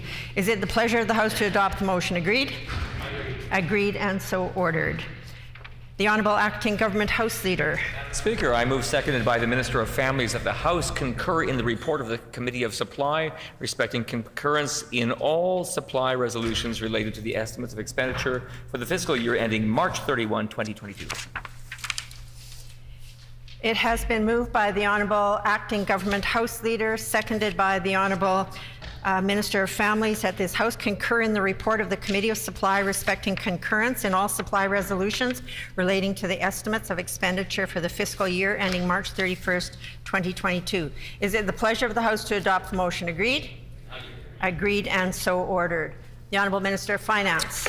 Thank you, Madam Speaker. I move, second by the Minister of Families, that there be granted the authority to borrow for supply purposes the sum of $400 million for the fiscal year ending March 31st, 2022. It has been moved by the Honourable Minister of Finance, seconded by the Honourable Minister of Families, that there be granted the authority to borrow for supply purposes the sum of $400 million for the fiscal year ending March 31st, 2022. Is it the pleasure of the House to adopt the motion? Agreed? Agreed and so ordered. The Honourable Minister of Finance.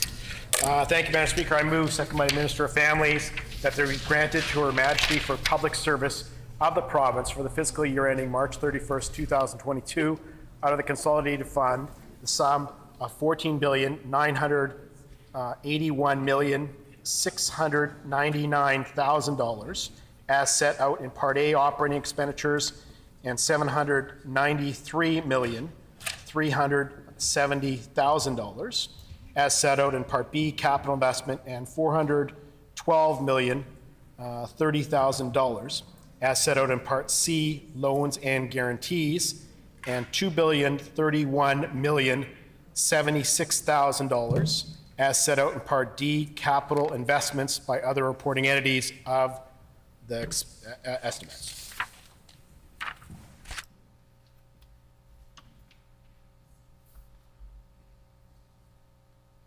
It has been moved by the Honourable Minister of Finance, seconded by the Honourable Minister of Families, that there be granted to Her Majesty for the public service of the province for the fiscal year ending March 31st, 2022, out of the Consolidated Fund, the sum of $14,981,699,000 as set out in Part A operating expenditure and $793,317,000 as set out in Part B capital investment and $412,030,000 as set out in Part C loans and guarantees and $2,031,076,000 as set out in Part D capital investments by other reporting entities of the estimates.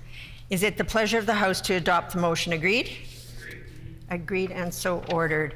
The Honourable Minister of Finance. Thank you, Madam Speaker. I move, second by the Minister of Municipal Relations, that Bill number 77, the Appropriation Act 2021, be read a first time and be ordered for second reading immediately.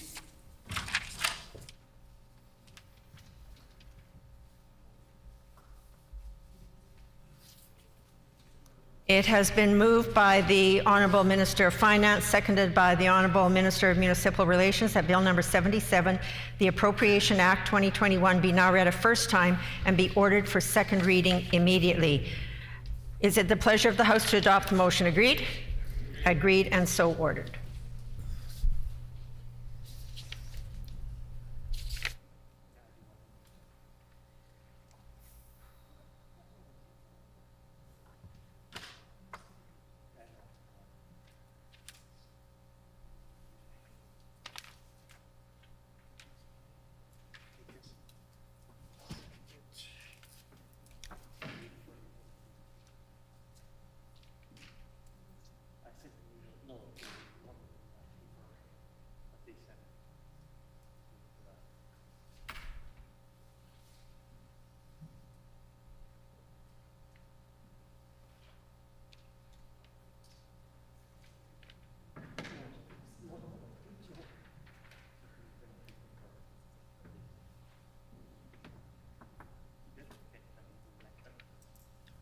The Honourable Minister of Finance.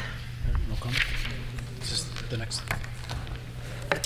Thank you, Madam Speaker. I move, second by the Minister of Municipal Relations, that Bill number 77, the Appropriation Act 2021, be now read a second time and be referred to the Committee of the Whole.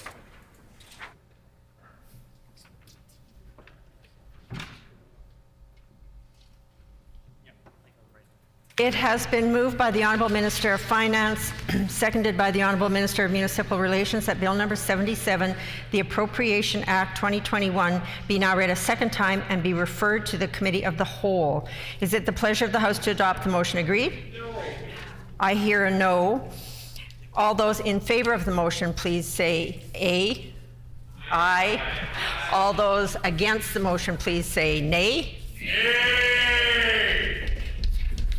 In my opinion, the yeas have it. The Honourable Official Opposition House Leader. A recorded vote, Madam Speaker. A recorded vote having been called, call in the members.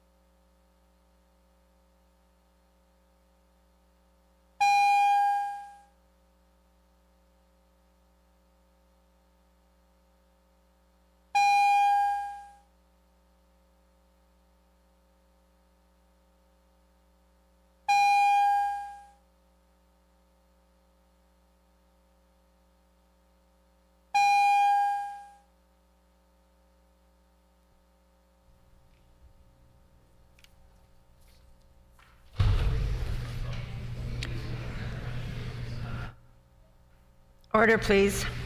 The question before the House is second reading of Bill number 77, the Appropriation Act 2021. All those in the chamber in favor of the motion, please rise. The Honourable Mr. Friesen. Honourable Mr. Friesen. The Honourable Ms. Squires. Honourable Ms. Squires. The Honourable Mr. Fielding. Honourable Mr. Fielding. The Honourable Mr. Helwer. Honourable Mr. Helwer. The Honourable Mr. Wharton. Honourable Mr. Wharton. Honourable Mr. Cullen. Honourable Mr. Cullen. The Honourable Ms. Gordon. Honourable Ms. Gordon. The Honourable Ms. Guimard. Honourable Ms. Guimard. The Honourable Mrs. Cox. Honourable Mrs. Cox. The Honourable Mr. Johnson Interlake Gimli. Honourable Mr. Johnson Interlake Gimli. The Honourable Mr. Iwasko. Honourable Mr. Iwasko. Mr. Nesbitt. Mr. Nesbitt. Mr. Peterson. Mr. Peterson. Mr. Micklefield. Mr. Micklefield. The Honourable Mr. Reyes. Honourable Mr. Reyes. The Honourable Mr. Lajimodiere. Honourable Mr. Lajimodiere. Mr. Teitzma. Mr. Teitzma. Mr. Smook. Mr. Smook. Mr. Martin. Mr. Martin. Mr. Isleifson. Mr. Isleifson. Mr. Smith Lajimodiere. Mr. Smith Lajimodiere. Mr. Ginter. Mr. Ginter. All those in the chamber opposed to the motion, please rise. Mr. Canoe. Mr. Canoe. Miss Fontaine. Ms. Fontaine. Mr. Weeb. Mr. Weeb. Miss Laughlin. Ms. Laughlin. MLA Marcelino. MLA Marcelino. Mr. Vasiliv. Mr. Vasily. Mr. Brar. Mr. Brar. Mrs. Smith Point Douglas. Mrs. Smith Point Douglas. Miss Adams. Ms. Adams. Mr. Lamont. Mr. Lamont. Miss Lamoureux. Miss Lamoureux. Mr. Malloway. Mr. Malloway. Mr. Lindsay. Mr. Lindsay. We will now proceed with the members participating virtually in alphabetical order, with each member to clearly identify with "I vote yes" or "I vote no." Would the page please conduct the vote? Mr. Altomayor. I vote no. Mr. Altomayor votes no. MLA Asaguara. I vote no. MLA Asaguara votes no. Mr. Bushy. I vote no. Mr. Bushy votes no. Honorable Mr. Eichler. I vote yes. Honorable Mr. Eichler votes yes. Honorable Mr. Gerard. I vote no. Honorable Mr. Gerard votes no. Mr. Lagacé. I vote yes. Mr. Lagacé votes yes. Oh, wait, you missed Mr. Johnson. He wasn't on. Okay. Okay. Thank you for the clarification. Mr. Michaeleski. I vote yes. Could you please repeat that? We couldn't really hear. Mr. Michaeleski?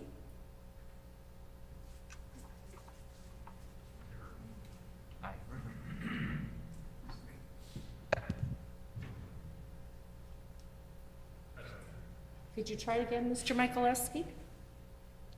I vote yes. Thank you. Mr. Michaeleski votes yes. Miss Morley Lecomte. I vote yes. Ms. Morley Lecomte votes yes. Mr. Moses. I vote no. Mr. Moses votes no. Miss Naylor. I vote no. Ms. Naylor votes no. Mr. Pinnock. I vote yes. Mr. Pinnock votes yes. Mr. Sala. I vote no. Mr. Sala votes no. Mr. Sandhu. I vote no. Mr. Sandhu votes no. Honorable Mr. Schuler. I vote yes. Honorable Mr. Schuler votes yes. Mr. Wishart. I vote yes. Mr. Wishart votes yes. Mr. Wochuk. I vote yes. Mr. Wochuk votes yes.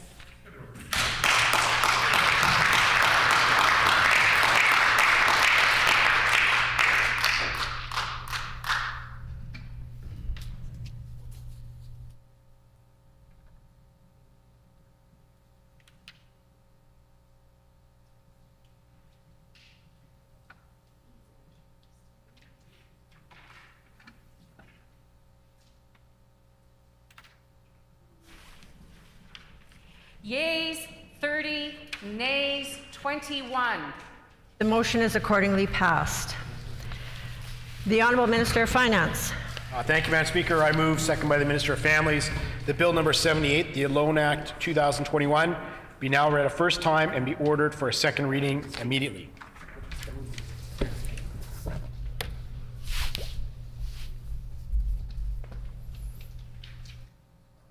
It has been moved by the Honourable Minister of Finance, seconded by the Honourable Minister of Families, that Bill number 78, the Loan Act 2021, be now read a first time and be ordered for second reading immediately.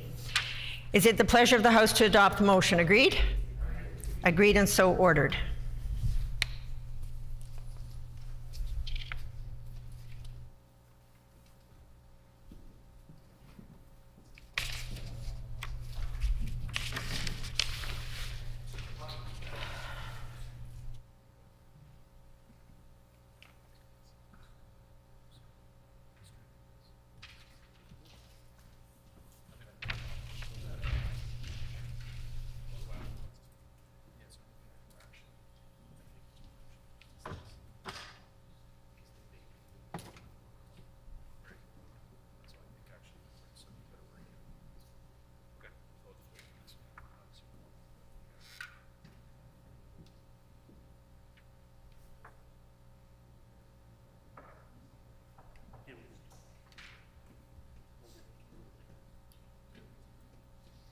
The Honourable Minister of Finance. Thank you, Madam Speaker. I move, second by the Minister of Families, that Bill number 78, the Loan Act 2021, now be read a second time and be referred to the Committee of the Whole.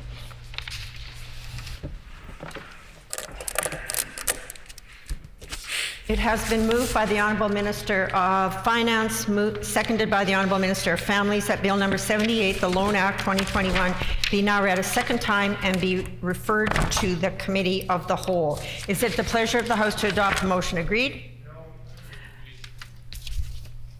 I hear a no. All those in favour of the motion, please say yea. Yay. All those opposed, please say nay. Nay.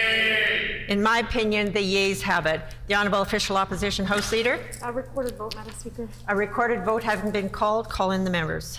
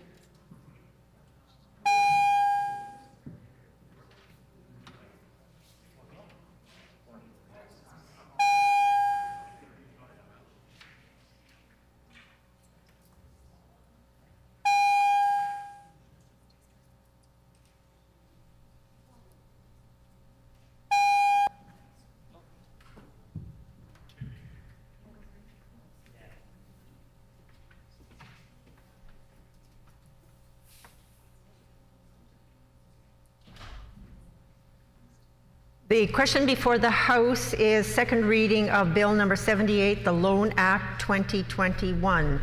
All those in the chamber in favor of the motion, please rise.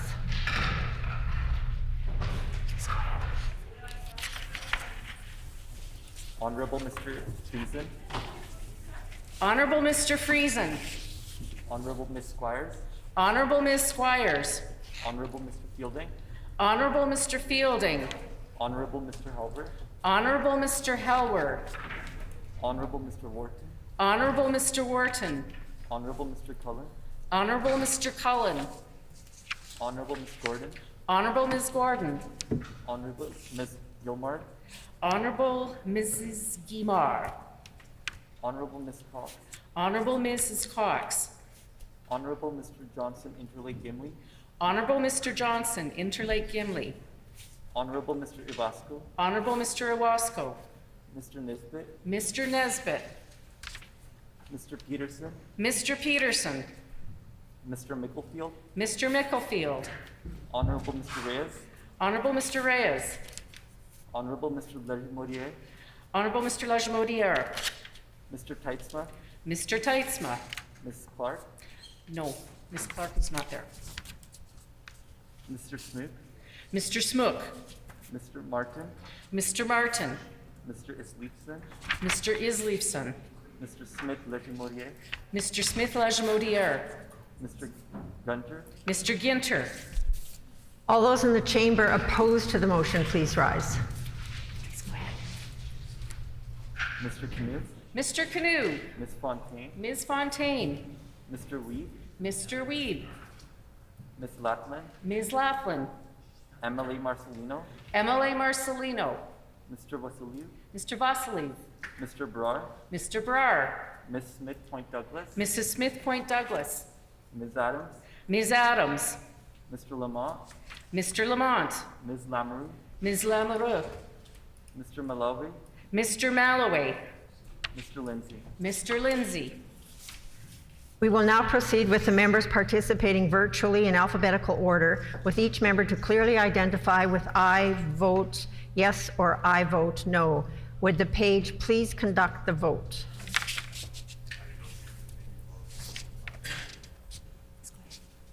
Mr. Altomer, I vote no. Mr. Altomer votes no. Emily Azaguera, I vote no. MLA Azaguara votes no. Honorable Mr. Eichler, I vote yes. Honorable Mr. Eichler votes yes. Honorable Mr. Gerard, I vote no. Honorable Mr. Gerard votes no. Mr. Legacy, I vote yes. Mr. Lagasse votes yes. Mr. Mikuleski,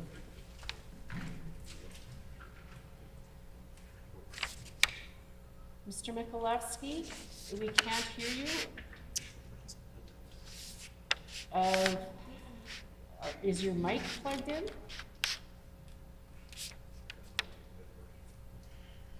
Is he muted? Mr. Mikulewski, can you please try again? I vote yes. Thank you. Mr. Mikulewski votes yes. Ms. Morley Lacombe, Ms. Morley Lacombe? I vote yes. Ms. Morley Lacombe votes yes. Mr. Moses, I vote no. Mr. Moses votes no. Ms. Neeler,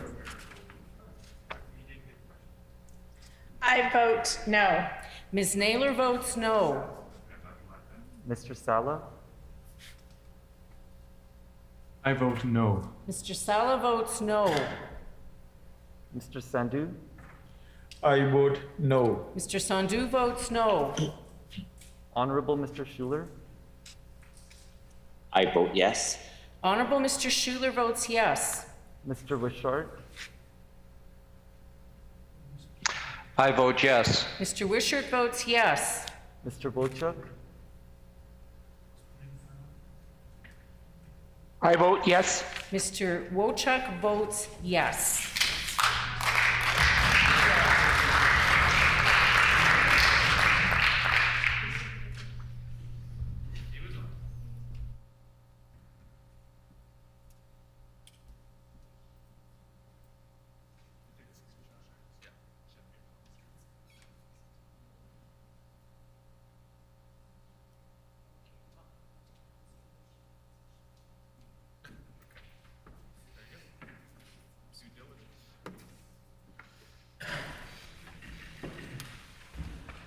Call Mr. Bushy, please.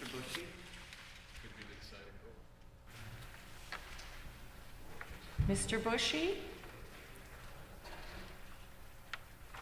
Mr. Bushy, we had inadvertently missed you. Could you please cast your vote? I vote no. Thank you. Mr. Bushy votes no.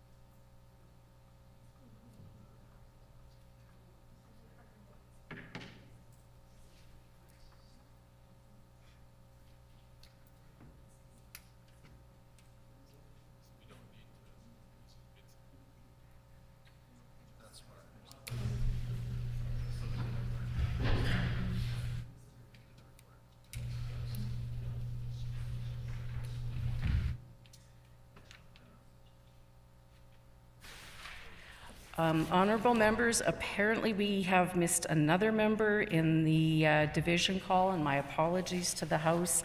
Mr. Johnston Assiniboia was in his seat and should have the opportunity to vote.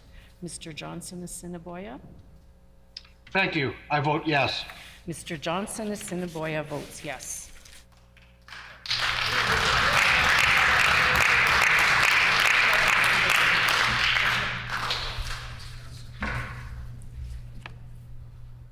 Yeas 30, nays 21. The motion is accordingly passed. The House will now resolve in Committee of the Whole to consider and report on Bill 77, the Appropriation Act 2021, and Bill 78, the Loan Act 2021, and Bill 74, the Budget Implementation and Tax Statutes Amendment Act 2021, for concurrence and third reading. Mr. Deputy Speaker, please take the chair.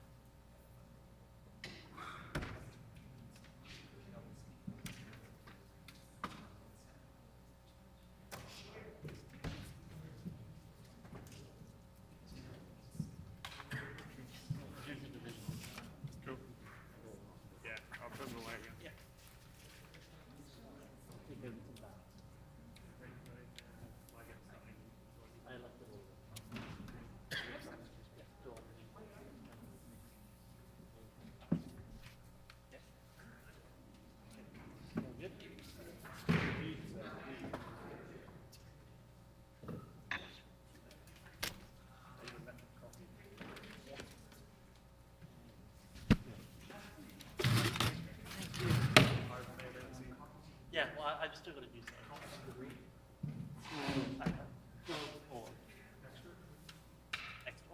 I have time. They'll be at the back. Oh, yeah. Do you mind grabbing me one of the two supplies? Really?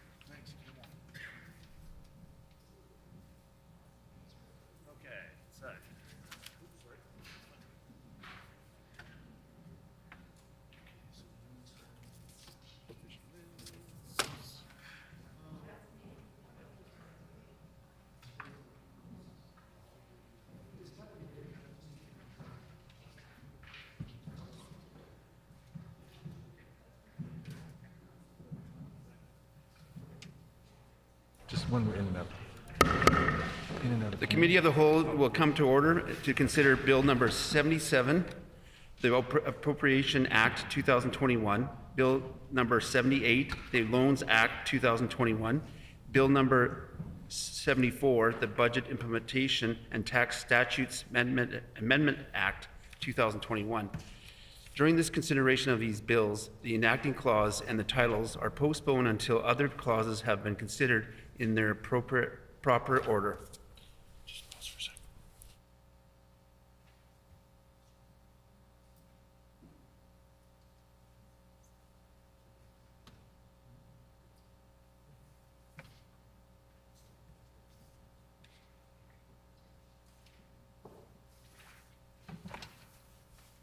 The first bill for our consideration is Bill number 77, the Appropriation Act 2021. We will now begin with clauses by clause considering of the bill. Shall clauses 1 pass? Clauses 1 is accordingly passed. Shall clause 2 pass? Clause 2 is accordingly passed. Shall clause 3 pass? Clause 3 is accordingly passed. Shall clause 4 pass? Clause 4 is accordingly passed. Shall clause 5 pass? Clause 5 is accordingly passed. Shall clause 6 pass? Clause 6 is accordingly passed. Shall clause 7 pass? Clause 7 is accordingly passed. Shall clause 8 pass? Clause 8 is accordingly passed. Shall the schedule pass? The schedule is accordingly passed. Shall the enacting clause pass? The enacting clause is accordingly passed. Shall the title pass? The title is accordingly passed. Shall the bill be reported? Agreed, and the bill shall be reported. Now we'll go to consideration of Bill number 78, the Loans Act 2021. The next bill of our consideration is Bill 78. We'll now begin with clause by clause consideration for the bill. Shall clause 1 pass? Clause 1 is accordingly passed. Shall clause 2 pass? Clause 2 is accordingly passed. Shall clause 3 pass? Clause 3 is accordingly passed. Shall clause 4 pass? Clause 4 is accordingly passed. Shall clause 5 pass? Clause 5 is accordingly passed. Shall clause 6 pass? Clause 6 is accordingly passed. Shall the schedule pass? The schedule is accordingly passed. Shall the enacting clause pass? The enacting clause is accordingly passed. Shall the title pass? The title is accordingly passed.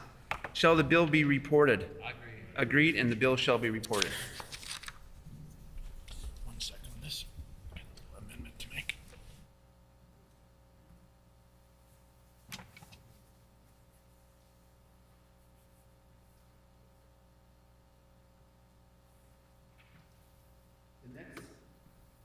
The next bill for our consideration is Bill number 74, the Budget Implementation and Tax Statute Amendment Act 2021. It's agreed that the chair will call clauses in blocks that conform to the pages. Agreed? Agreed in order. Shall clauses 1 and 2 pass? Clauses 1 and 2 are accordingly passed. Shall clauses 3 through 5 pass? Clauses 3 through 5 are accordingly passed. Shall clauses 6 through 8 pass? Clauses 6 through 8 are accordingly passed. Shall clauses 9 and 10 pass? Clauses 9 and 10 are accordingly passed. Shall clauses 11 and 12 pass? Clauses 11 and 12 are accordingly passed. Shall clauses 13 and 14 pass? Clauses 13 and 14 are accordingly passed. Shall clause 15 pass? Clause 15 is accordingly passed. Shall clauses 16 and 17 pass? Clauses 16 and 17 are accordingly passed. Shall clauses 18 and 19 pass? Clauses 18 and 19 are accordingly passed. Shall clauses 20 and 21 pass? Clauses 20 and 21 are accordingly passed. Shall clauses 22 and 23 pass? Clauses 22 and 23 are accordingly passed. Shall clauses 24 and 25 pass? Clauses 24 and 25 are accordingly passed. Shall clauses 26 through 28 pass? Clauses 26 through 28 are accordingly passed. Shall clause 29 pass? Clause 29 is accordingly passed. Shall clauses 30 through 33 pass? Clauses 30 through 33 are accordingly passed. Shall clauses 34 and 35 pass? Clauses 34 and 35 are accordingly passed. Shall clauses 36 through 38 pass? Clauses 36 through 38 are accordingly passed. Shall clause 39 pass? Clauses 39 is accordingly passed. Shall clause 40 pass? Clause 40 is accordingly passed. Shall clause 41 pass? Clause 41 is accordingly passed. Shall clauses 42 through 44 pass? Clauses 42 through 44 are accordingly passed. Shall clauses 45 through 47 pass? Clauses 45 through 47 are accordingly passed. Shall clauses 48 through 51 pass? Clauses 48 through 51 are accordingly passed. Shall clause 52 pass? Clause 52 is accordingly passed. Shall clauses 53 through 56 pass? Clauses 53 through 56 are accordingly passed. Shall clauses 57 through 62 pass? Clauses 57 through 62 are accordingly passed. Shall clause 63 pass? Clause 63 is accordingly passed. Shall clauses 64 through 66 pass? Clauses 64 through 66 are accordingly passed. Shall clauses 67 through 69 pass? Pass. Clauses 67 through 69 are accordingly passed. Shall clause 70 pass? Pass. Clause 70 is accordingly passed. Shall clause 71 pass? Pass. Clause 71 is accordingly passed. Shall clause 72 pass? Pass. Clause 72 is accordingly passed. Shall clause 73 pass? Pass. Clause 73 is accordingly passed. Shall clauses 74 through 78 pass? Pass. Clauses 74 through 78 are accordingly passed. And so, just need you to explain this. Okay. Before we continue with clause by clause consideration of this bill, I wanted to make members aware that Clause 79 enacts that the Investment Manitoba Act contains within the schedule. As per long-standing Manitoba practice, we postpone consideration of the enacting clauses until the rest of the bill has been considered. Therefore, we are going to temporarily skip Clause 79 and return to it later. Shall clauses 80 and 81 pass? Clauses 80 and 81 are accordingly passed. Shall clause 82 pass? Clause 82 is accordingly passed. We are now considering the Investment Manitoba Act contained within the schedule. Yes. We will now consider the Invest Manitoba Act contained within the schedule. Shall clauses 1 and 2 pass? Clauses 1 and 2 are accordingly passed. Shall clause 3 pass? Clause 3 is accordingly passed. Shall clause 4 pass? Clause 4 is accordingly passed. Shall clauses 5 through 7 pass? Clauses 5 through 7 are accordingly passed. Shall clauses 8 and 9 pass? Clauses 8 and 9 are accordingly passed. Shall clauses 10 and 11 pass? Clauses 10 and 11 are accordingly passed. Shall clauses 12 and 13 pass? Clauses 12 and 13 are accordingly passed. Shall clauses 14 through 18 pass? Clauses 14 through 18 are accordingly passed. Shall clauses 19 through 21 pass? Clauses 19 through 21 are accordingly passed. Shall clauses 22 through 24 pass? Clauses 22 through 24 are accordingly passed. Shall clauses 25 through 27 pass? Clauses 25 through 27 are accordingly passed. Shall clauses 28 and 29 pass? Clauses 28 and 29 are accordingly passed. Shall the enacting clause contained within Clause 79 pass? The enacting clause contained within Clause 79 is accordingly passed. Shall the title contained in the schedule pass? The title contained in the schedule is accordingly passed. Shall the enacting clause of Bill 74 pass? The enacting clause of 74 is accordingly passed. The enacting clause of Bill 74 is accordingly passed. Shall the title pass? The title is accordingly passed. Shall the bill be reported? Agreed. The bill shall be reported. That concludes business before the committee today. Committee rise to call in the speaker.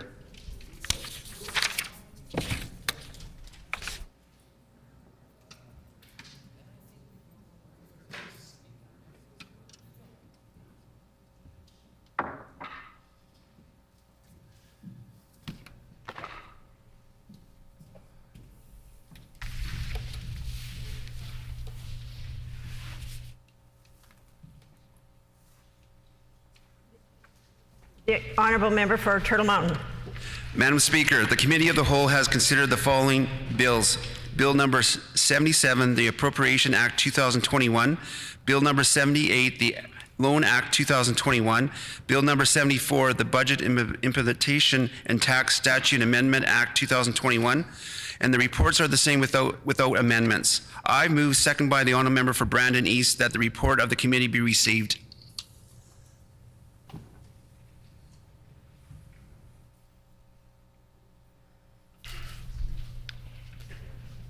It has been moved by the honourable member for Turtle Mountain, seconded by the honourable member for Brandon East, that the report of the Committee of the Whole be received. Agreed? Agreed. Agreed, and so ordered. The Honourable Minister of Finance. Thank you, Madam Speaker. I move, second by the Minister of Families, that Bill number 78, the Loan Act 2021, reported from the Committee of the Whole, be concurred in and be now read for a third time and passed.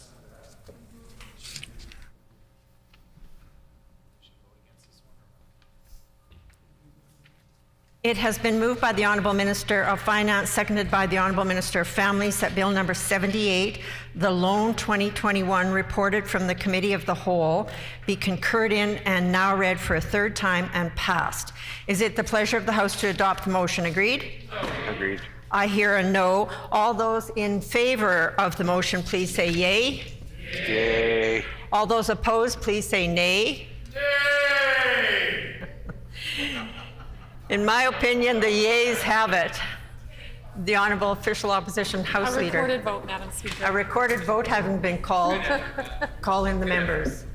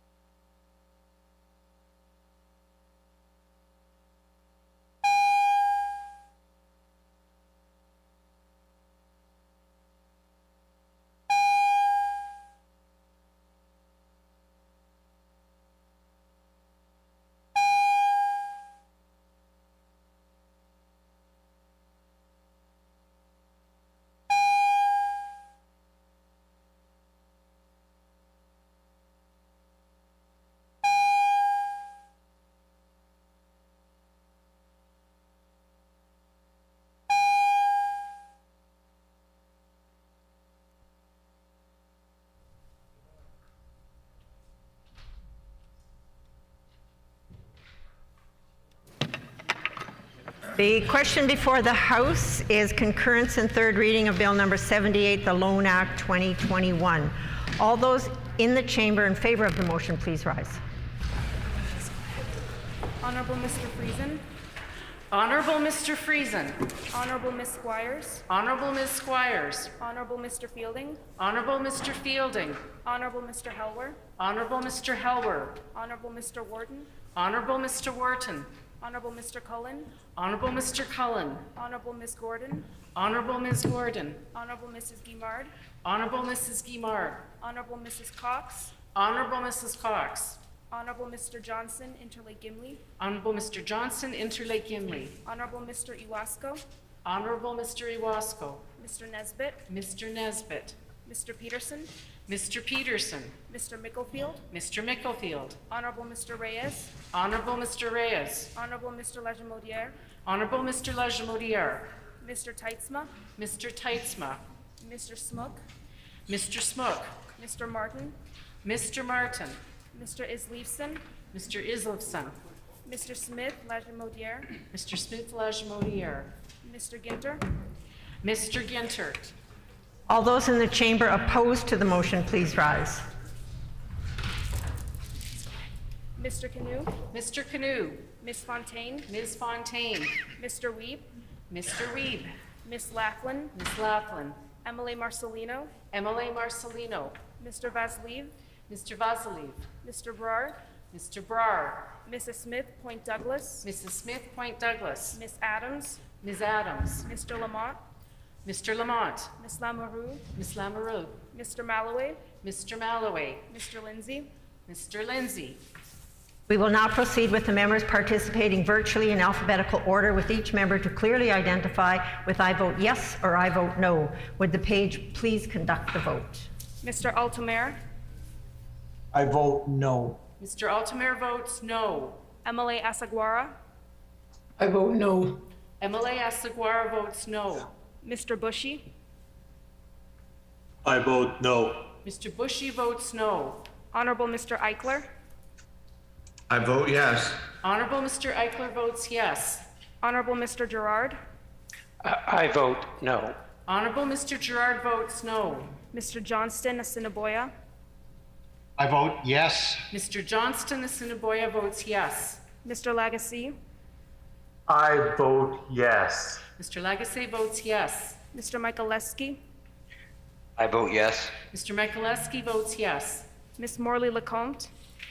I vote yes. Ms. Morley Lecomte votes yes. Mr. Moses. I vote no. Mr. Moses votes no. Miss Naylor. I vote no. Ms. Naylor votes no. Mr. Pinnock. I vote yes. Mr. Piniuk votes yes. Mr. Sala. I vote no. Mr. Sala votes no. Mr. Sandhu. I vote no. Mr. Sandhu votes no. Honorable Mr. Schuler. I vote yes. Honorable Mr. Schuler votes yes. Mr. Wishart. I vote yes. Mr. Wishart votes yes. Mr. Wochuk. I vote yes. Mr. Wochuk votes yes. Good job.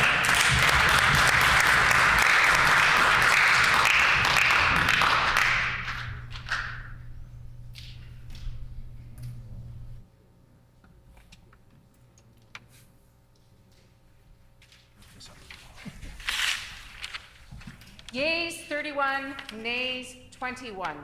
The motion is accordingly passed. The Honourable Minister of Finance. Thank you, Madam Speaker. I move, second by the Minister of Families, that Bill number 77, the Appropriation Act, reported from the Committee of the Whole, be concurred in and now read for a third time and passed.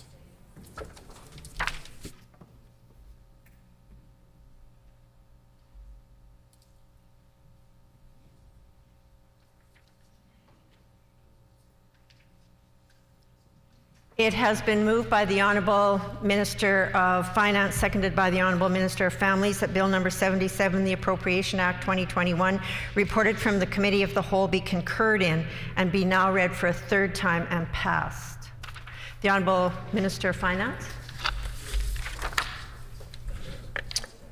Thank you, Madam Speaker. I move, seconded by the Minister of Families, that the Bill number 74.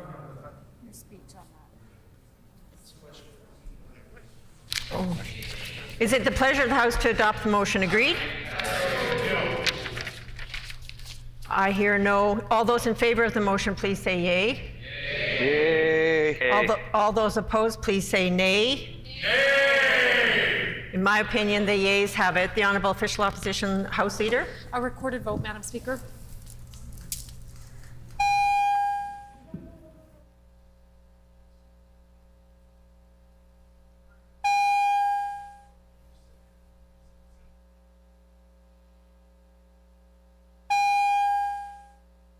A recorded vote having been called, call in the members.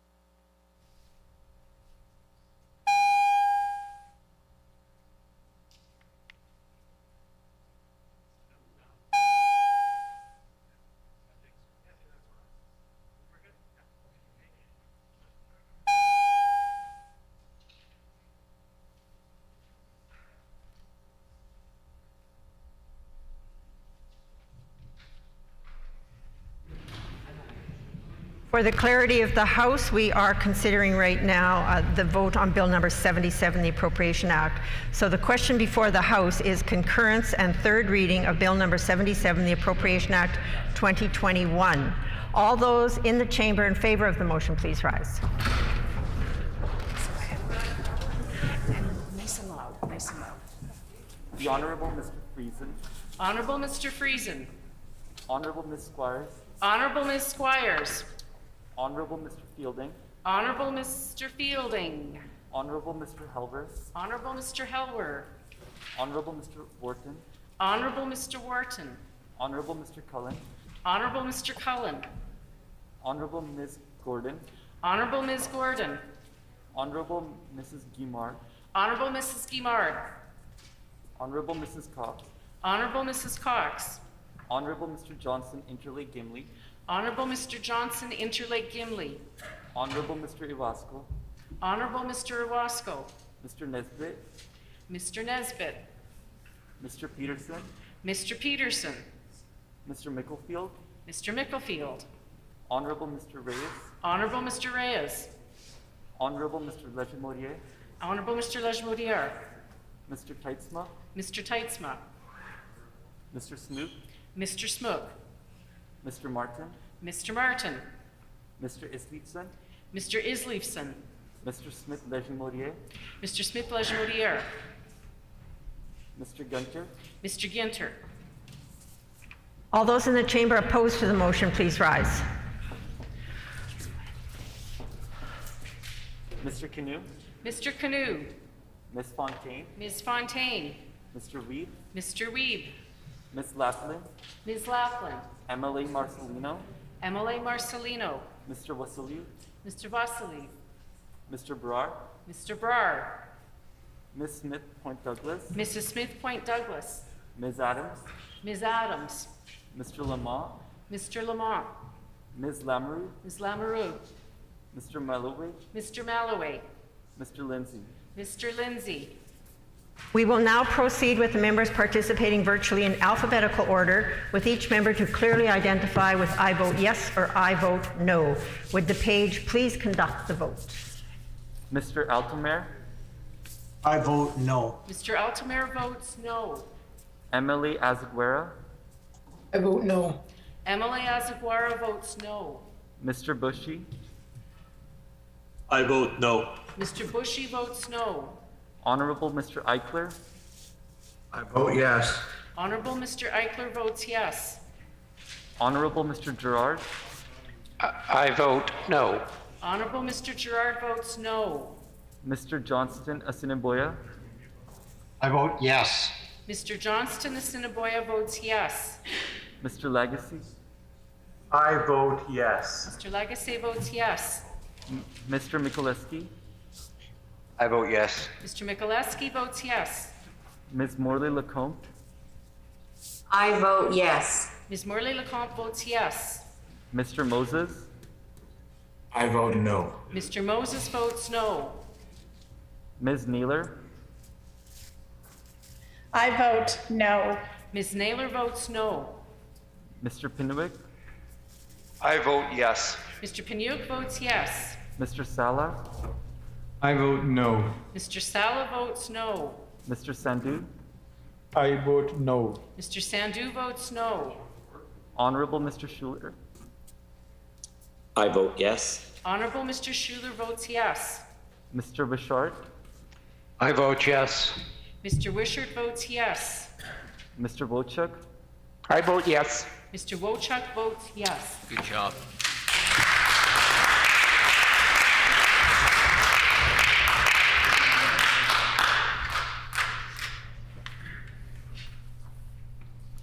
Yeas 31, nays 21. The motion is accordingly passed. The Honourable Minister of Finance.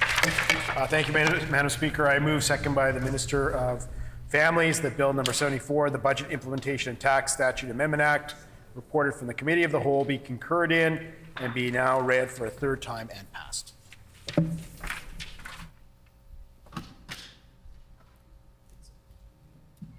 It has been moved by the Honourable Minister of Finance, seconded by the Honourable Minister of Families, that Bill number 74, the Budget Implementation and Tax Statutes Amendment Act 2021, reported from the Committee of the Whole, be concurred in and now read for a third time and passed.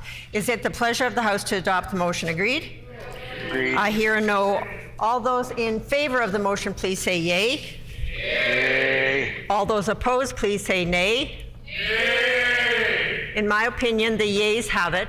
The Honourable Official Opposition House Leader. Madam Speaker, a recorded vote, please. A recorded vote having been called, call in the members.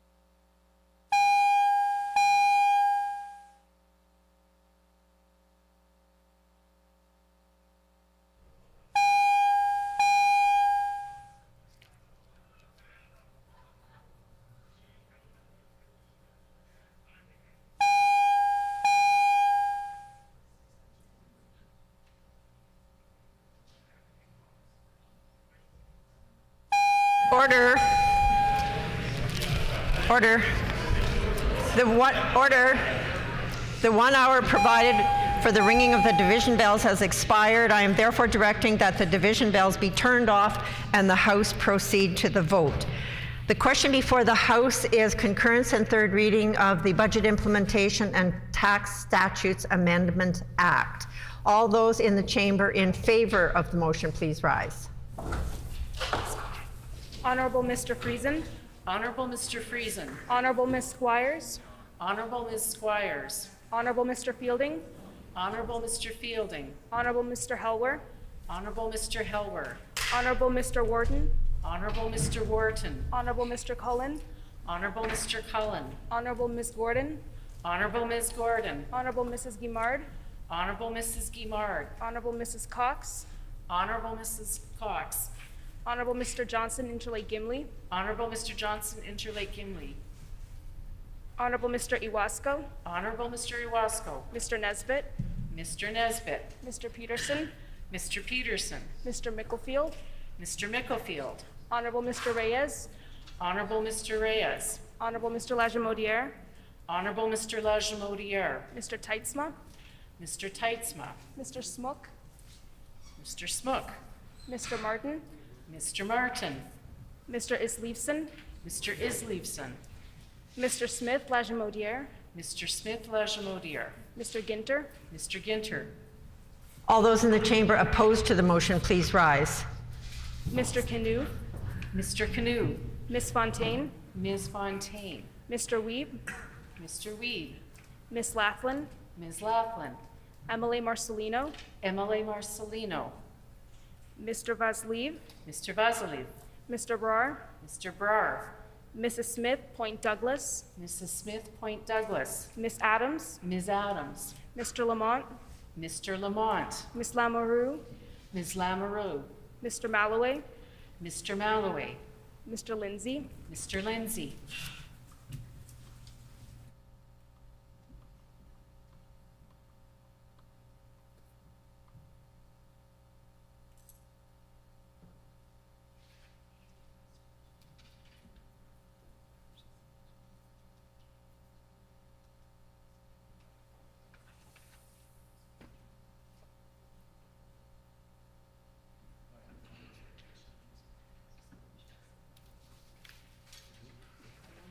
We will now proceed with the members participating virtually in alphabetical order, with each member to clearly identify with I vote yes or I vote no.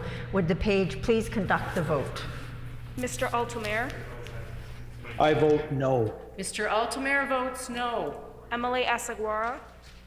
I vote no. Emily Asaguara votes no. Mr. Bushy. I vote no. Mr. Bushy votes no. Honorable Mr. Eichler. I vote yes. Honorable Mr. Eichler votes yes. Honorable Mr. Gerard. I vote no. Honorable Mr. Gerard votes no. Mr. Johnston Assiniboia.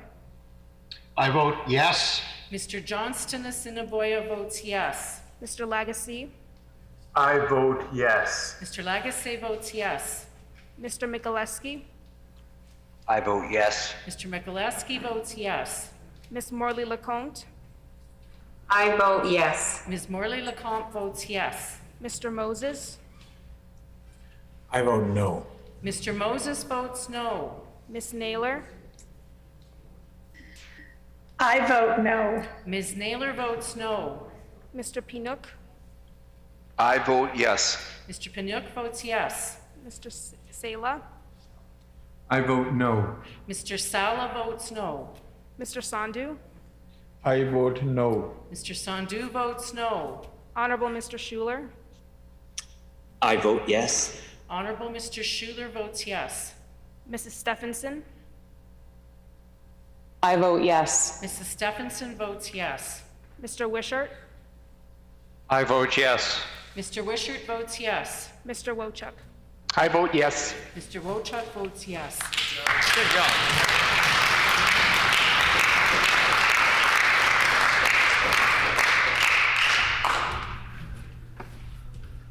Yeas 32, nays 21. The motion is accordingly passed. We will now consider concurrence and third reading of Bill 72, the Disability Support Act, and amendments to the Manitoba Assistance Act. The Honourable Minister of Families. Thank you. I move, seconded by the Minister of Justice, that the Bill number 72, the Disability Support Act and amendments to the Manitoba Assistance Act, reported from the Standing Committee on Social and Economic Development, be concurred in and now read for a third time and passed.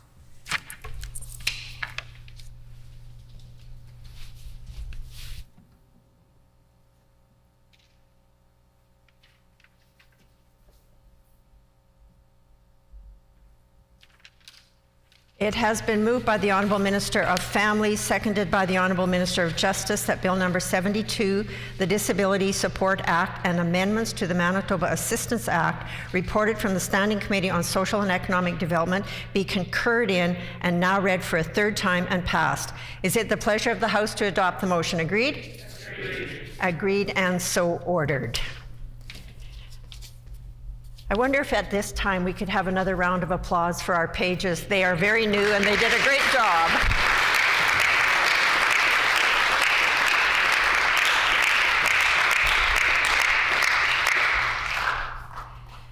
This concludes the business before the House. We shall now prepare for the royal assent ceremony.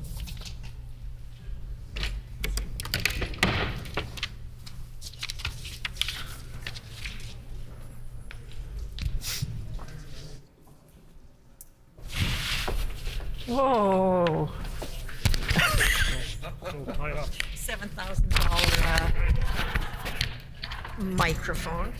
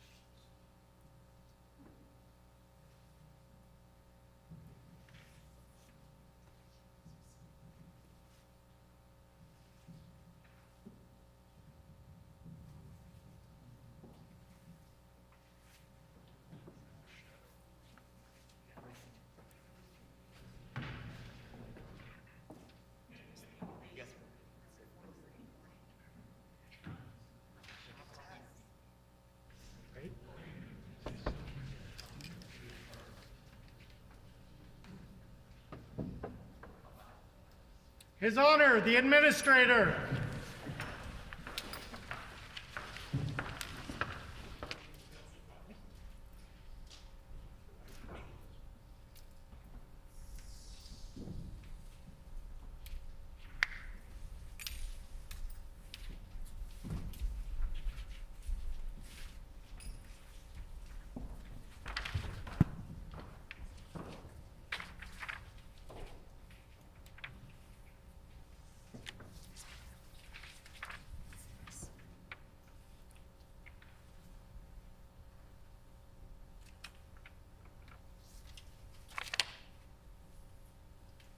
Your Honor, the Legislative Assembly of Manitoba asks Your Honor to accept the following bills. Number 77, the Appropriation Act 2021.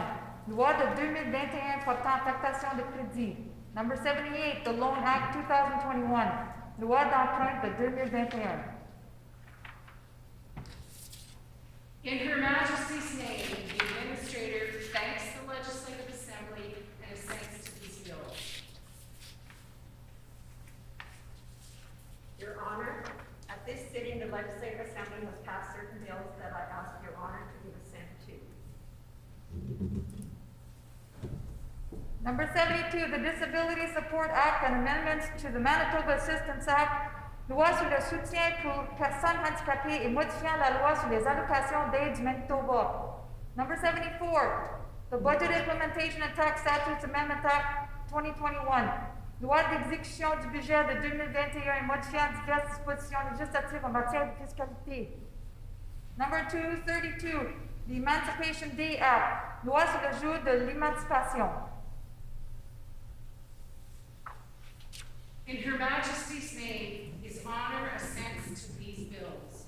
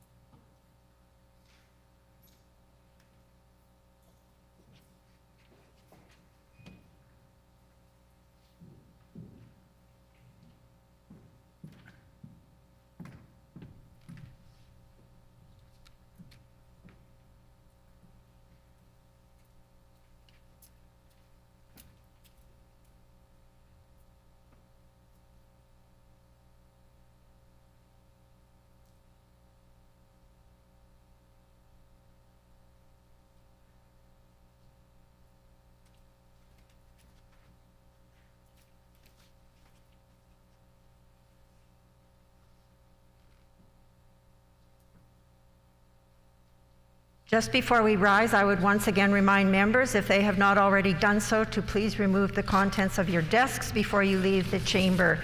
And the hour being past 5 p.m., this House is adjourned and stands adjourned until the call of the Speaker.